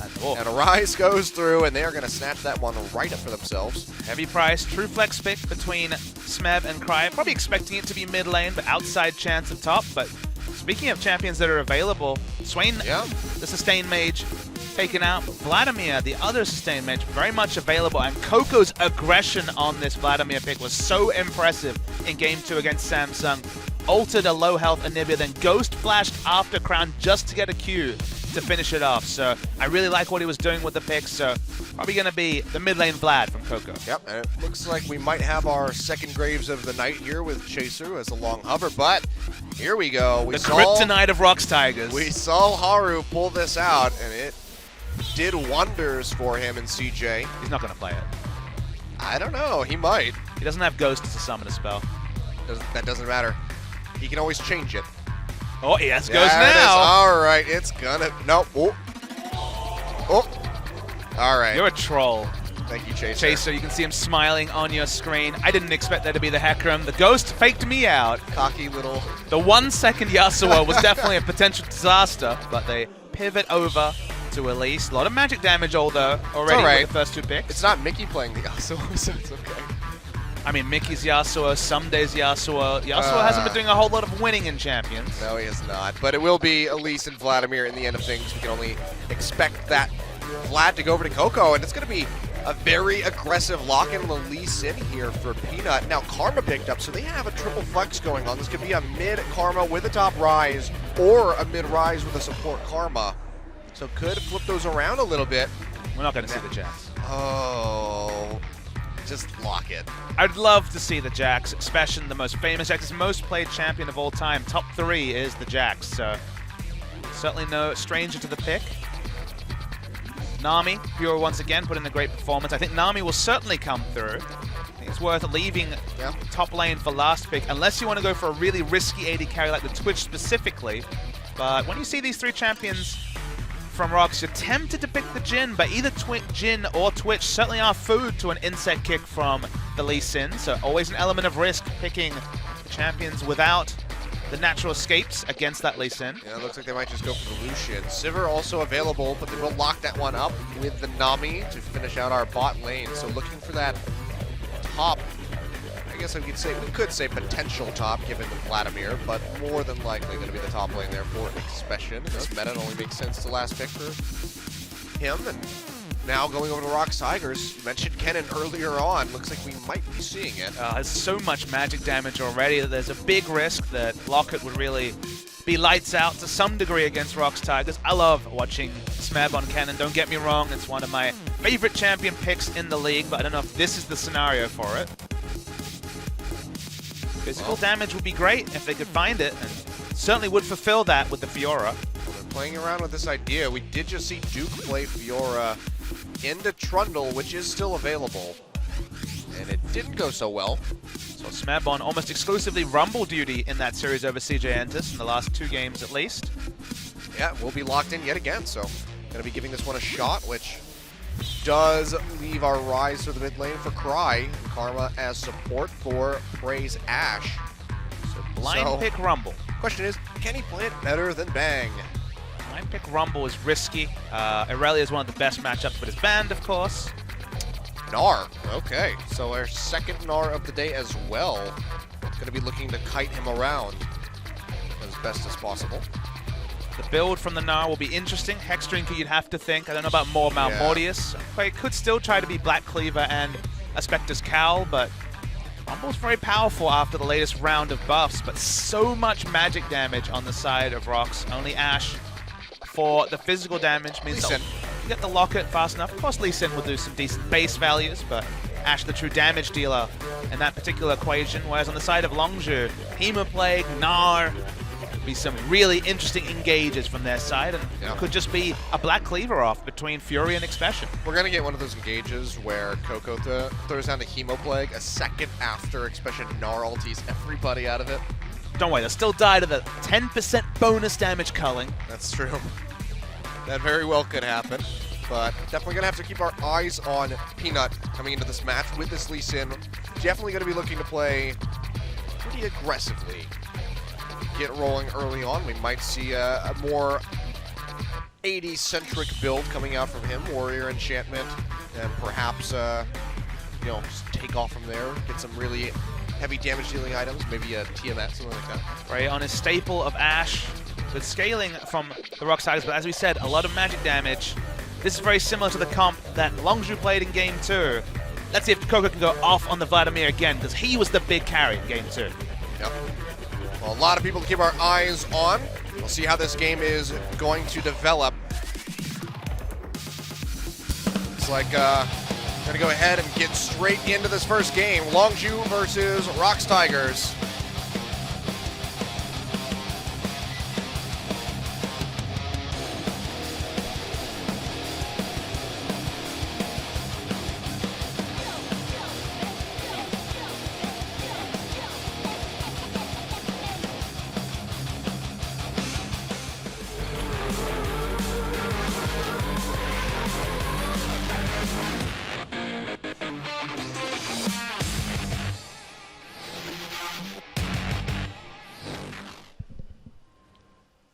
We have a pause to kick things off for Game 1. You told a bit of a fib there. You knew we weren't going straight into game. Yeah, I just was hoping that they would get it taken care of before we got in. They are counting down now, so we will be getting back in. So we take a look at some of these fan signs. Papa Smith. I love you too, son. And he's just throwing up the Vape Nation at the same time. Very, very good. A thumbs up to those gentlemen in the audience.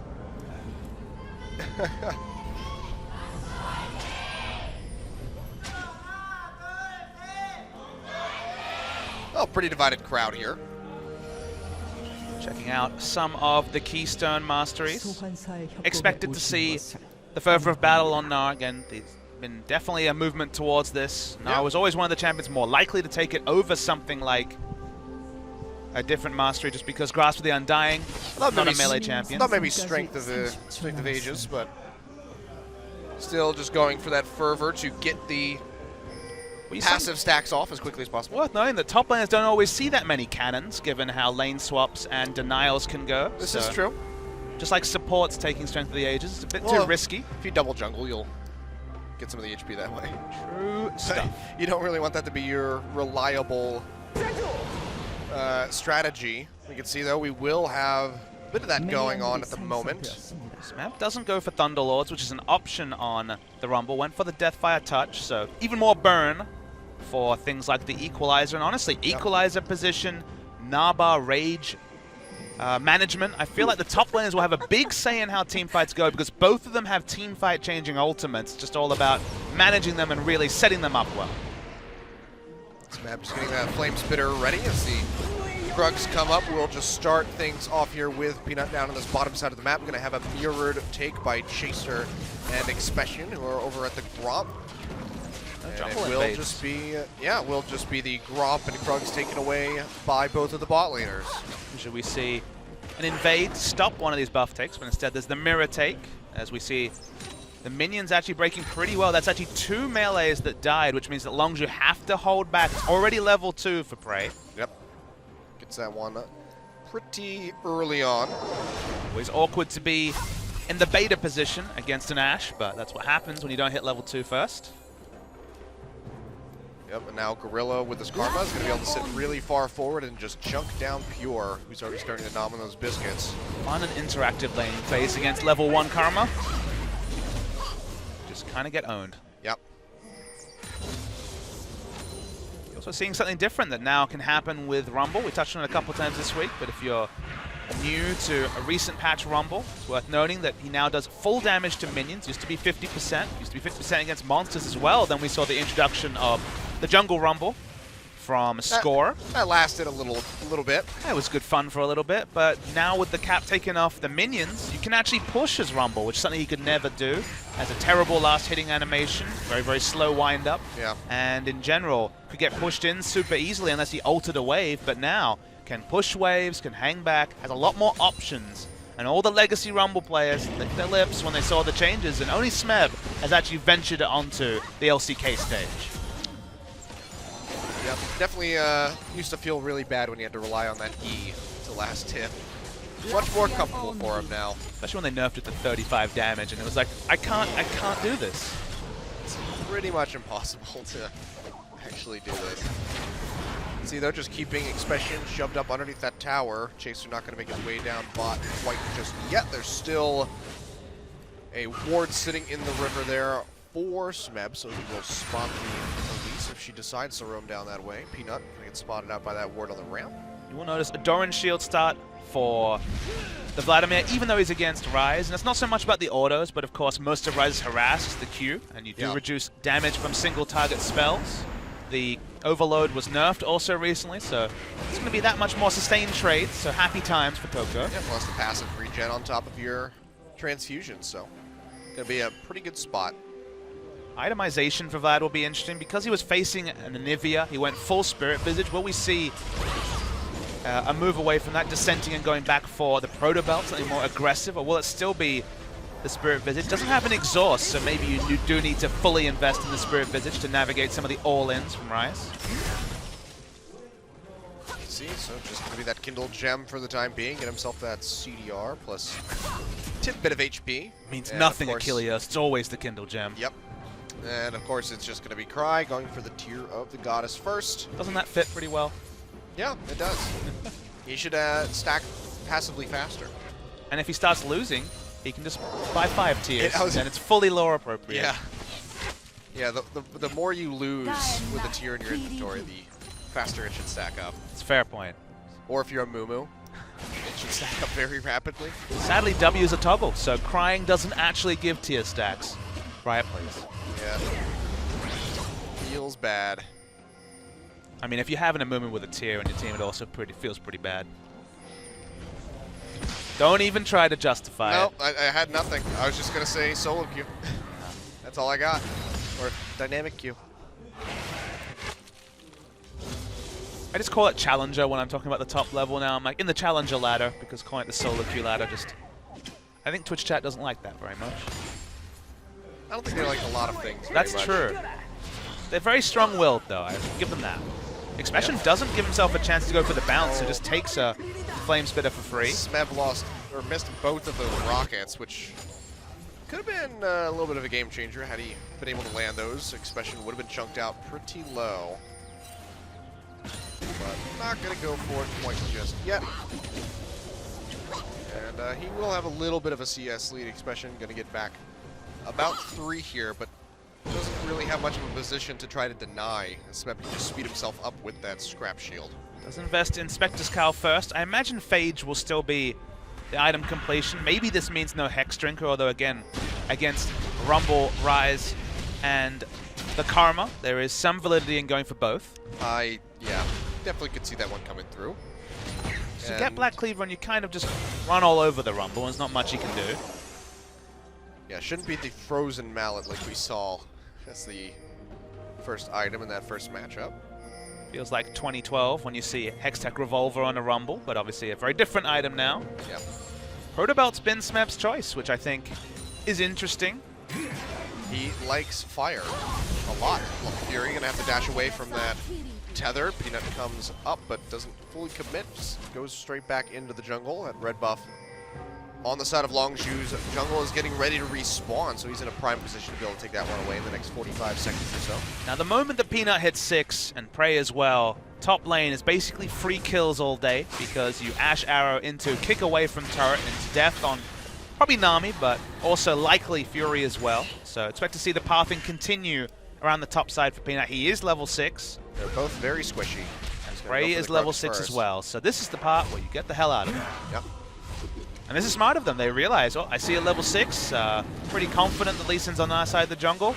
If I'm here any longer, it's going to be a disaster. Yep. Go ahead and back off. Coco starting to stretch a bit of a CS lead here, 74 to 57. Chaser's nearby, but Cry is just sitting underneath that tower with no mana, so opts to back off. Should have the Catalyst of Aeons coming in now. And Chaser realizes, well, my Raptors are gone. Pings onto his red buff. They know exactly what's coming down. Chaser re-invades. Oh, well, goes straight in, gets a cocoon onto Peanut, who can flash over the wall into this Rift Herald, kicks Chaser away. Red buff ticking. Does he flash in? Yes, he does. One more auto attack does it. And Chaser comes up with the first blood, so Peanut going a little too ham. And Longzhu are just on top of the positioning and the pathing from the enemy jungle. Like, this must be research, because they were so smart. Because Chaser, it was twofold going back into his jungle. He needed to provide cover for his duo lane that had been smart enough to recall instead of getting turret dive by a potential Lee Sin. A potential Lee Sin became very tangible, and obviously Sin, they get the kill. They steal away a buff. We see a teleport. Oh yeah, arrow comes out from Prey, and Smeb is here, throws down the equalizer, and Chaser gets burned out quite a bit. Fury having to back off, but here comes Cry, flashes straight onto the Elise, finds the kill. The bubble comes through from the Nami onto the Rise, and he does fall, but Fury is going to go down as well. Pure with really nowhere to go. Decides to save the flash. We'll hold on to that one. That dies for it, so I believe that was just a 3-for-1 in the end of things. So yeah, that's a pretty big loss there for Longzhu, and ROX get right back into the swing of things. Yeah, just that extra element of greed going for the Gromp is what really cemented death for Chaser. It was a really nice teleport from Smeb. The minion wave was in a good spot in the bot side, so he's not going to lose his turret or anything close to that, especially after Spectre's Cowl first item, and they look to try and get as many exit kills as possible, but never going to happen. Pure accepts his fate. 3-for-1, bit of CS over to Expression, but overall, an extended trade, pretty even, but slight advantage to the Tigers. Yep. And just gotta wonder why you make that mistake. You just punished Peanut for being super greedy and moving forward into your jungle, and you do the exact same thing, but for a lesser objective with the Gromp compared to the red buff. So Longzhu still having some issues, it would seem, as far as their decision-making goes. Yeah, not a massive penalty. It's only 300 gold behind at this present point. Now we finally see the lane swap actually enacted. We had 2v2 on the top lane.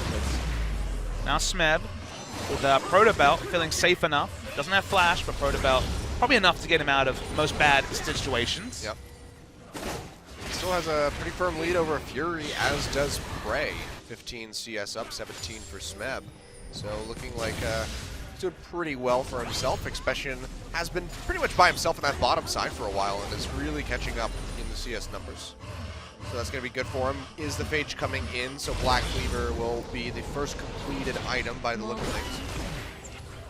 Arrow's available, but they're not going to throw it out. Fury's already too far up the lane. So they're going to commit multiple members. They want to take this turret and the laning phase in the top Fury side. has the culling, so he's going to go ahead and throw that out, clear on the wave. Bray still gets a good amount of damage in. We'll whittle that down about 25%. Coco's been really smart. He pushed out mid lane, then he walked towards top lane. He doesn't have teleport to answer, but goes top lane. Now he's committed to mid, and they'll return to pushing his turret at top. Yeah. But if Cry wants to join his team up top there, he has no way to interrupt that teleport. So Coco would just be able to layer on a bit of damage. See that they're still looking to force their way in, get that Mantra shield out on all the members of ROX up at this top side. They will be able to force out for the turret. Expression, though, is going to match this. He will get the solo gold and experience. The hope for the ROX Tigers is taking this turret. They can swap back bottom, then have the duo advantage around Drake. It is an Infernal Drake as the first spawn. Don't get to say that very often. No, we don't. We had all clouds pretty much for that first set other than the first game, where we actually had a pretty good roll of the dice. True. Triple Mountain into Infernal. But it would not be so for the next couple games. It's in one competitive game with Triple Infernal. I was pretty jazzed about that. I think I've seen one as well. As in the first 3 Drakes were Infernal. I was like, yeah. Oh, well, speaking of first Drake, Longzhu are going to go ahead and start this one up. Gorilla's here. He fail wards twice. What? You mad? I'm done. I'll see you later. You're tilted. I'm out of here. Oh, that was really close. He almost made up for it. See, you lull them into a false sense of security even though they don't know that you double falls. Yeah, they don't know that you just messed up several times. Good God. And that was actually a really fine timer for that being a good play. Because obviously you think, okay, collapse on Infernal Drake, that's fine. Smeb was about 30 seconds away from teleport, and he is a Protobelt Rumble. Rumble, famously always the champion, never wanted to opt into early dragon fights around just because he can burn you down with the equalizer and its high base values, but it just couldn't be there. So fine line that Longzhu has walked, but sort of fine line they walked so well in the ultra late game battle against Samsung game 1. If you haven't caught that one after this series, go back and watch it. It was a real excellent late game tussle with so many objectives being contested but not necessarily fights around them, but both teams playing with respect, and Longzhu showing an acumen in the late game they've never done previously, which is the first thing that really suggests that extra development for the squad. Yep. Well, now ROX pushing forward into this bottom side. You can see Coco's getting ready to roam down, and Chaser, just recalled, is hovering this way as well, but there's a ward in the river, so they will spot him out. They don't really have any form of engage down here other than the tidal wave, so ROX will stay safe for the time being. Expression didn't have a rage bar or really a chance to go for any cool Nara flanks, so yeah, it was a bit of feigned aggression. Yep, well, Sonic Wave connects on the Chaser, gets slowed up by that Ash W, but they don't want to go forward onto that. Be pretty foolhardy to jump into the elite, so she'll just cocoon you midair. Let's calm down a little bit. Black Cleaver will soon be completed by Fury. He's about 100 gold away from having that. Still not sure that Expression will go straight for that Black Cleaver, as the team will already have one, but it does help his 1v1 matchup pretty significantly, so incentive is still there for him to build it. Chaser, with getting that first blood's actually been doing a pretty good job as well of just keeping himself inched above Peanut as far as CS goes. Already has the Sightstone completed. Peanut's just got the Warrior Enchantment with a Giant spell, so going to be significantly further behind this Elise. Ash Arrow sent mid. Yeah, it does get sent mid. Is it going to connect? As it does, it finds Chaser. Can they jump on him, though? He has the Repel available. Sonic Wave thrown out, but not going to go in for the Resonating Strike, and just no follow-up engage there from the side of ROX. They get a little bit of damage in onto Elise, but overall, nothing really going to come of it. First time we've seen the Vladimir vs. Ryze matchup in the LCK, and you can see that Ryze is being pushed in as expected against Vladimir, who has so much ability to push with AoE after about level 10 or so as he gets to put extra points into the Tides of Blood. So been able to push him in. Went Spirit Visage first, a very respectful build, but the fact that the fact that any champion can overextend against a Rise and not be worried about dying to an all-in lets you know that a champ not taking exhaust who can push in, you'll take the fact that you build a Spirit Visage slightly more defensive, but it allows you to just be that much more disrespectful than most champions can be against a Rise. Yeah, you can see right there in that trade, just barely taking any damage whatsoever, and he's just going to be able to sustain all that back. Gorilla trying to get a little aggressive onto Pure, will throw out the tether, but there's no one really to follow up. Peanut just trailing a little bit too far behind. He's going to opt to go for these Wolves. Chaser's here. Slowed away by Peanut, now moving over to this blue buff, just using it as an escape route. And the Elise can't arrive in time, will be able to take away the blue for herself. And now they have to pay some attention to this bottom side, because Prey's been whittling away at this. Longzhu have bought earlier item spikes in basically every lane. You could argue in the mid lane the Spirit Visage is very defensive, but against Rod of Ages it has more immediate power. It's Yoma's Ghostblade versus Hurricane, so happy times for the Lucian as the trade's slightly over the side of Cry. And Expression has lots of combat effectiveness as well. Like the top lane's the only part you might descend as the turret is taken by ROX. Yep. Longzhu happy to fight in the immediate future. Oh, well, Chaser waiting here. Throws out the Cocoon, finds Peanut. Just going to shoot out the Q, try to get a little bit of damage in on him, but he's going to be quite all right. Still has that refillable potion in his inventory. Now Coco getting a little bit bold here. Gorilla is nearby as well. Halo Play comes down. Chaser gets kicked away. They find Cry. Tidal Wave rolling through. He's really low, but they cannot solidify the kill. They get the flash down on the Rise, however.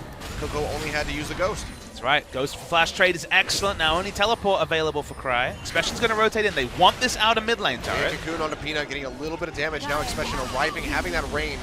Is able to whittle down a bit on that turret. TP's coming in on the backside. However, this is going to be Cry and Smeb coming in. Throws out the Equalizer. No one from Longzhu really standing in that one. Coco just sticking forward, trying to get the damage in onto Peanut. Expression gets taken low, but now gets the Meganar form. They can't stick around. Gets a big pop of the Tides of Blood onto Gorilla. Can't solidify the kill, and Prey's just sitting up here, just firing off this volley, trying to get some damage onto Coco. He's still too tanky. All in all, it's going to be teleports used, both of them by ROX, and they can't come up with a single kill. Yeah, the Summoner Spell investment was much bigger from the ROX Tigers. Longzhu got a lot more than they gave, so they're going to be happy with that. Exactly. That's all they used was heal. The Ghost as well. Okay, there was a little bit earlier, but yeah. In that last little scuffle, it's just going to be the heal from Fury. So definitely going to be really happy and satisfied with that trade. I mean, whenever you have a teleport advantage and you didn't give up a double kill against a team with 2 TPs, you feel great. So they actually have more options at playing the map, and with Dragon spawning in a minute, that is really big for Longzhu. Yep. See ROX pushing in. It's going to be another Infernal. So we will have 2 in a row. This is, I guess the game once these sets is just where we get the good drinks. Smeb doesn't quite have Equalizer. Nara's top lane with teleport. Watch the Nara bar though. Only has Black Cleaver, so it's a very aggressive build. He needs to hit it right now. Gorilla already getting chunked out. Expression goes in, has to make an R, but he can't find anybody. Wow, complete whiff. What an utterly bad Gnar ultimate. Coco, though, still makes up for it by finding Gorilla, but can Longzhu disengage or find more kills? The Cocoon lands on the Cry, and he just disappears under the pressure there from Chaser. Smeb goes for it, though, finds one. Can he find another one? Coco getting chunked out, and he gets finished off by Prey. That's going to be a double kill. Make that a triple as Fury gets caught. Expression going to be the only one limping out of here alive. And ROX Tigers come up in a huge way. They'll take down this mid tower and more than likely the Infernal Drake to boot. Expression didn't look confident on the engage, whiffed it completely, and then Smeb was seconds away from the Equalizer. Burned down 3, flashed for the Q as well. Protobot in tow. Really nice play from ROX. I mentioned it, if you go Black Cleaver and you want to team fight, you either hit the ult or you are just another squishy ranged AD in the front line. So watching the replay, you think when Longzhu gets the first kill that they're actually in a good spot, but this cooldown misses completely. Whiffs it, just sweeps some dirt away. They get the first kill, but Smeb is just waiting on a cooldown that eventually will come up. So even though Longzhu tried the aggression, they funnel into the Equalizer, and Smeb knows his power. Proto-Belt into overheating. Beautiful stuff from Smeb. That's a teamfight win for ROX Tigers. Yeah, a massive one at that. Infernal Drake over to them. Equalize the count, and now up in 3 kills and 2,500 gold. So still not a massive lead, but a lead at the end of the day. Chaser is able to take away that Scuttle Crab, not going to get really caught out or take too much damage from that one. Now, trying to get this blue buff. Peanut comes in, might have to smite it for himself, and he does. And Longzhu are looking for this top tier 1 tower, already down to half HP. The ROX is pushing up. They have that wave clear from the Karma and the Ashe with Hurricane, so they should be able to hold on to this one. Actually, they're just going to take this up. They throw out the arrow. Doesn't matter, though. Doesn't dissuade them. Peanut's here. Can he make a big kick play happen? Throws out the Sonic Wave. It's not going to connect, and that's just going to be ROX having to back off. And Rumble's getting free pushing time in bot, but that's a good turret take by Longzhu. No realistic way for them to engage. The arrow was just purely to dissuade. Yeah. You look at someone like Smep, though, 2 items, but two very powerful items. Yeah, the Leandre's done. The Protobelt and the Leandre, so but the burn damage to be real for the Equalizer. Good timer on the blue as well. Blue buff still not the biggest thing against the Vladimir comp. You can see, though, Prey having a pretty good time right now on this Ashe as Staple Champion. 4-0-3. Look up at the gold lead. 50 in CS just about. Yeah, he is 2,500 ahead of Fury right now. That's pretty detrimental for Longzhu, who want this Lucian to find that early power spike. It's just not happening. Only has the Yomu's completed. Just now finding the Phage, or at least the 2 items for the Phage, should have it on his back. Very reminiscent of Pilot on the Jhin. Yes. In yes, game 2 of the last series. When you go for this mid-game build and it's delayed, you find yourself in a hole. Oh, well, that's going to be the Equalizer thrown down for Smep. Gets that Flame Spitter up, jumps forward with the Proto Belt and Expression. It's just not long for this world. He gets taken down. Peanut finds the kill. And suddenly you're going to be questioning this Gnar. I think Gnar in this meta is just so unreliable. If you make a play like Expression did, the cost is so high, and then it's so easy to navigate around the fact that, okay, now you never want to send Rumble 1v1 against the Gnar, but you've got double teleport. Usually there's going to be Cry able to come and deal with him in the late game. Well, think of the last buff that Gnar received. I think it was just +3 AD. He's not a weak champion, and there are scenarios where if you're an excellent Gnar player, look at Marin, for example, Koro 1 in previous years, sure, go for the Gnar when the matchup's decent, but there should be a better answer to Rumble than Gnar. Yeah. I don't know what it is, but maybe the Aurelia. Could have just tried Trundle.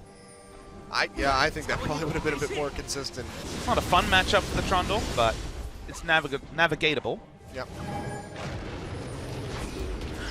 Well, Prey just going to be looking to take away this red buff. It is warded by Longzhu, and they are collapsing onto him. Expression coming in. Steals it away with the hop, and Prey A lot of damage. taking a ton of damage. Has to throw out the arrow. The heal coming through, just trying to give him a little bit of movement speed. Expression actually knocks him away. The shield's there from Gorilla, but Coco comes around the backside and finishes him off. And that's going to be 2 kills picked up here for ROX. They get Peanut, could be Mid Baron. and AC down. Peanut has to run away from the culling, and Longzhu start up this Baron. Oh, baby, the Equalizer. Yep, here we go. Smep coming up, throws out the Oh, Equalizer, boy. perfectly placed. Is chunking away on that Baron. Longzhu all pretty low. They find Gorilla, they'll flash onto him with a Sanguine Bull. The Hemoplague will finish him off. Peanut jukes out the bubble, but it doesn't matter. Goes back in onto Expression with the Sonic Wave after the Dragon's Rage, but he just cannot find it. The full members of Longzhu are quite low. They're going to have to back off and likely just... Oh, maybe not. I eat my words. Expression's just going to TP back in here. Smeb, far cry away from having that Equalizer back up. Would take a miracle for him to be able to steal this one. He's just going to have to flash over the wall, and Longzhu establishing Here a comes pretty Rise. firm lead. Rise is coming in off the backside of that teleport. Oh, and they're boy. all bunched up in the pit. Cry looking for the play. Can he get the steal? It's not going to happen as Chaser confirms it. Can he even find an exit kill? Ashe Not is coming as looking well. likely. Just jumping over the walls. Fury waits for the dash. He gets out, and all of Longzhu will get out relatively unscathed. Have to blow a couple summoner spells, but they net the Baron in the end. Man, Longzhu plays on the Razor's Edge, but we'll track the fight first. This is what you can do as red buff Black Cleaver Gnar. Didn't have much love trying to get down the Rumble earlier, but they get the kill. The fact that he scoops Prey into open terrain means he gets the damage, and crucially he knows that Vladimir will be there on the backside. They chunk out Peanut, but this Baron takes so long that the smart move, the measured move, the Jhin Air move would have been to back away. Longzhu, they keep pursuing, they play on the Razor's Edge. The Baron stays leashed as they turn away this time because the Equalizer is still leaving it going, and also Chaser takes most of his life, stopping the releash from happening. They kill Peanut, but it's still so risky to pull up. They eventually get the objective, but there was a very real world where Rise walked up, magic resist debuff on everyone from the Baron, got a triple kill, and ended the game for ROX Tigers in terms of the amount of momentum that would have given them. But so far so good for Longzhu, playing on the edge, but on the right side of it for now. Yeah, well, they're playing on the enemy side of the jungle at the moment. As they take away that blue buff, Fury will be able to confirm this. And a very big Expression is now shoving into that tier 2 in the top side. Coco still applying pressure here as this Vladimir in the mid. Accrued himself a very good lead. As is Prey, he's been the most effective member on the side of ROX so far with his 4-1-3 scoreline. But it's just not translating well the further we go into this game. Both teams only going to be separated by about 700, but that Baron buff with an Infernal Drake will allow for Longzhu to take a hell of a lot more. And Coco's been so reinvigorated in some of the recent series. We saw that one game on Azir where he won a game with Azir, ended up being a lost series, but like, alright, Coco's Azir is finally back. The Jace, sadly, wasn't back just yet. But playing himself onto form, champions like Vladimir seem to really suit him. The meta seems to be shifting towards champions Coco's confident in playing. 3-1 and 2, so aggressive on the Vlad, and it's good to see old Coco back final. Yep. Definitely has been out of form for quite some time. So coming back to that makes a lot of people happy. I'd be happy if we could see the Jace again. He's got a lot of friends, though, on the side of Longzhu that have struggled in 2016. Expression's had a pretty good year. Pure has had a pretty good year. Everyone else has struggled heavily, but they're all getting it on the same page at the same time, and the raw talent was always there to see for Longzhu. Yep. It only took a split in 2 weeks, but finally But it turned around so quickly, too. Like, no one saw the improvement coming, but Fury back in the lineup. From 2 weeks ago to today, you would not expect that at all from Longzhu. Then again, they did look at their worst when they had Emperor on the team, so swapping into Fury definitely was a night and day transition. I mean, the first series with Emperor was actually a step up. His game 1 was really good. Yeah, Fury had really struggled previous this season and again in the first series, but finally looks at home in Longzhu colors that he hasn't all year. Yep.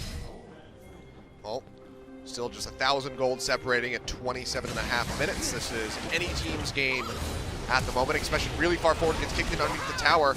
Ton of damage there. That's going to be the equalizer coming down, but he makes his way out with the bounce and flash. So he does stay safe, and the Ash arrow goes wide, does not connect. You can see the tier 2 goes down to the bottom side, so Longzhu just accruing a little bit more gold. Getting flash out of Expression is actually very relevant, though. You almost always need to be able to reposition before the big Gnar ultimate can be confirmed. Has gone for the Dead Man's Plate, which we don't see a lot of, but does help with that movement speed. It didn't really help him in that last major engage, but so maybe he doesn't need to flash. Maybe he shouldn't flash. Are you saying he's one of the famed mini-Gnar players, like Amazing J always was told? Like he's much better in mini-Gnar, I'm like, oh, so he's bad. Yeah, so he's not good at the champion. It's like, I'm really good at Jason melee. Do you know who else you can build tank on and do a Gnar impression? Teemo, and it's better. Teemo is better as a champion than just mini-Gnar. It's very good. He's got a kit, it turns out. You can build Frozen Mantle and carry it. Just ask the Rain Man, he knows. Really good at Nidalee and Cougar form. It's like, okay. You've got 50% of the champion mastered. How's your Jace, by the way? Melee form or range form for you? Range form. Yeah. I'm the sniper. That's I'm the true. sniper. I'm the sniper in You're all the games. Widowmaker. I'm the Widowmaker. I'm the range Jace. I just, I don't know, snipers for some reason I gravitate toward that. TF2, I always played sniper. Even, you know, Call of Duty, the classic ones, Car 98K back in COD 2. Sure. Feels like Longzhu have had the momentum, but you pointed it out, the gold lead certainly isn't massive. And Expression, another whiff on the ultimate could really start to put a dent in Longzhu's snowball. That has been the last 5 to 10 minutes have been almost purely Longzhu. Aegis completed, but not quite the locket, so still the potential for the equalizer to take over a fight. Still insanely close here. You can see the blasting wand in the inventory for Cry, more than likely. Oh, it looks like he could.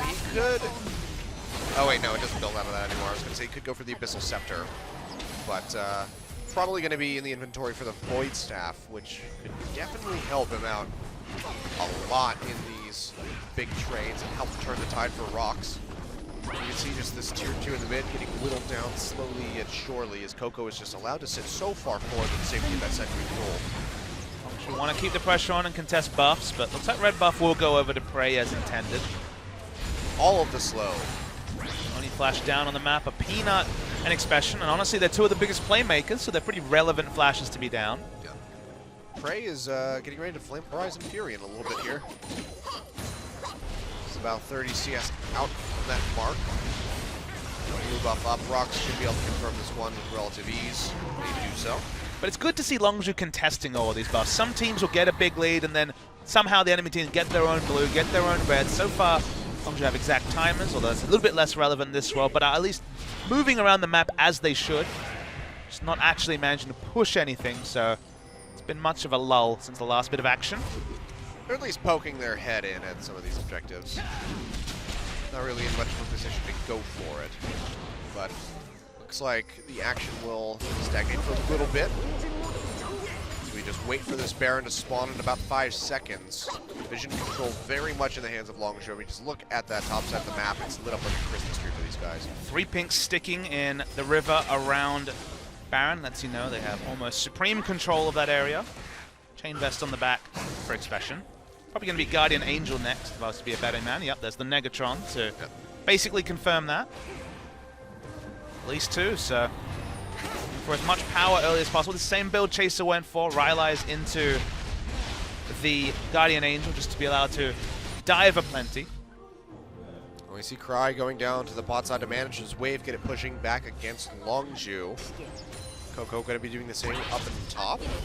Notable that Cry hasn't gone for Guardian Angel as a 3rd item, so even though he has a DPS top lane, he's gone for the higher damage Rise build, means he has to be a bit more defensive in fights. Yeah, should be the GA next for that Negatron.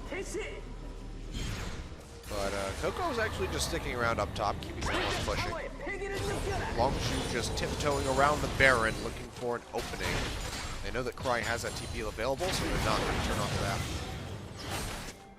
Dragon now spawning in 5 seconds. Looks like that might just be the next pickup for these guys. What will be the final Drake? I think it's a... Wait, no. It's a Cloud. Yep, I knew it. Oh. Hooray. Yay. So we go double Infernal, double Cloud, and then on to the Elder. But that will be 3 Dragons picked up for Longzhu, so a good amount of extra damage if they can pick up the Elder Dragon in its spawn. Does give them some acquisition range for 135 extra. Some of these spells as well, so perhaps Expression will be able to actually connect with a big Gnar ultimate. We're waiting for a big consequential one, but they're winning regardless, so happy at least from Expression perspective. This is still going pretty well for ROX because the gold lead hasn't stretched at all in these last, I don't know, 10 minutes really. So they are keeping up. Very much in way of Prey with his massive CS lead over top of Fury. Yeah, 2,500 or just over 2,000 for Vladimir in the mid lane though, so he's at 3.5 items himself. And Vladimir running at Ashe. Ashe doesn't have a lot of options against a Vladimir, so you can use that gold to trivialize the enemy's carry. That's happy times for the Vlad. Very true. Prey has the QSS in the inventory now, as well as that grievous wounds for himself. So he's going to be trying to whittle down Coco as best as he can, stop him from regenning. Fury still wildly behind in the build. Looks like he's been splitting off a little bit, so just going for the last Whisper. Has now picked up the Zeal to go for the rapid fire cannon. So he's a little bit all over the place at the moment. Outside chance of a Phantom Dance up. You're right, probably going to be rapid fire for Evolution. That's true. Could be, but probably going to have. We see it every now and then with him, but more so going to be that rapid fire cannon. A lot of people are going to be hitting him like the Rise and the Rumble, so a little bit reduced damage would be nice, but arguments for both, and you're right. Rapid fire cannon is the pickup. Guardian Angels start to come out. First one to pick one up is Gnar. Not that consequential though. Gnar basically is going to hit the ult, then walk around auto-attacking people. Good consistent damage. Not so much. Oh, Expression doesn't sniff out the Peanuts there. Peanut coming around the side, trying to find Fury. just dashes away, uses the Yomu's, nicely timed, will get himself just out of range of that Sonic Wave. Doesn't have to respect Flash because he's smart enough to just pop the Yomu's. Good play from Fury. He was always a Lucian main, I'd have to say. As much of a competitive player can be, he's played a lot of Lucian in his career. Okay, well, Chaser finds Gorilla, gets a little bit of damage on him off the backside of that cocoon, but can't really do much else. It's really just a lot of pitter-pattering back and forth here on the map. It ended up being the Abyssal Scepter for Chaser, so dissented in the build a little bit, gone for the magic penetration there instead. Let's help his teammates. Going up top, finding Smeb. He's doing a good amount of damage to that Neon Freeze. Coco's just trying to find a way out. Has to flash the wall in the end. I wanted to feign that he had a lot of backup, but actually it was ROX who had all the backup, so with the cavalry coming, that's one summoner down for Coco at least. Fury just using Yomu's for some reason, sprinting around in the mid side. Watch the Gnar bar from Expression. He's now in Mega Gnar form, or at least able to pop it. There it is. So he's already transformed, so once this expires, this is going to be a good time for ROX to pull the trigger on something, and they do. They throw out the arrow, gets onto Coco, goes straight into the Sanguine Pool. Equalizer not really getting connected on too many people. And here comes the Expression. 3 men, knocks backward, no walls to be found, but he knocks 2 of them in with the stun. Almost gets popped from that Guardian Angel. You can see a big return to the HP from Coco, getting bumped up by that ebb and flow as well. Several members low on the side of Longzhu. ROX just trying to force out this Baron. Moving over to this one, Smeb, little down quite low. They go ahead and start it up. It's going to be a very risky play. So fast, though. Yeah, they are burning this thing down like crazy, especially trying to get up there. Get that Gnar bar built back up, but he just can't really get in range to throw out the Qs. Finds a little bit, but still a far cry away from turning into Mega yet again. Cooldown reduction to the Gnar ultimate will most likely be up the next time he transforms. Has Guardian Angel, so just the big wall stun. Right, very difficult to pull off. See that they're just going to push in, take down this tier 2. So very nicely played by Longzhu, moving around, finding their objectives, and they still come out on top of that play. So ROX initiate a fight, don't find anything for it. The timing was almost perfect. It was just as the Rage Bar was starting to come down on the Gnar ultimate. Would have gone back into mini Gnar form and then just basically being teleported to its death in the middle of the fight. He only connects with the first part of the damage from the Gnar ultimate and scoops 3 into terrain. So once again, a bit of a whiff from the side of Expression, but not a consequential one this time. Very true. All in all, just going to be that tower game in the mid side, the tier 2 for Longzhu. Still sticking to about 3,000 gold separating these teams, so insanely close match all the same. Really trying to farm back as much CS as possible. Still very much in the hole compared to his opposing number and prey on this Ashe.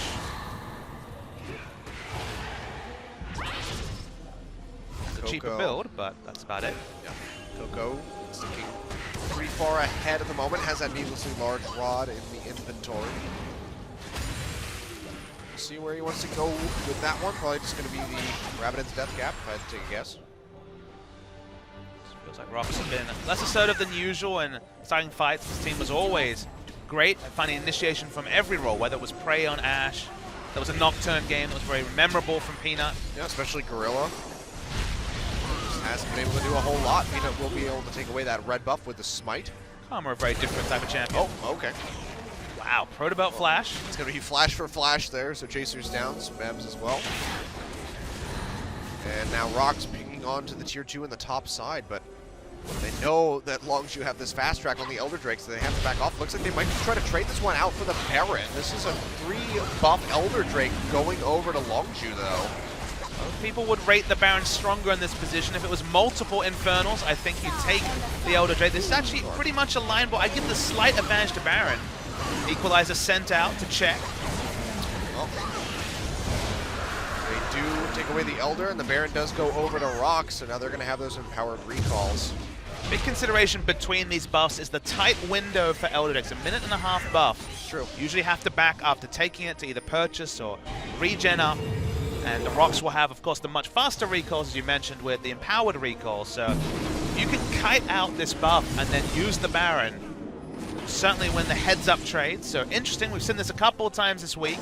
I'd give the slight advantage to ROX this game. We'll see how it develops. The 135 extra damage from having those 3 dragon buffs is certainly not negligible.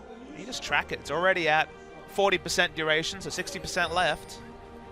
And if you just go enter lanes, then I think you do lose the trade compared to... Yeah, if they grouped and they actually made a push with this, it could net them something, but not making use of that now 12% increased AD and AP. No, just walking through the mid lane. Well, it looks like both of these teams pretty much have the same idea. Let's just avoid each other until the buffs are gone. I mean, the big thing for ROX is that it's a bit like having a Gnar Rage Bar and a whole team. You just wait a minute and a half, and then you have so much more power with your buff compared to the enemy. Yep. Well, Longzhu are starting to group up in this top side, might be looking to go for this tier 2 tower while they still have this buff available to them. About 3/4 of the way off at the moment, so they don't have very long to pull the trigger. They're going to go ahead and use the culling. He gets that extra damage. He is doing some work on a gorilla. Arrow comes out, finds Coco, but he's still going to be pretty safe. The wave clear from ROX is quite strong, what with this Rise and Ash with a Hurricane. Buff is about to wear off from the Elder Drake for Longzhu. Yep. They have to try to get through these Baron-empowered minions that are going to be sticking around for quite some time still. For ROX Tigers, trying to get them up to that turret, but the wave's just collapsing before he can even get close. So Longzhu now buff gone, have to back off. And they just weren't playing the map very convincingly. They only have a single teleport, but they could have had Gnar in a different lane, building up Rage and pushing, because actually the slow push for ROX is winning in bot side. Longzhu showed excellent wave control during the majority of that series 2 days ago against Samsung, but not been focusing on it too much. They do fake out and take this race, but you might actually see an extended race because ROX aren't backing from mid lane. Yeah, they're backing off now, but they already get some damage in onto this tower. We can see these things just being destroyed. Kusa lands on the beat up, but they can't follow up too heavily. Prey sticking around with the Baron-empowered minions, will be working down that tier 2 on the top side, but they lose an inhibitor for it. ROX have to keep chasing to allow Prey time.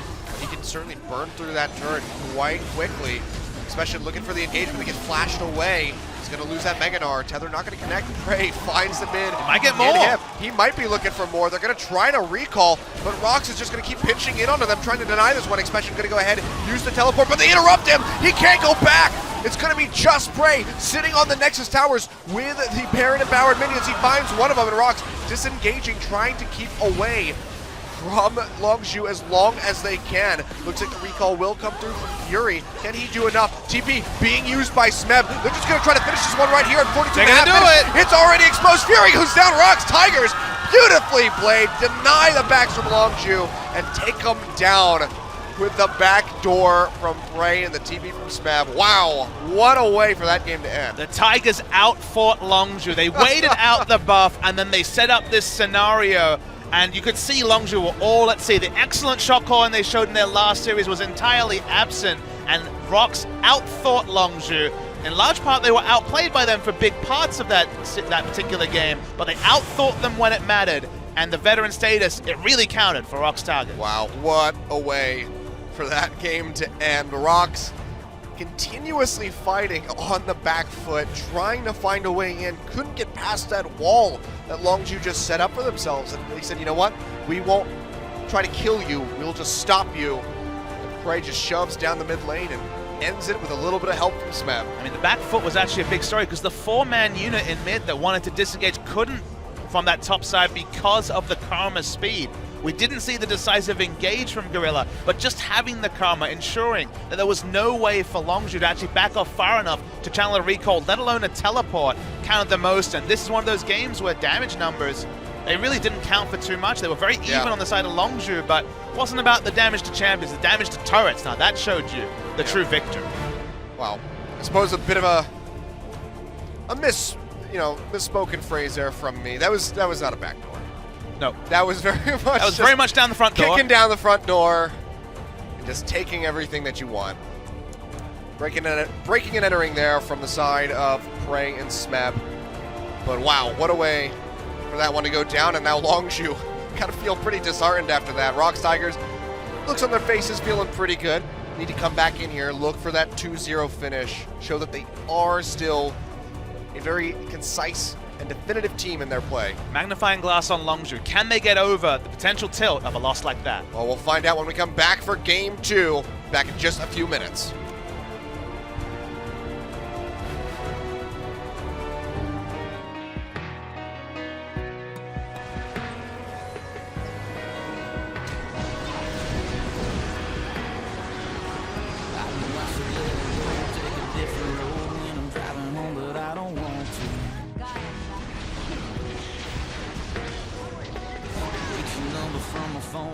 calling, asking if you're all alone, but I don't want to stay away from your side of town, but it's too late. Yeah, I'm in your drive right now. I don't know why I don't put it out, baby. We kiss and the flames just get high. Yeah, I know when I hold on to you, baby, I'm all tangled up in barbed wire. I get burned out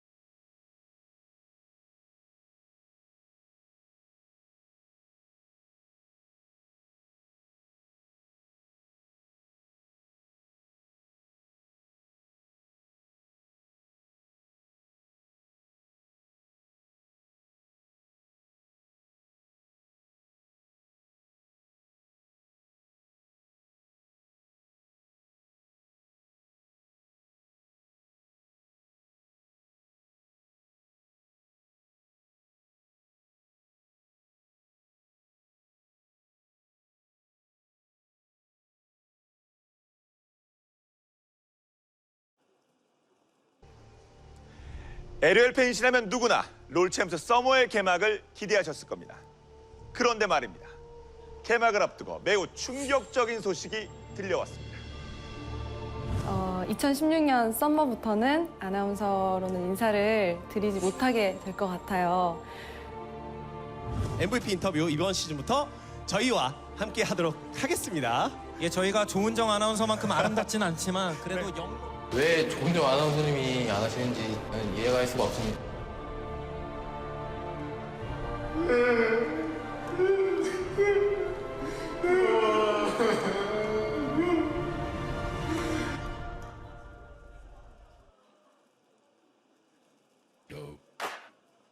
화려한 상부를 시작하겠습니다. 인터뷰 시스템을 바꿨는데 우리 해설자 두 분과 함께 저희 어떻게 잘할 수 있죠? 네, 잘 해보도록 하겠습니다. 그냥 편하게 게임하다 보니까 이긴 것 같아요.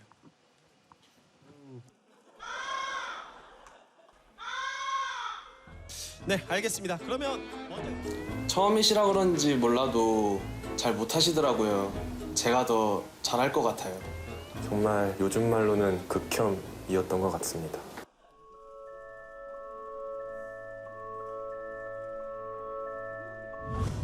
그날의 기억은 진짜 지우고 싶었어요. 정말 최악이었어요. 진짜 지옥 같았어요. 동준이 형의 얼굴이 그렇게 흠뻑 젖은 건 처음 봤어요. 그런데 괜찮더라고요. 매력적이었어. 좋았냐? 이었어요. OGN. 처음 웃으면서 보고만 있어. 이러면서 내가 얼마나 진짜 쳤는지 알아요? 솔직히 망했어요. 그냥 때려칠까 이 생각을 하고 있었는데 어떻게든 해봐야죠.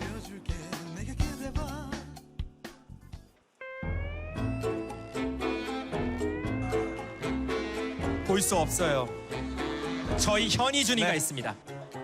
거기에 두 번째 경기 8분 때 벽에 한번 꽝 이렇게 부딪히시더라고요. 아주 정말 매섭게. 그때 심정이 어떠셨나요? 그게 그렇게 어려운 벽도 아닌데 상현 선수 존재감이 그렇게 와닿진 않았거든요. 피로 때문에 피를 쏟았다. 예. 네, 이런 얘기를 저희가 들었어요. 응원의 한마디라도 혹시 저와 동준이 형이 하나가 됐다는 걸 느꼈죠. 우린 였어요. 나 자신에게 끊임없이 얘기했어. 우린 달라졌어요. 잘할 수 있어. 난 너무 매력적이야. 그리고 제가 OGN의 적자 아닙니까? 난 선수들이 좋아할 수밖에 없어. 나하고 인터뷰는 잘할 수밖에 없어. 선수들 반응도 너무 좋았고 우리하고 인터뷰를 즐거워하는 게 눈에 보이더라고요. 크라운 선수 저희와 인터뷰해보니까 어떤가요? 제가 여기 있어서 너무 좋아요. 죄송합니다. 예.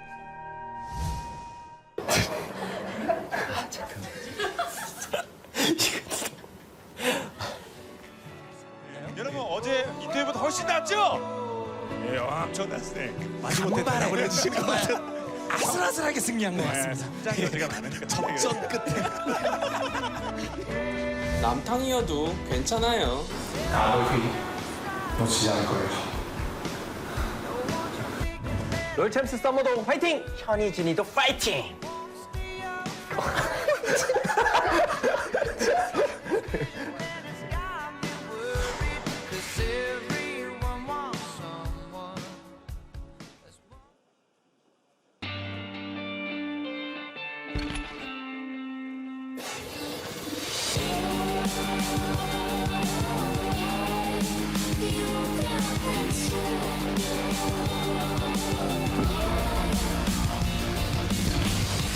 Beat and sync with the fast track. All eyes are searching to the black. Jump back and get back a little more.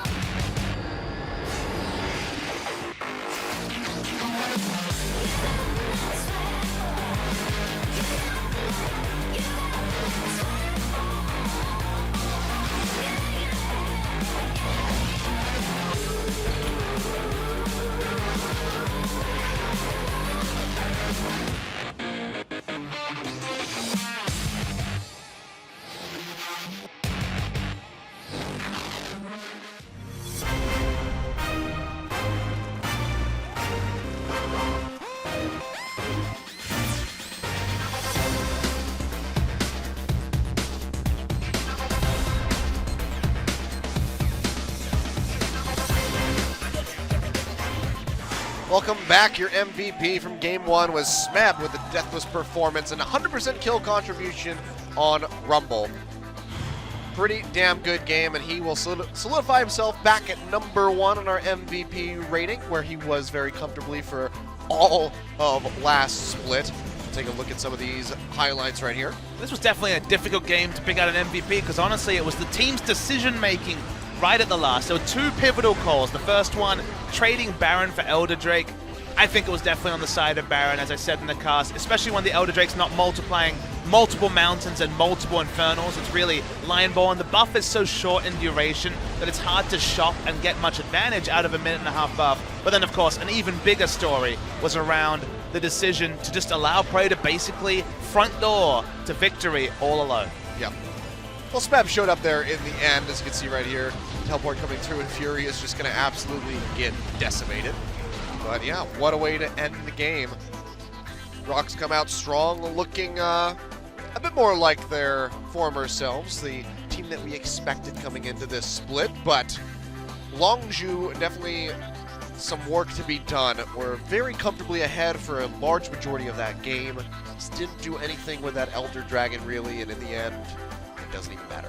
When you start talking about, of course I caught that particular reference, but as you start talking about the history of this Longzhu org, it's been, oh, this lineup seems pretty good. Oh, they won a couple games, oh, they lost, and now it's a new lineup. Or they lost, and then the wheels came off. So the question is, after 4 wins in a row, and there's such a frustrating loss, this is sort of the loss that very hard to shake off, the PTSD will be real as they load into the next lobby. Can this Longzhu lineup be steadfast, get over the loss like SKTelecom did in the first game of their series, and find a way back into this series? Because if they tilt, if they have some struggles in the early game, I think ROX is just going to take them to the cleaners. Yep. Well, they seem to have confidence in them bouncing back because they have not changed the roster whatsoever. Neither team, really, as Cry is still going to be starting instead of Kuro. Will Rise and Vladimir hit the ban list here? Of course, Cry didn't even have a particularly impressive performance on the Rise, but the Vladimir looked pretty good on the side of Coco, but you never really want to surrender the Rise to an enemy team, because the next time it certainly could run you over. Rumble will be banned out here, getting that respect ban for Smeb. So we'll see now what he wants to go for. It's still going to be that Twisted Fate ban away from Coco. Still interesting by the side of the Tigers. The first pick is actually going to be Rek'Sai. Happy to pass over the choice of Rise or the Vladimir, or potentially both in a crazy world. Karma, another pick that, you know, we talked about how Gorilla couldn't make picks, but the movements was so relevant when they were stopping the backs right at the last. Well, right now, oh, please no. It's not going to be an Aurelion Soul first rotation, don't worry. I mean, we saw, I have PTSD from that from their first game this split. Definitely wasn't good. Rise available, you have to go for it. I think the Karma fits really well. Extra mobility for him with that ultimate popped.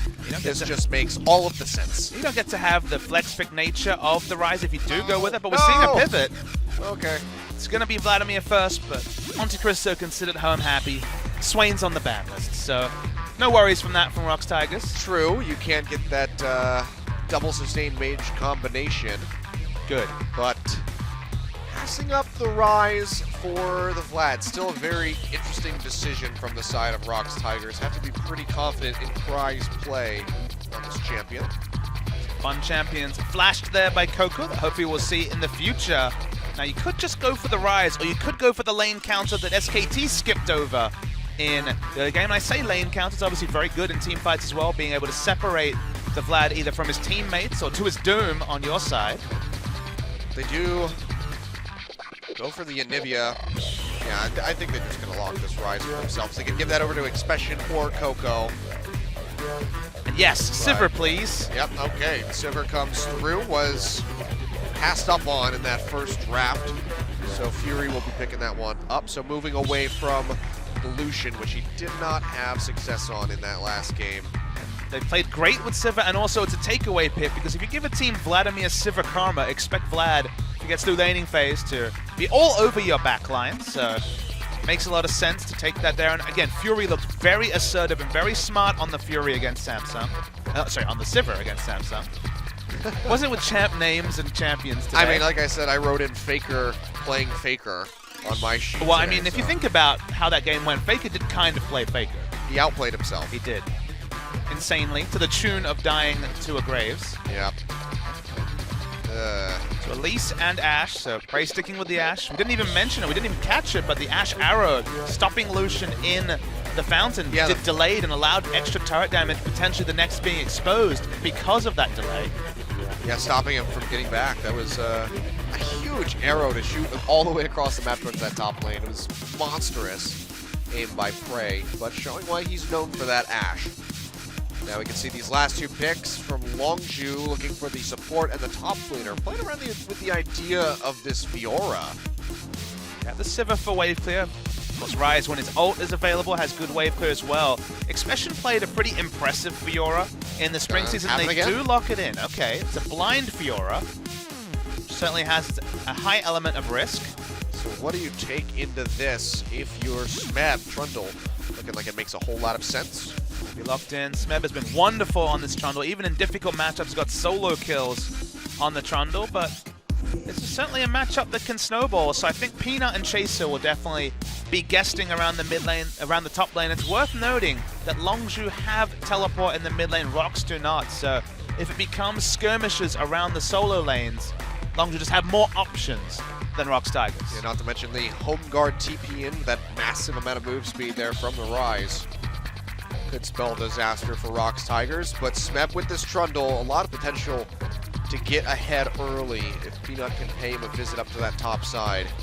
Still, Prey will provide the initiation, and there is a really good team fight comp on the side of ROX Tigers. The speed boost from Karma will answer a lot of Sivir's movement speed.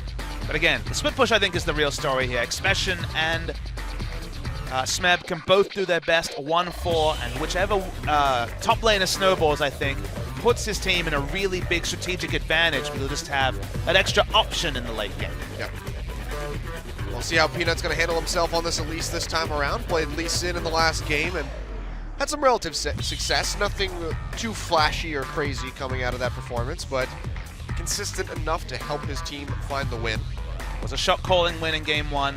No true superstar apart from Smeb having a good game. Yep. And Prey. Prey had a very good game, so there's that too, but we'll see how this goes again. Ashe round 2 for Prey. Smeb on the Trundle. It's game 2 as ROX look for a shutout over Longzhu Gaming.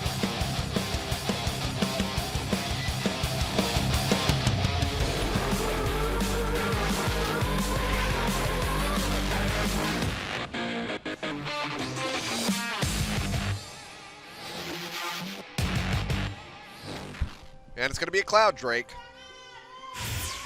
Oh, goody. Huzzah. 소환사의 협곡에 오신 것을 환영합니다. You know, I have an important question, Papa. I'm listening. Why don't you look at me like Cloud Templar looks at Dongjin? This is a fair question. It's because we don't interview together. It's Many clearly an Only. interview buff. I'm going to have to submit a formal request in. Learn some Korean, then we can interview. I can order Mekchu in Korean. That works. That's worth something, right? I mean, you do enjoy the alcoholic beverages. Just sit him down for an interview, like, hello, Cloud Mekchu, okay, and they'll just be like, what? Hey, why man. are you asking me for beer? Other fans in the audience. Imagine he had a pretty heavy hand in the shot calling around that exciting finish in game 1.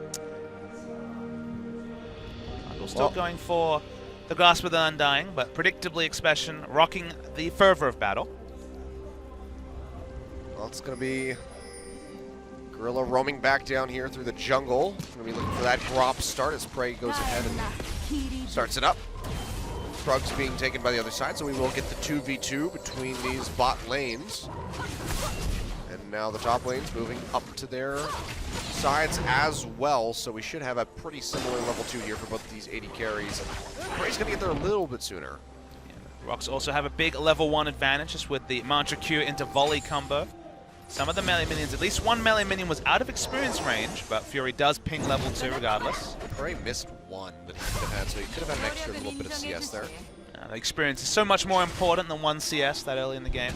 You're in range for that level 2. This opens up so many options.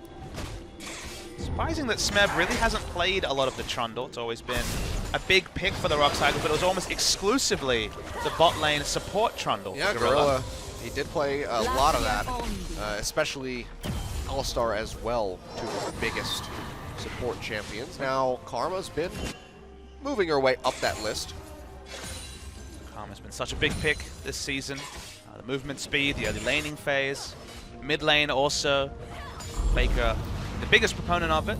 Chaser's really sniffing around for a potential gank. He's just hovering around here. There's no wards in that drive rush. They're really far forward. Looks like he might go ahead and start backing off.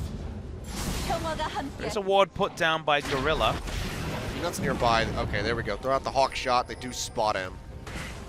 So they will stay safe. Jungle paths are very different when the lane swap isn't enacted, so it's nice to see an aggressive move from Chaser, but well spotted and scouted by ROX Tigers. Yep.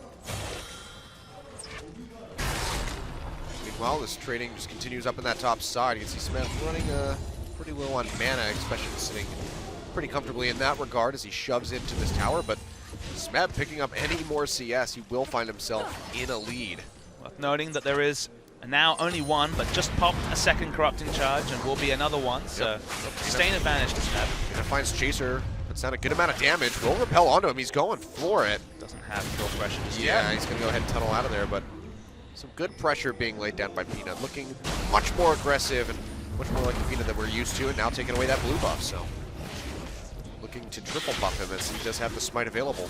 Rise is backing, although. Yeah, this is going to be TP coming in here from Expression, really aggressive. It's going to be matched by Coco. The Cocoon comes out. That could have been better. Yeah. Yes, it could have been. I don't have much to say about that one. Now, it's worth noting that Coco wanted to get to mid lane and obviously doesn't have any difference when it comes to cooldown timer. Too far off. Yeah, there's no more reduction in cost when you teleport to your mid lane turret, so that big a deal. Yeah, it was more so the Expression one really delayed him getting up there, especially with the Cocoon, so it's a little bit later than he would have liked to have been. We can see Smeb has started getting that CS lead. Smeb hasn't shopped yet, so that will be largely answered shortly. Well, he can get right back in there with his teleport, so shove up to the turret. Yelled it back right up off. Not miss a beat. ROX Tigers are running the Vlad this game. Oh, Prey. Had to use the heal.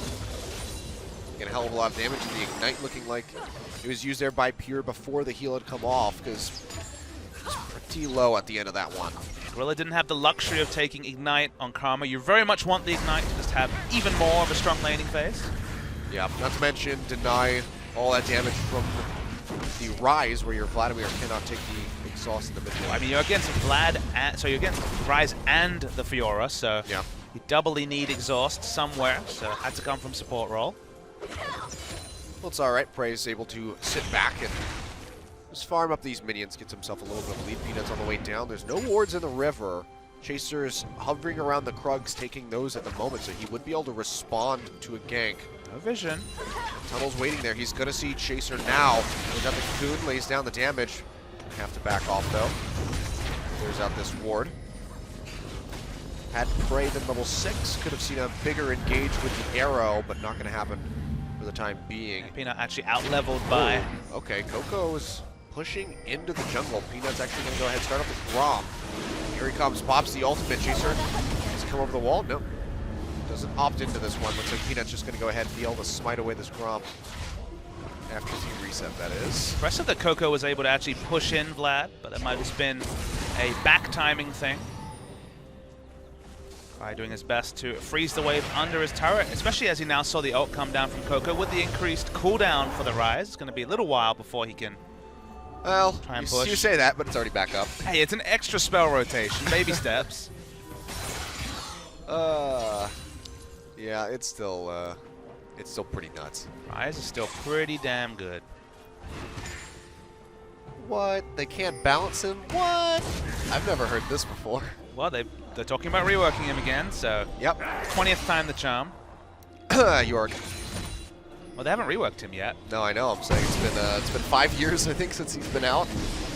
He hasn't been touched. I should have responded with the prototypical poo. Yeah. They will forget Yorick Mori. He might even get a skin when they rework him. Maybe. the dream. A whole skin? Yeah. For me? Yeah. That would just make his life. He doesn't seem like the type to really be that upbeat about it. I mean, it would be the best thing to ever happen to him in the last 5 years. Oh. Nice by Smeb, at least a jump. Will shove Expression out of lane. Doesn't have TP quite just yet, so he's gonna have to back off and likely run back to this lane unless he just wants to sit there and wait. It's a big hole in terms of combat stats because Smeb did the later recall, had Ruby Crystal and the double longsword, so cannot win those trades if you're Expression. He doesn't want to teleport to top. Expression can be a little bit more liberal with his teleport. Coco has a teleport of his own, and at this stage of the game, you don't really want to be teleporting into battle as Fiora anyway. Yeah, with a double longsword. It's not the time. I mean, even the late game, you're probably better served split pushing than actually fighting. Samsung chose that. The 0.9 KDA 2-in-1 Fiora. You can see that it's going to be the Tiamat coming back in here for Smeb. Looking like he might go for the Titanic this time around. Guarantees on that one could just be Phage into Black Cleaver later on. I suppose it's possible, but not. Do we see a lot of trouble with Black Cleaver? I feel like we don't really. It does come out a little bit. We saw it earlier this week. Oh, I got taken away by Chaser. Nicely stolen with the smite. You can apply it very fast because you can Q and then auto attack cancel, and in general get 3 stacks very quickly. Plus the W. Yep. Yeah, does make sense. It's an option. Phage is just so good. It makes you feel good. Whenever you have a champion that builds Phage and then you start the game without it, you're like, man, this feels really sluggish. Then you get the Phage and you're like, ah, that's right. Now I can beat the crap out of them.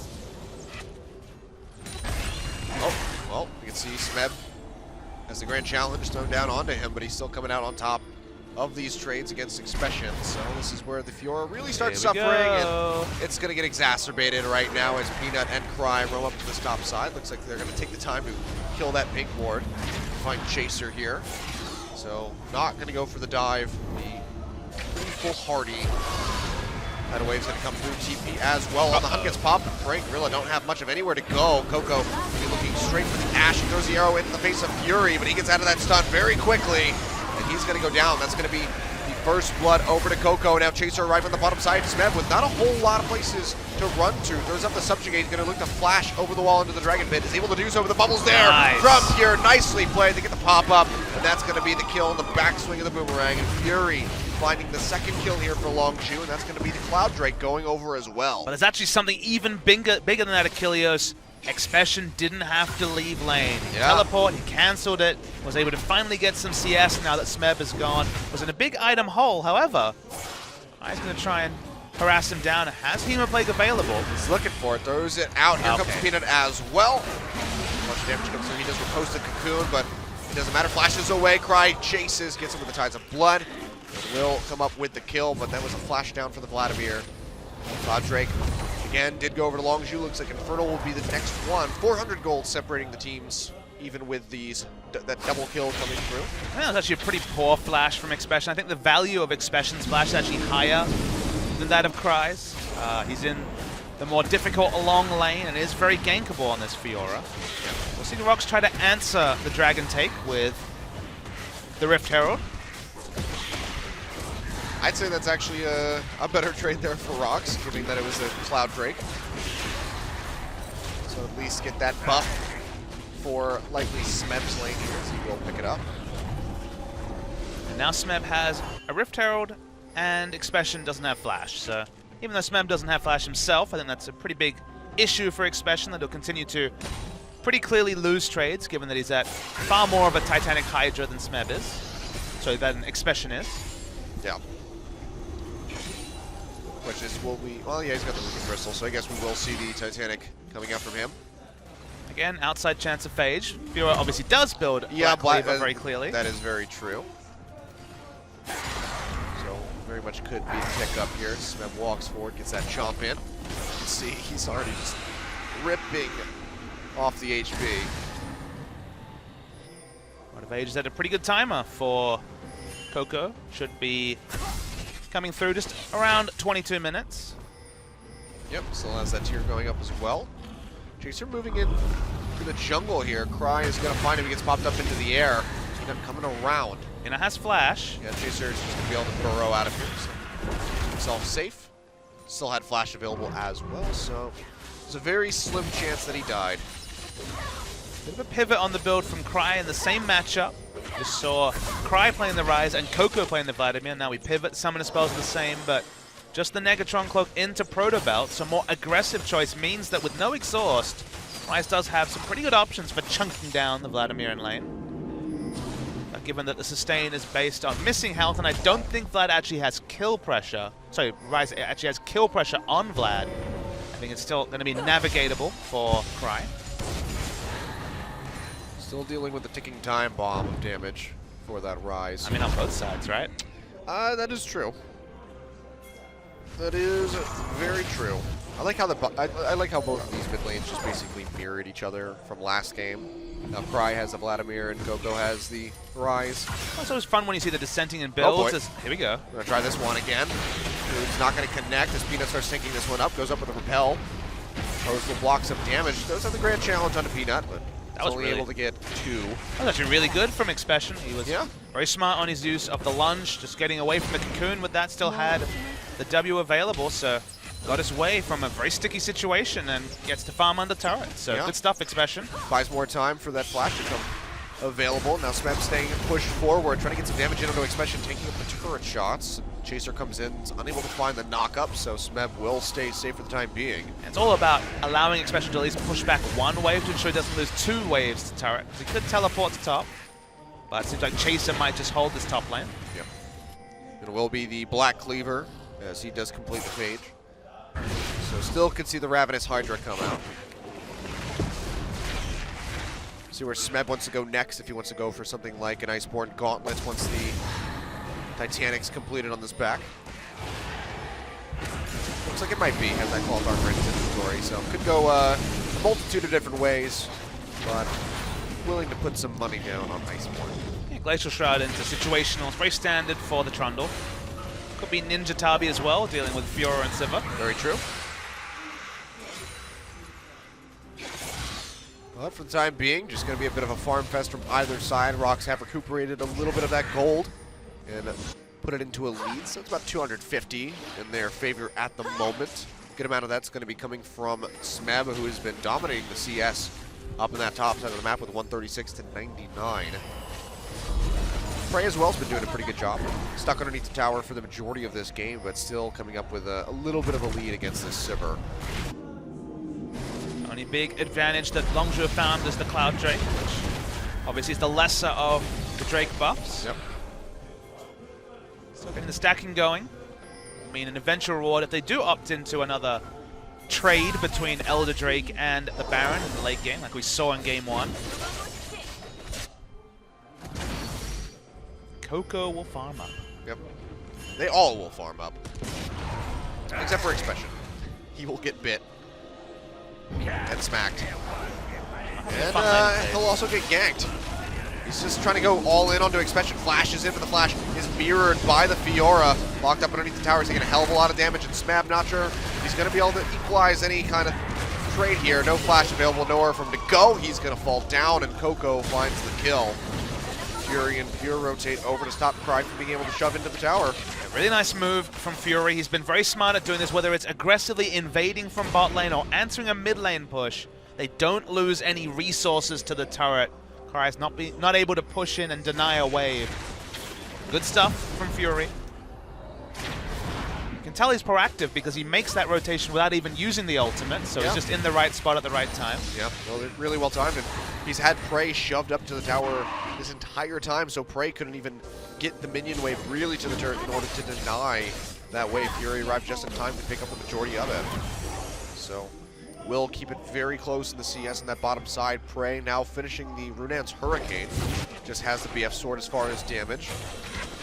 Despite the early game, I think ROX actually have the win in a dragon fight. 2 flashes were used for 1 on the side of ROX side, because only Smeb used his flash, and in general, I think the power in the early game is higher for ROX. And Fiora obviously not the strongest team fighter in general. think it's really going to come down to Crying if you can hit this Hemo Plague on multiple members. I mean, if you miss the Hemo Plague, you feel pretty bad. Yeah. It's not a Gnar ultimate. I mean, if you can hit multiple members, that'll be really good for all of the ROX Tigers, especially for Prey, who has that Hurricane, who's going to be trying to hit as many people as possible. So, the Proto Belt, we'll see if it's going to enable him to get in range and really blow people up. Especially still not completed an item, but has the constituent parts of his clear 2-item build. Nothing has changed with that with Fiora. This time it's ROX walking up. Yep. Well, the bot lane, well, the support and jungle, rather, recalling here. Of course, Void Rush could be used, and it is by Chaser.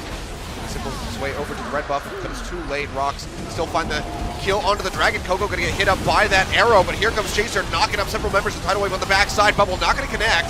It's gonna be Coco going down already as Peanut picks up the kill. Here comes Expression on the backside. Cry, Gorilla, Prey, and Peanut all very low. They jump into Gorilla. The shield comes through from Karma, but the Ricochet is able to take him out on the backside. Expression falls, however, under this pressure that Cry is laying down with the Vladimir. And now Fury and Fear have to run, but Smab is still a very big troll that's just walking up onto the Sivir, who has all of nowhere to go.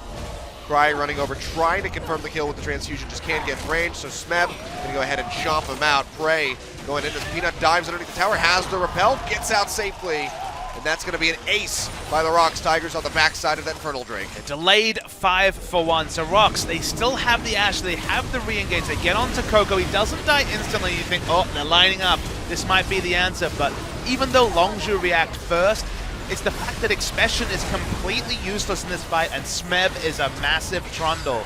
Just the reality of Fiora is that she can't contribute much, doesn't get a kill, gets turned onto, explodes instantly, is neither tanky nor doing any realistic damage, and a 4-for-2 can only ever go one way for ROX Tigers, who now blow the game wide open with that play.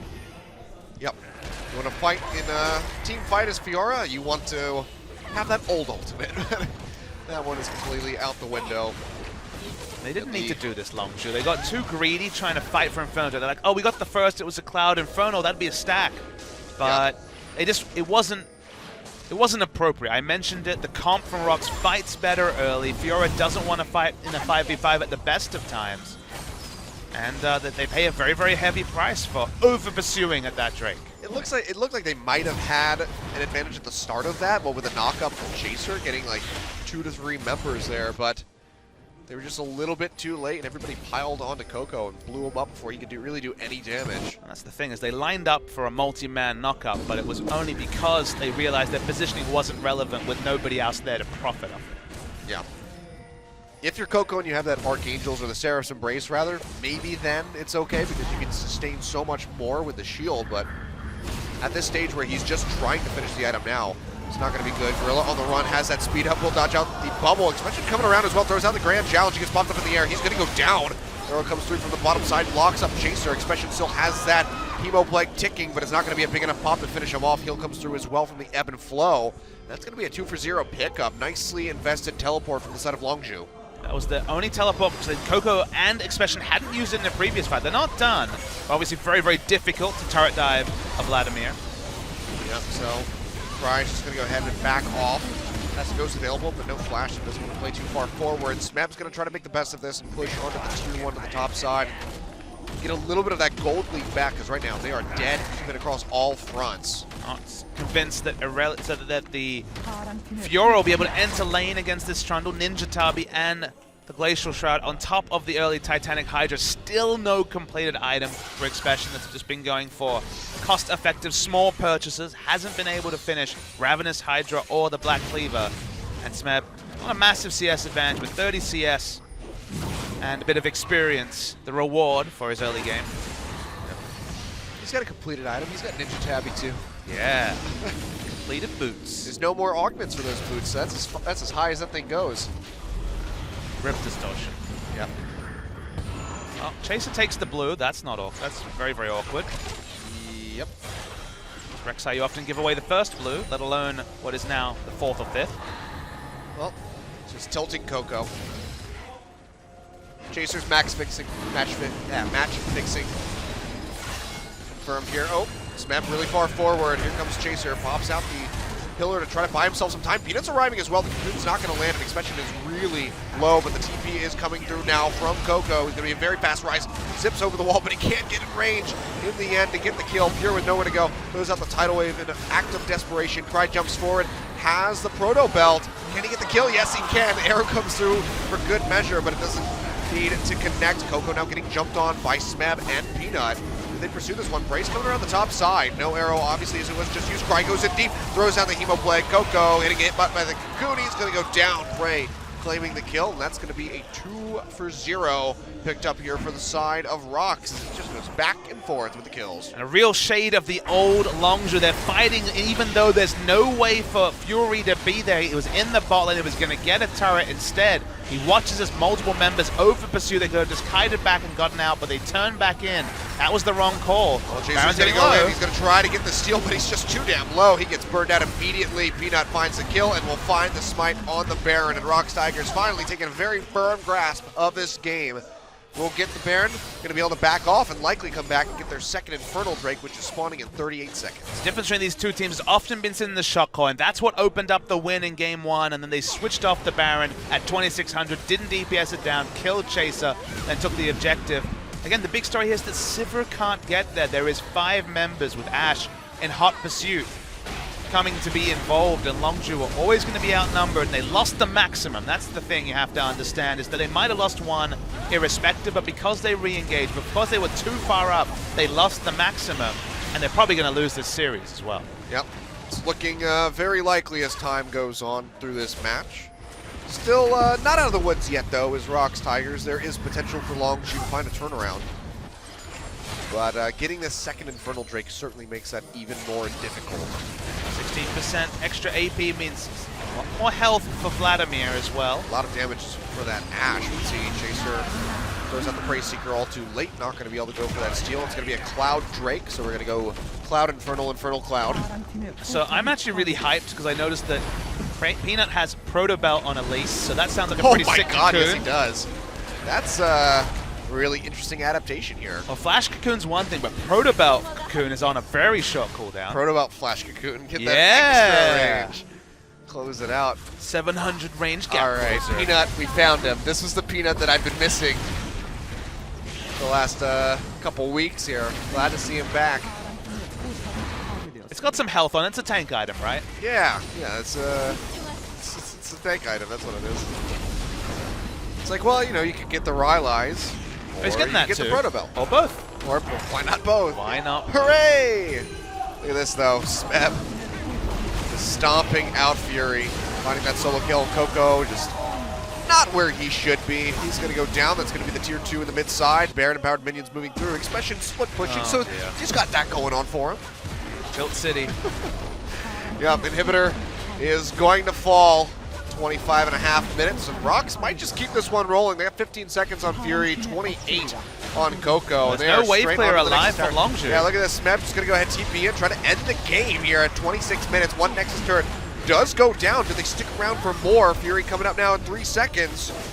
They get onto the turret, only can get a little bit of damage, though. Looks like they're going to have to back off, but still, such forcible play coming out here from ROX Tigers. Find themselves now with a 9,000 gold lead. We didn't even see this. Yep. As Smeb walked up to Fury. I've seen everything I need to see. Well, that's pretty cool. He killed him with the ult. He contaminated him to death. I've never seen that before. It's a very dirty troll. Have you ever seen someone kill someone with the ult? Yes. That's awesome. I've done that a couple times. It's a lot of fun. Contaminated. Especially when they flash away from you after they have the subjugate on, then you just watch it. Oh, the second tick of the ult. Yeah, and you're just like, yes, you fool. I have duped you. I don't think Smeb's duped anyone this game. This is exactly the Smeb we have expected. Very much the similar Trundle performance that he had. Well, he's duped the hell out of Longzhu. I think Longzhu duped Longzhu. That's true. They fakered their faker. Who fakes the faker? Faker himself.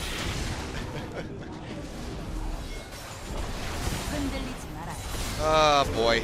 Well, ROX looking very much back on form, or maybe Longzhu looking back to being a bit of a poorer team. The Princess and the Pumpkin. Can't really tell which one it is. it was nice being hopeful about ROX for 2 days. Sorry, about Longzhu for 2 days. Yeah. And now it's back to the drawing board for these guys. Unless they turn something around like crazy, but I don't really expect that one to happen. It's going to be Peanut jumping forward with the Proto Belt, finds the Cocoon of the Fury. He will make it out alive, much to the efforts of Longzhu keeping him up, but you have to invest a hell of a lot to sustain him. That's going to be the tier 2 going down. That super creep wave is starting to build up in the mid side.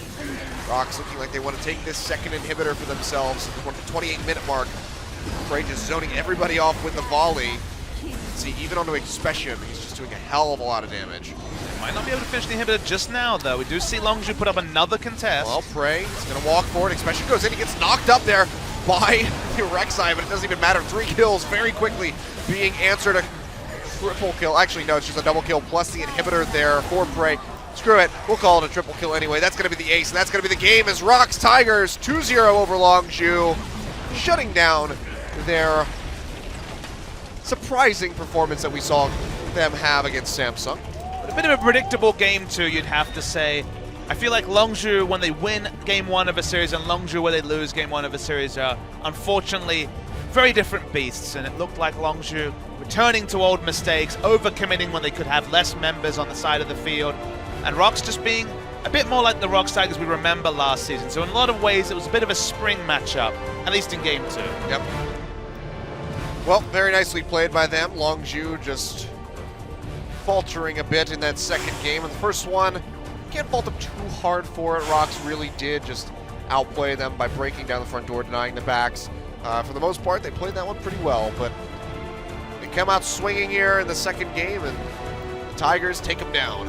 Yeah, they were very much pickpocketed in game 1. Longzhu had the control for a lot of that game, but this was very much the bulldozing that was expected a couple of weeks ago before Longzhu had that mini revival. Peanut, here we go. Like I said, return to form for this guy. Proto Belt hype. That was a really interesting buy, and I kind of hope that we see more of that from other junglers, not just Peanut, because really was an interesting style of play. Getting that big cocoon on the end there onto Fury didn't end up with the kill, but it ended up with a lot of summoner spells and ultimates blown by the side of Longzhu, which really helped them push in for that win. While from time to time I'm in love with the Coco, I don't know about these Fioras, Achilles. The Trinity Force carries, sure. The Fioras, though, Samsung have won with it, but not looked convincing. The last couple of Fioras have been run over, and if Trundle can do it that easily, and Trundle makes it through picks and bans, then what more is there to say about Expression this game? That's the other thing. It's like, the Trundle's available, and they still decide to take the Fiora. It's just, it's pretty confusing as far as the draft goes. But, oh well. Still early on in the split. There's a lot of LCK yet to happen, so there is time for Longzhu to turn it around. But for the time being, Smeb going to be your MVP.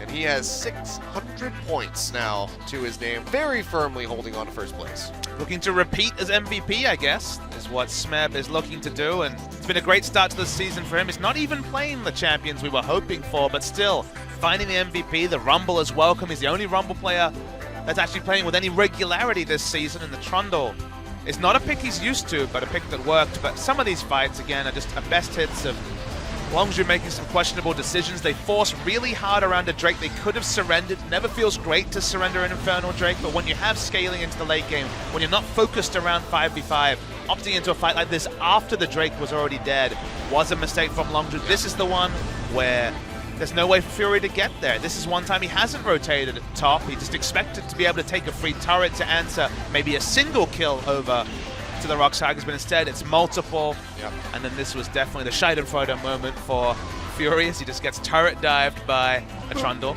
Yeah. Goodbye. Yeah, these are mostly just the team fights, but there wasn't even all of the crazy little 1v1s that he had with Expression just beating the hell out of his face. This man wanted some Smeb, and he got plenty of Smeb this series. Did get plenty of Smeb. It looks like somebody's looking at Twitch chat live right now.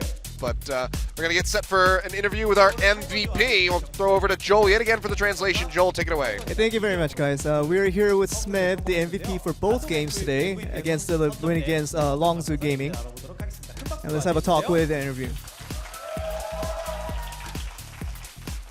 네, 오늘로써 3연승을 달성하셨어요. You got your third consecutive win in the game today, and how do you feel about that? 이렇게 좀 3연승이라서 이제 좀 기세를 좀 타고 나갈 수 있을 것 A 같아요. third consecutive win is very good for us. It gives us the momentum to build on, and then we want to continue to build on that. 롱즈가 락스 타이거즈를 꺾었던 삼성을 꺾었거든요.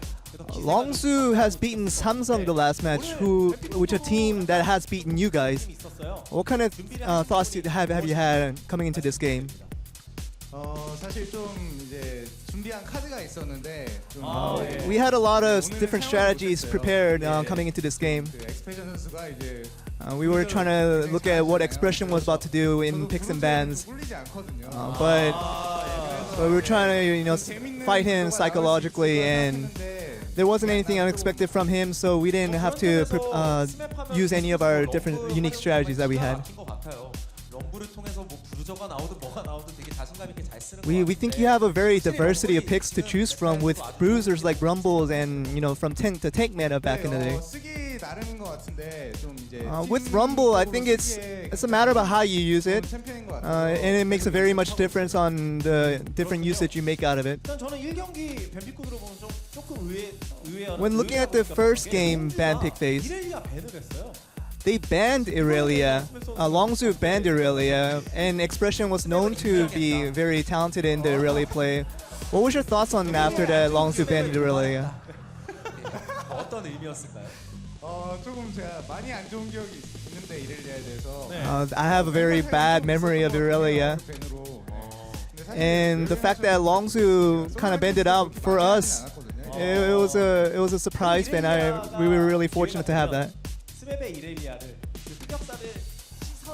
You told us that you have a bad history with Irelia, Smeb. But there's something you have planned coming up to have a better Irelia game in the future. I'm practicing on it right now, and hopefully later we can have a chance for me to show you Irelia play. 그리고 그 구도 전에 서로 장로 드래곤과 발언을 먹는 장면도 나왔었단 말이에요. There was a scene in the game where you guys were discussing the different whether to take the Elder Dragon or the Baron. What was the discussion between that? 이거 2분만 1분 30만 버티고 우리가 개이득이라고. We were discussing that if we can hold on to 1 minute and 30 seconds for the Elder Dragon buffs to go down, then we can definitely take advantage of it. And I think that was a good plan. 네, 그렇죠. 그 장면도 경기 화면 준비가 되어 있는. We have a highlight ready regarding that situation. Let's look at it. 네. 여기서부터 시작이었죠. 여기 진짜 손에 땀을 쥐는 전투가 계속 펼쳐졌는데요. This was it. This was the start of it. 어떤 얘기들이 오고 갔는지 궁금합니다. This was a situation where Prey went in front door, and we were focusing really hard on trying to cut off Expression's recall. We didn't really think too much about it. We were more of an instinctual place from us. 그래서 확실히 그냥 꽝 붙었으면 쉽지 않았을 구도 같은데. We thought that if you went head on, it would have been tough for you guys, but strategically, you guys made a good move, and I think that got you guys the win. 그런 부분에 대한 자신감이 있는 건가요? Is there a lot of confidence regarding the strategy-wise? But the decision of taking Baron than the Elder Dragon was a good strategy on our part. And if we take advantage of little things and it all turns to big things, and we can take advantage of it and get a victory in the end. 디스하고 재밌는 장면인 것 같습니다. 분명히 분기점이 됐었던 게 이제 바론과 장로 드래곤이었잖아요. And I think that was a decisive moment when choosing between the Baron and the Elder Dragon. A lot of people say Baron is better than the Elder Dragon, but what do you think of the exchange between the two? Well, if you get a good fighting angle within 1 minute and 30 seconds, I think Elder Dragon is better. But if you can't, it's really no use. 그리고 요즘 또 이제 고릴라 선수의 폼에 대해서 여러 가지 분석. A lot of people talk about Gorilla's form in recent games. I think he did okay today, but what are your ratings on Gorilla? We all agree within our team that Gorilla during practices is really amazing, but when he gets losses going in competitive play, kind of loses confidence and he's not able to play as well as he is practicing. 오늘 경기에서는 크라이 선수가 출전을 했어요. 쿠로 선수와 이제 계속 Cry started over Kuro today. What are some of your comments you have for Cry? 그거는 제가 확실히 모르겠고요. Well, with Cry coming over Kuro, that's more of a coach's decision, and I don't know too much about the thought behind it. But he's doing well, and I just want him to continue to boost his confidence and build on it, and just continue to have a good game. 게임 구도도 그것도 쉽진 않았거든요. 근데 또 한 번 막 이렇게 한 번 분위기 잡더니 막 쭉쭉 밀면서. We thought that you guys were having a rough start to game 2 also, and getting that one big blow on the Longzhu, it really helped you guys. Yeah, a lot of the Longzhu players were really going in aggressively, and I went in more aggressive, and I think that really helped out. 저도 때려야겠다 이러고 가서 싸웠던 것 같아요. Fury went in really hard, but I think I thought I could hit harder, and that's what I did. I got a good result out of it. 그리고 또 눈에 띄었던 변화가 피넛 선수가 One big change that we saw was Peanut kind of went back to his old form of being very aggressive as we have seen in the past. What are some of the team environment regarding Peanut? 한번 가봤거든요 아이템을. Peanut actually went with the Pro Belt during practice, and we saw a surprisingly better result, and we thought we could have used it during competitive play, and we did. It's here to stay, lads. Huzzah! 정말 이렇게 받으셨는데 사실 두 번째 경기는 MVP를 다른 선수가 받아도 The first game we thought you really earned the MVP, but second MVP we were kind of questionable whether other players were candidates for MVP. 1경기에서 리신이 좀 안 좋았거든요. In the first game, Peanut's Lee Sin was not that good, 잘해야겠다 하고 한 거. but he really had a lot of motivation trying to do well. But I think we all did well overall. You guys have a very good run going with 3 consecutive wins. But give us a little comment on what you have for the season. We have 3 consecutive wins, and we want to continue to build this and make it more consecutive. We want to try to do our best to show the best form we have. Thank you. All right, back over to you guys. Thank you very much, Joel, for the translation yet again. And yeah, so Smeb returned to form. Peanut as well. Looks like that Proto Belt might come back out.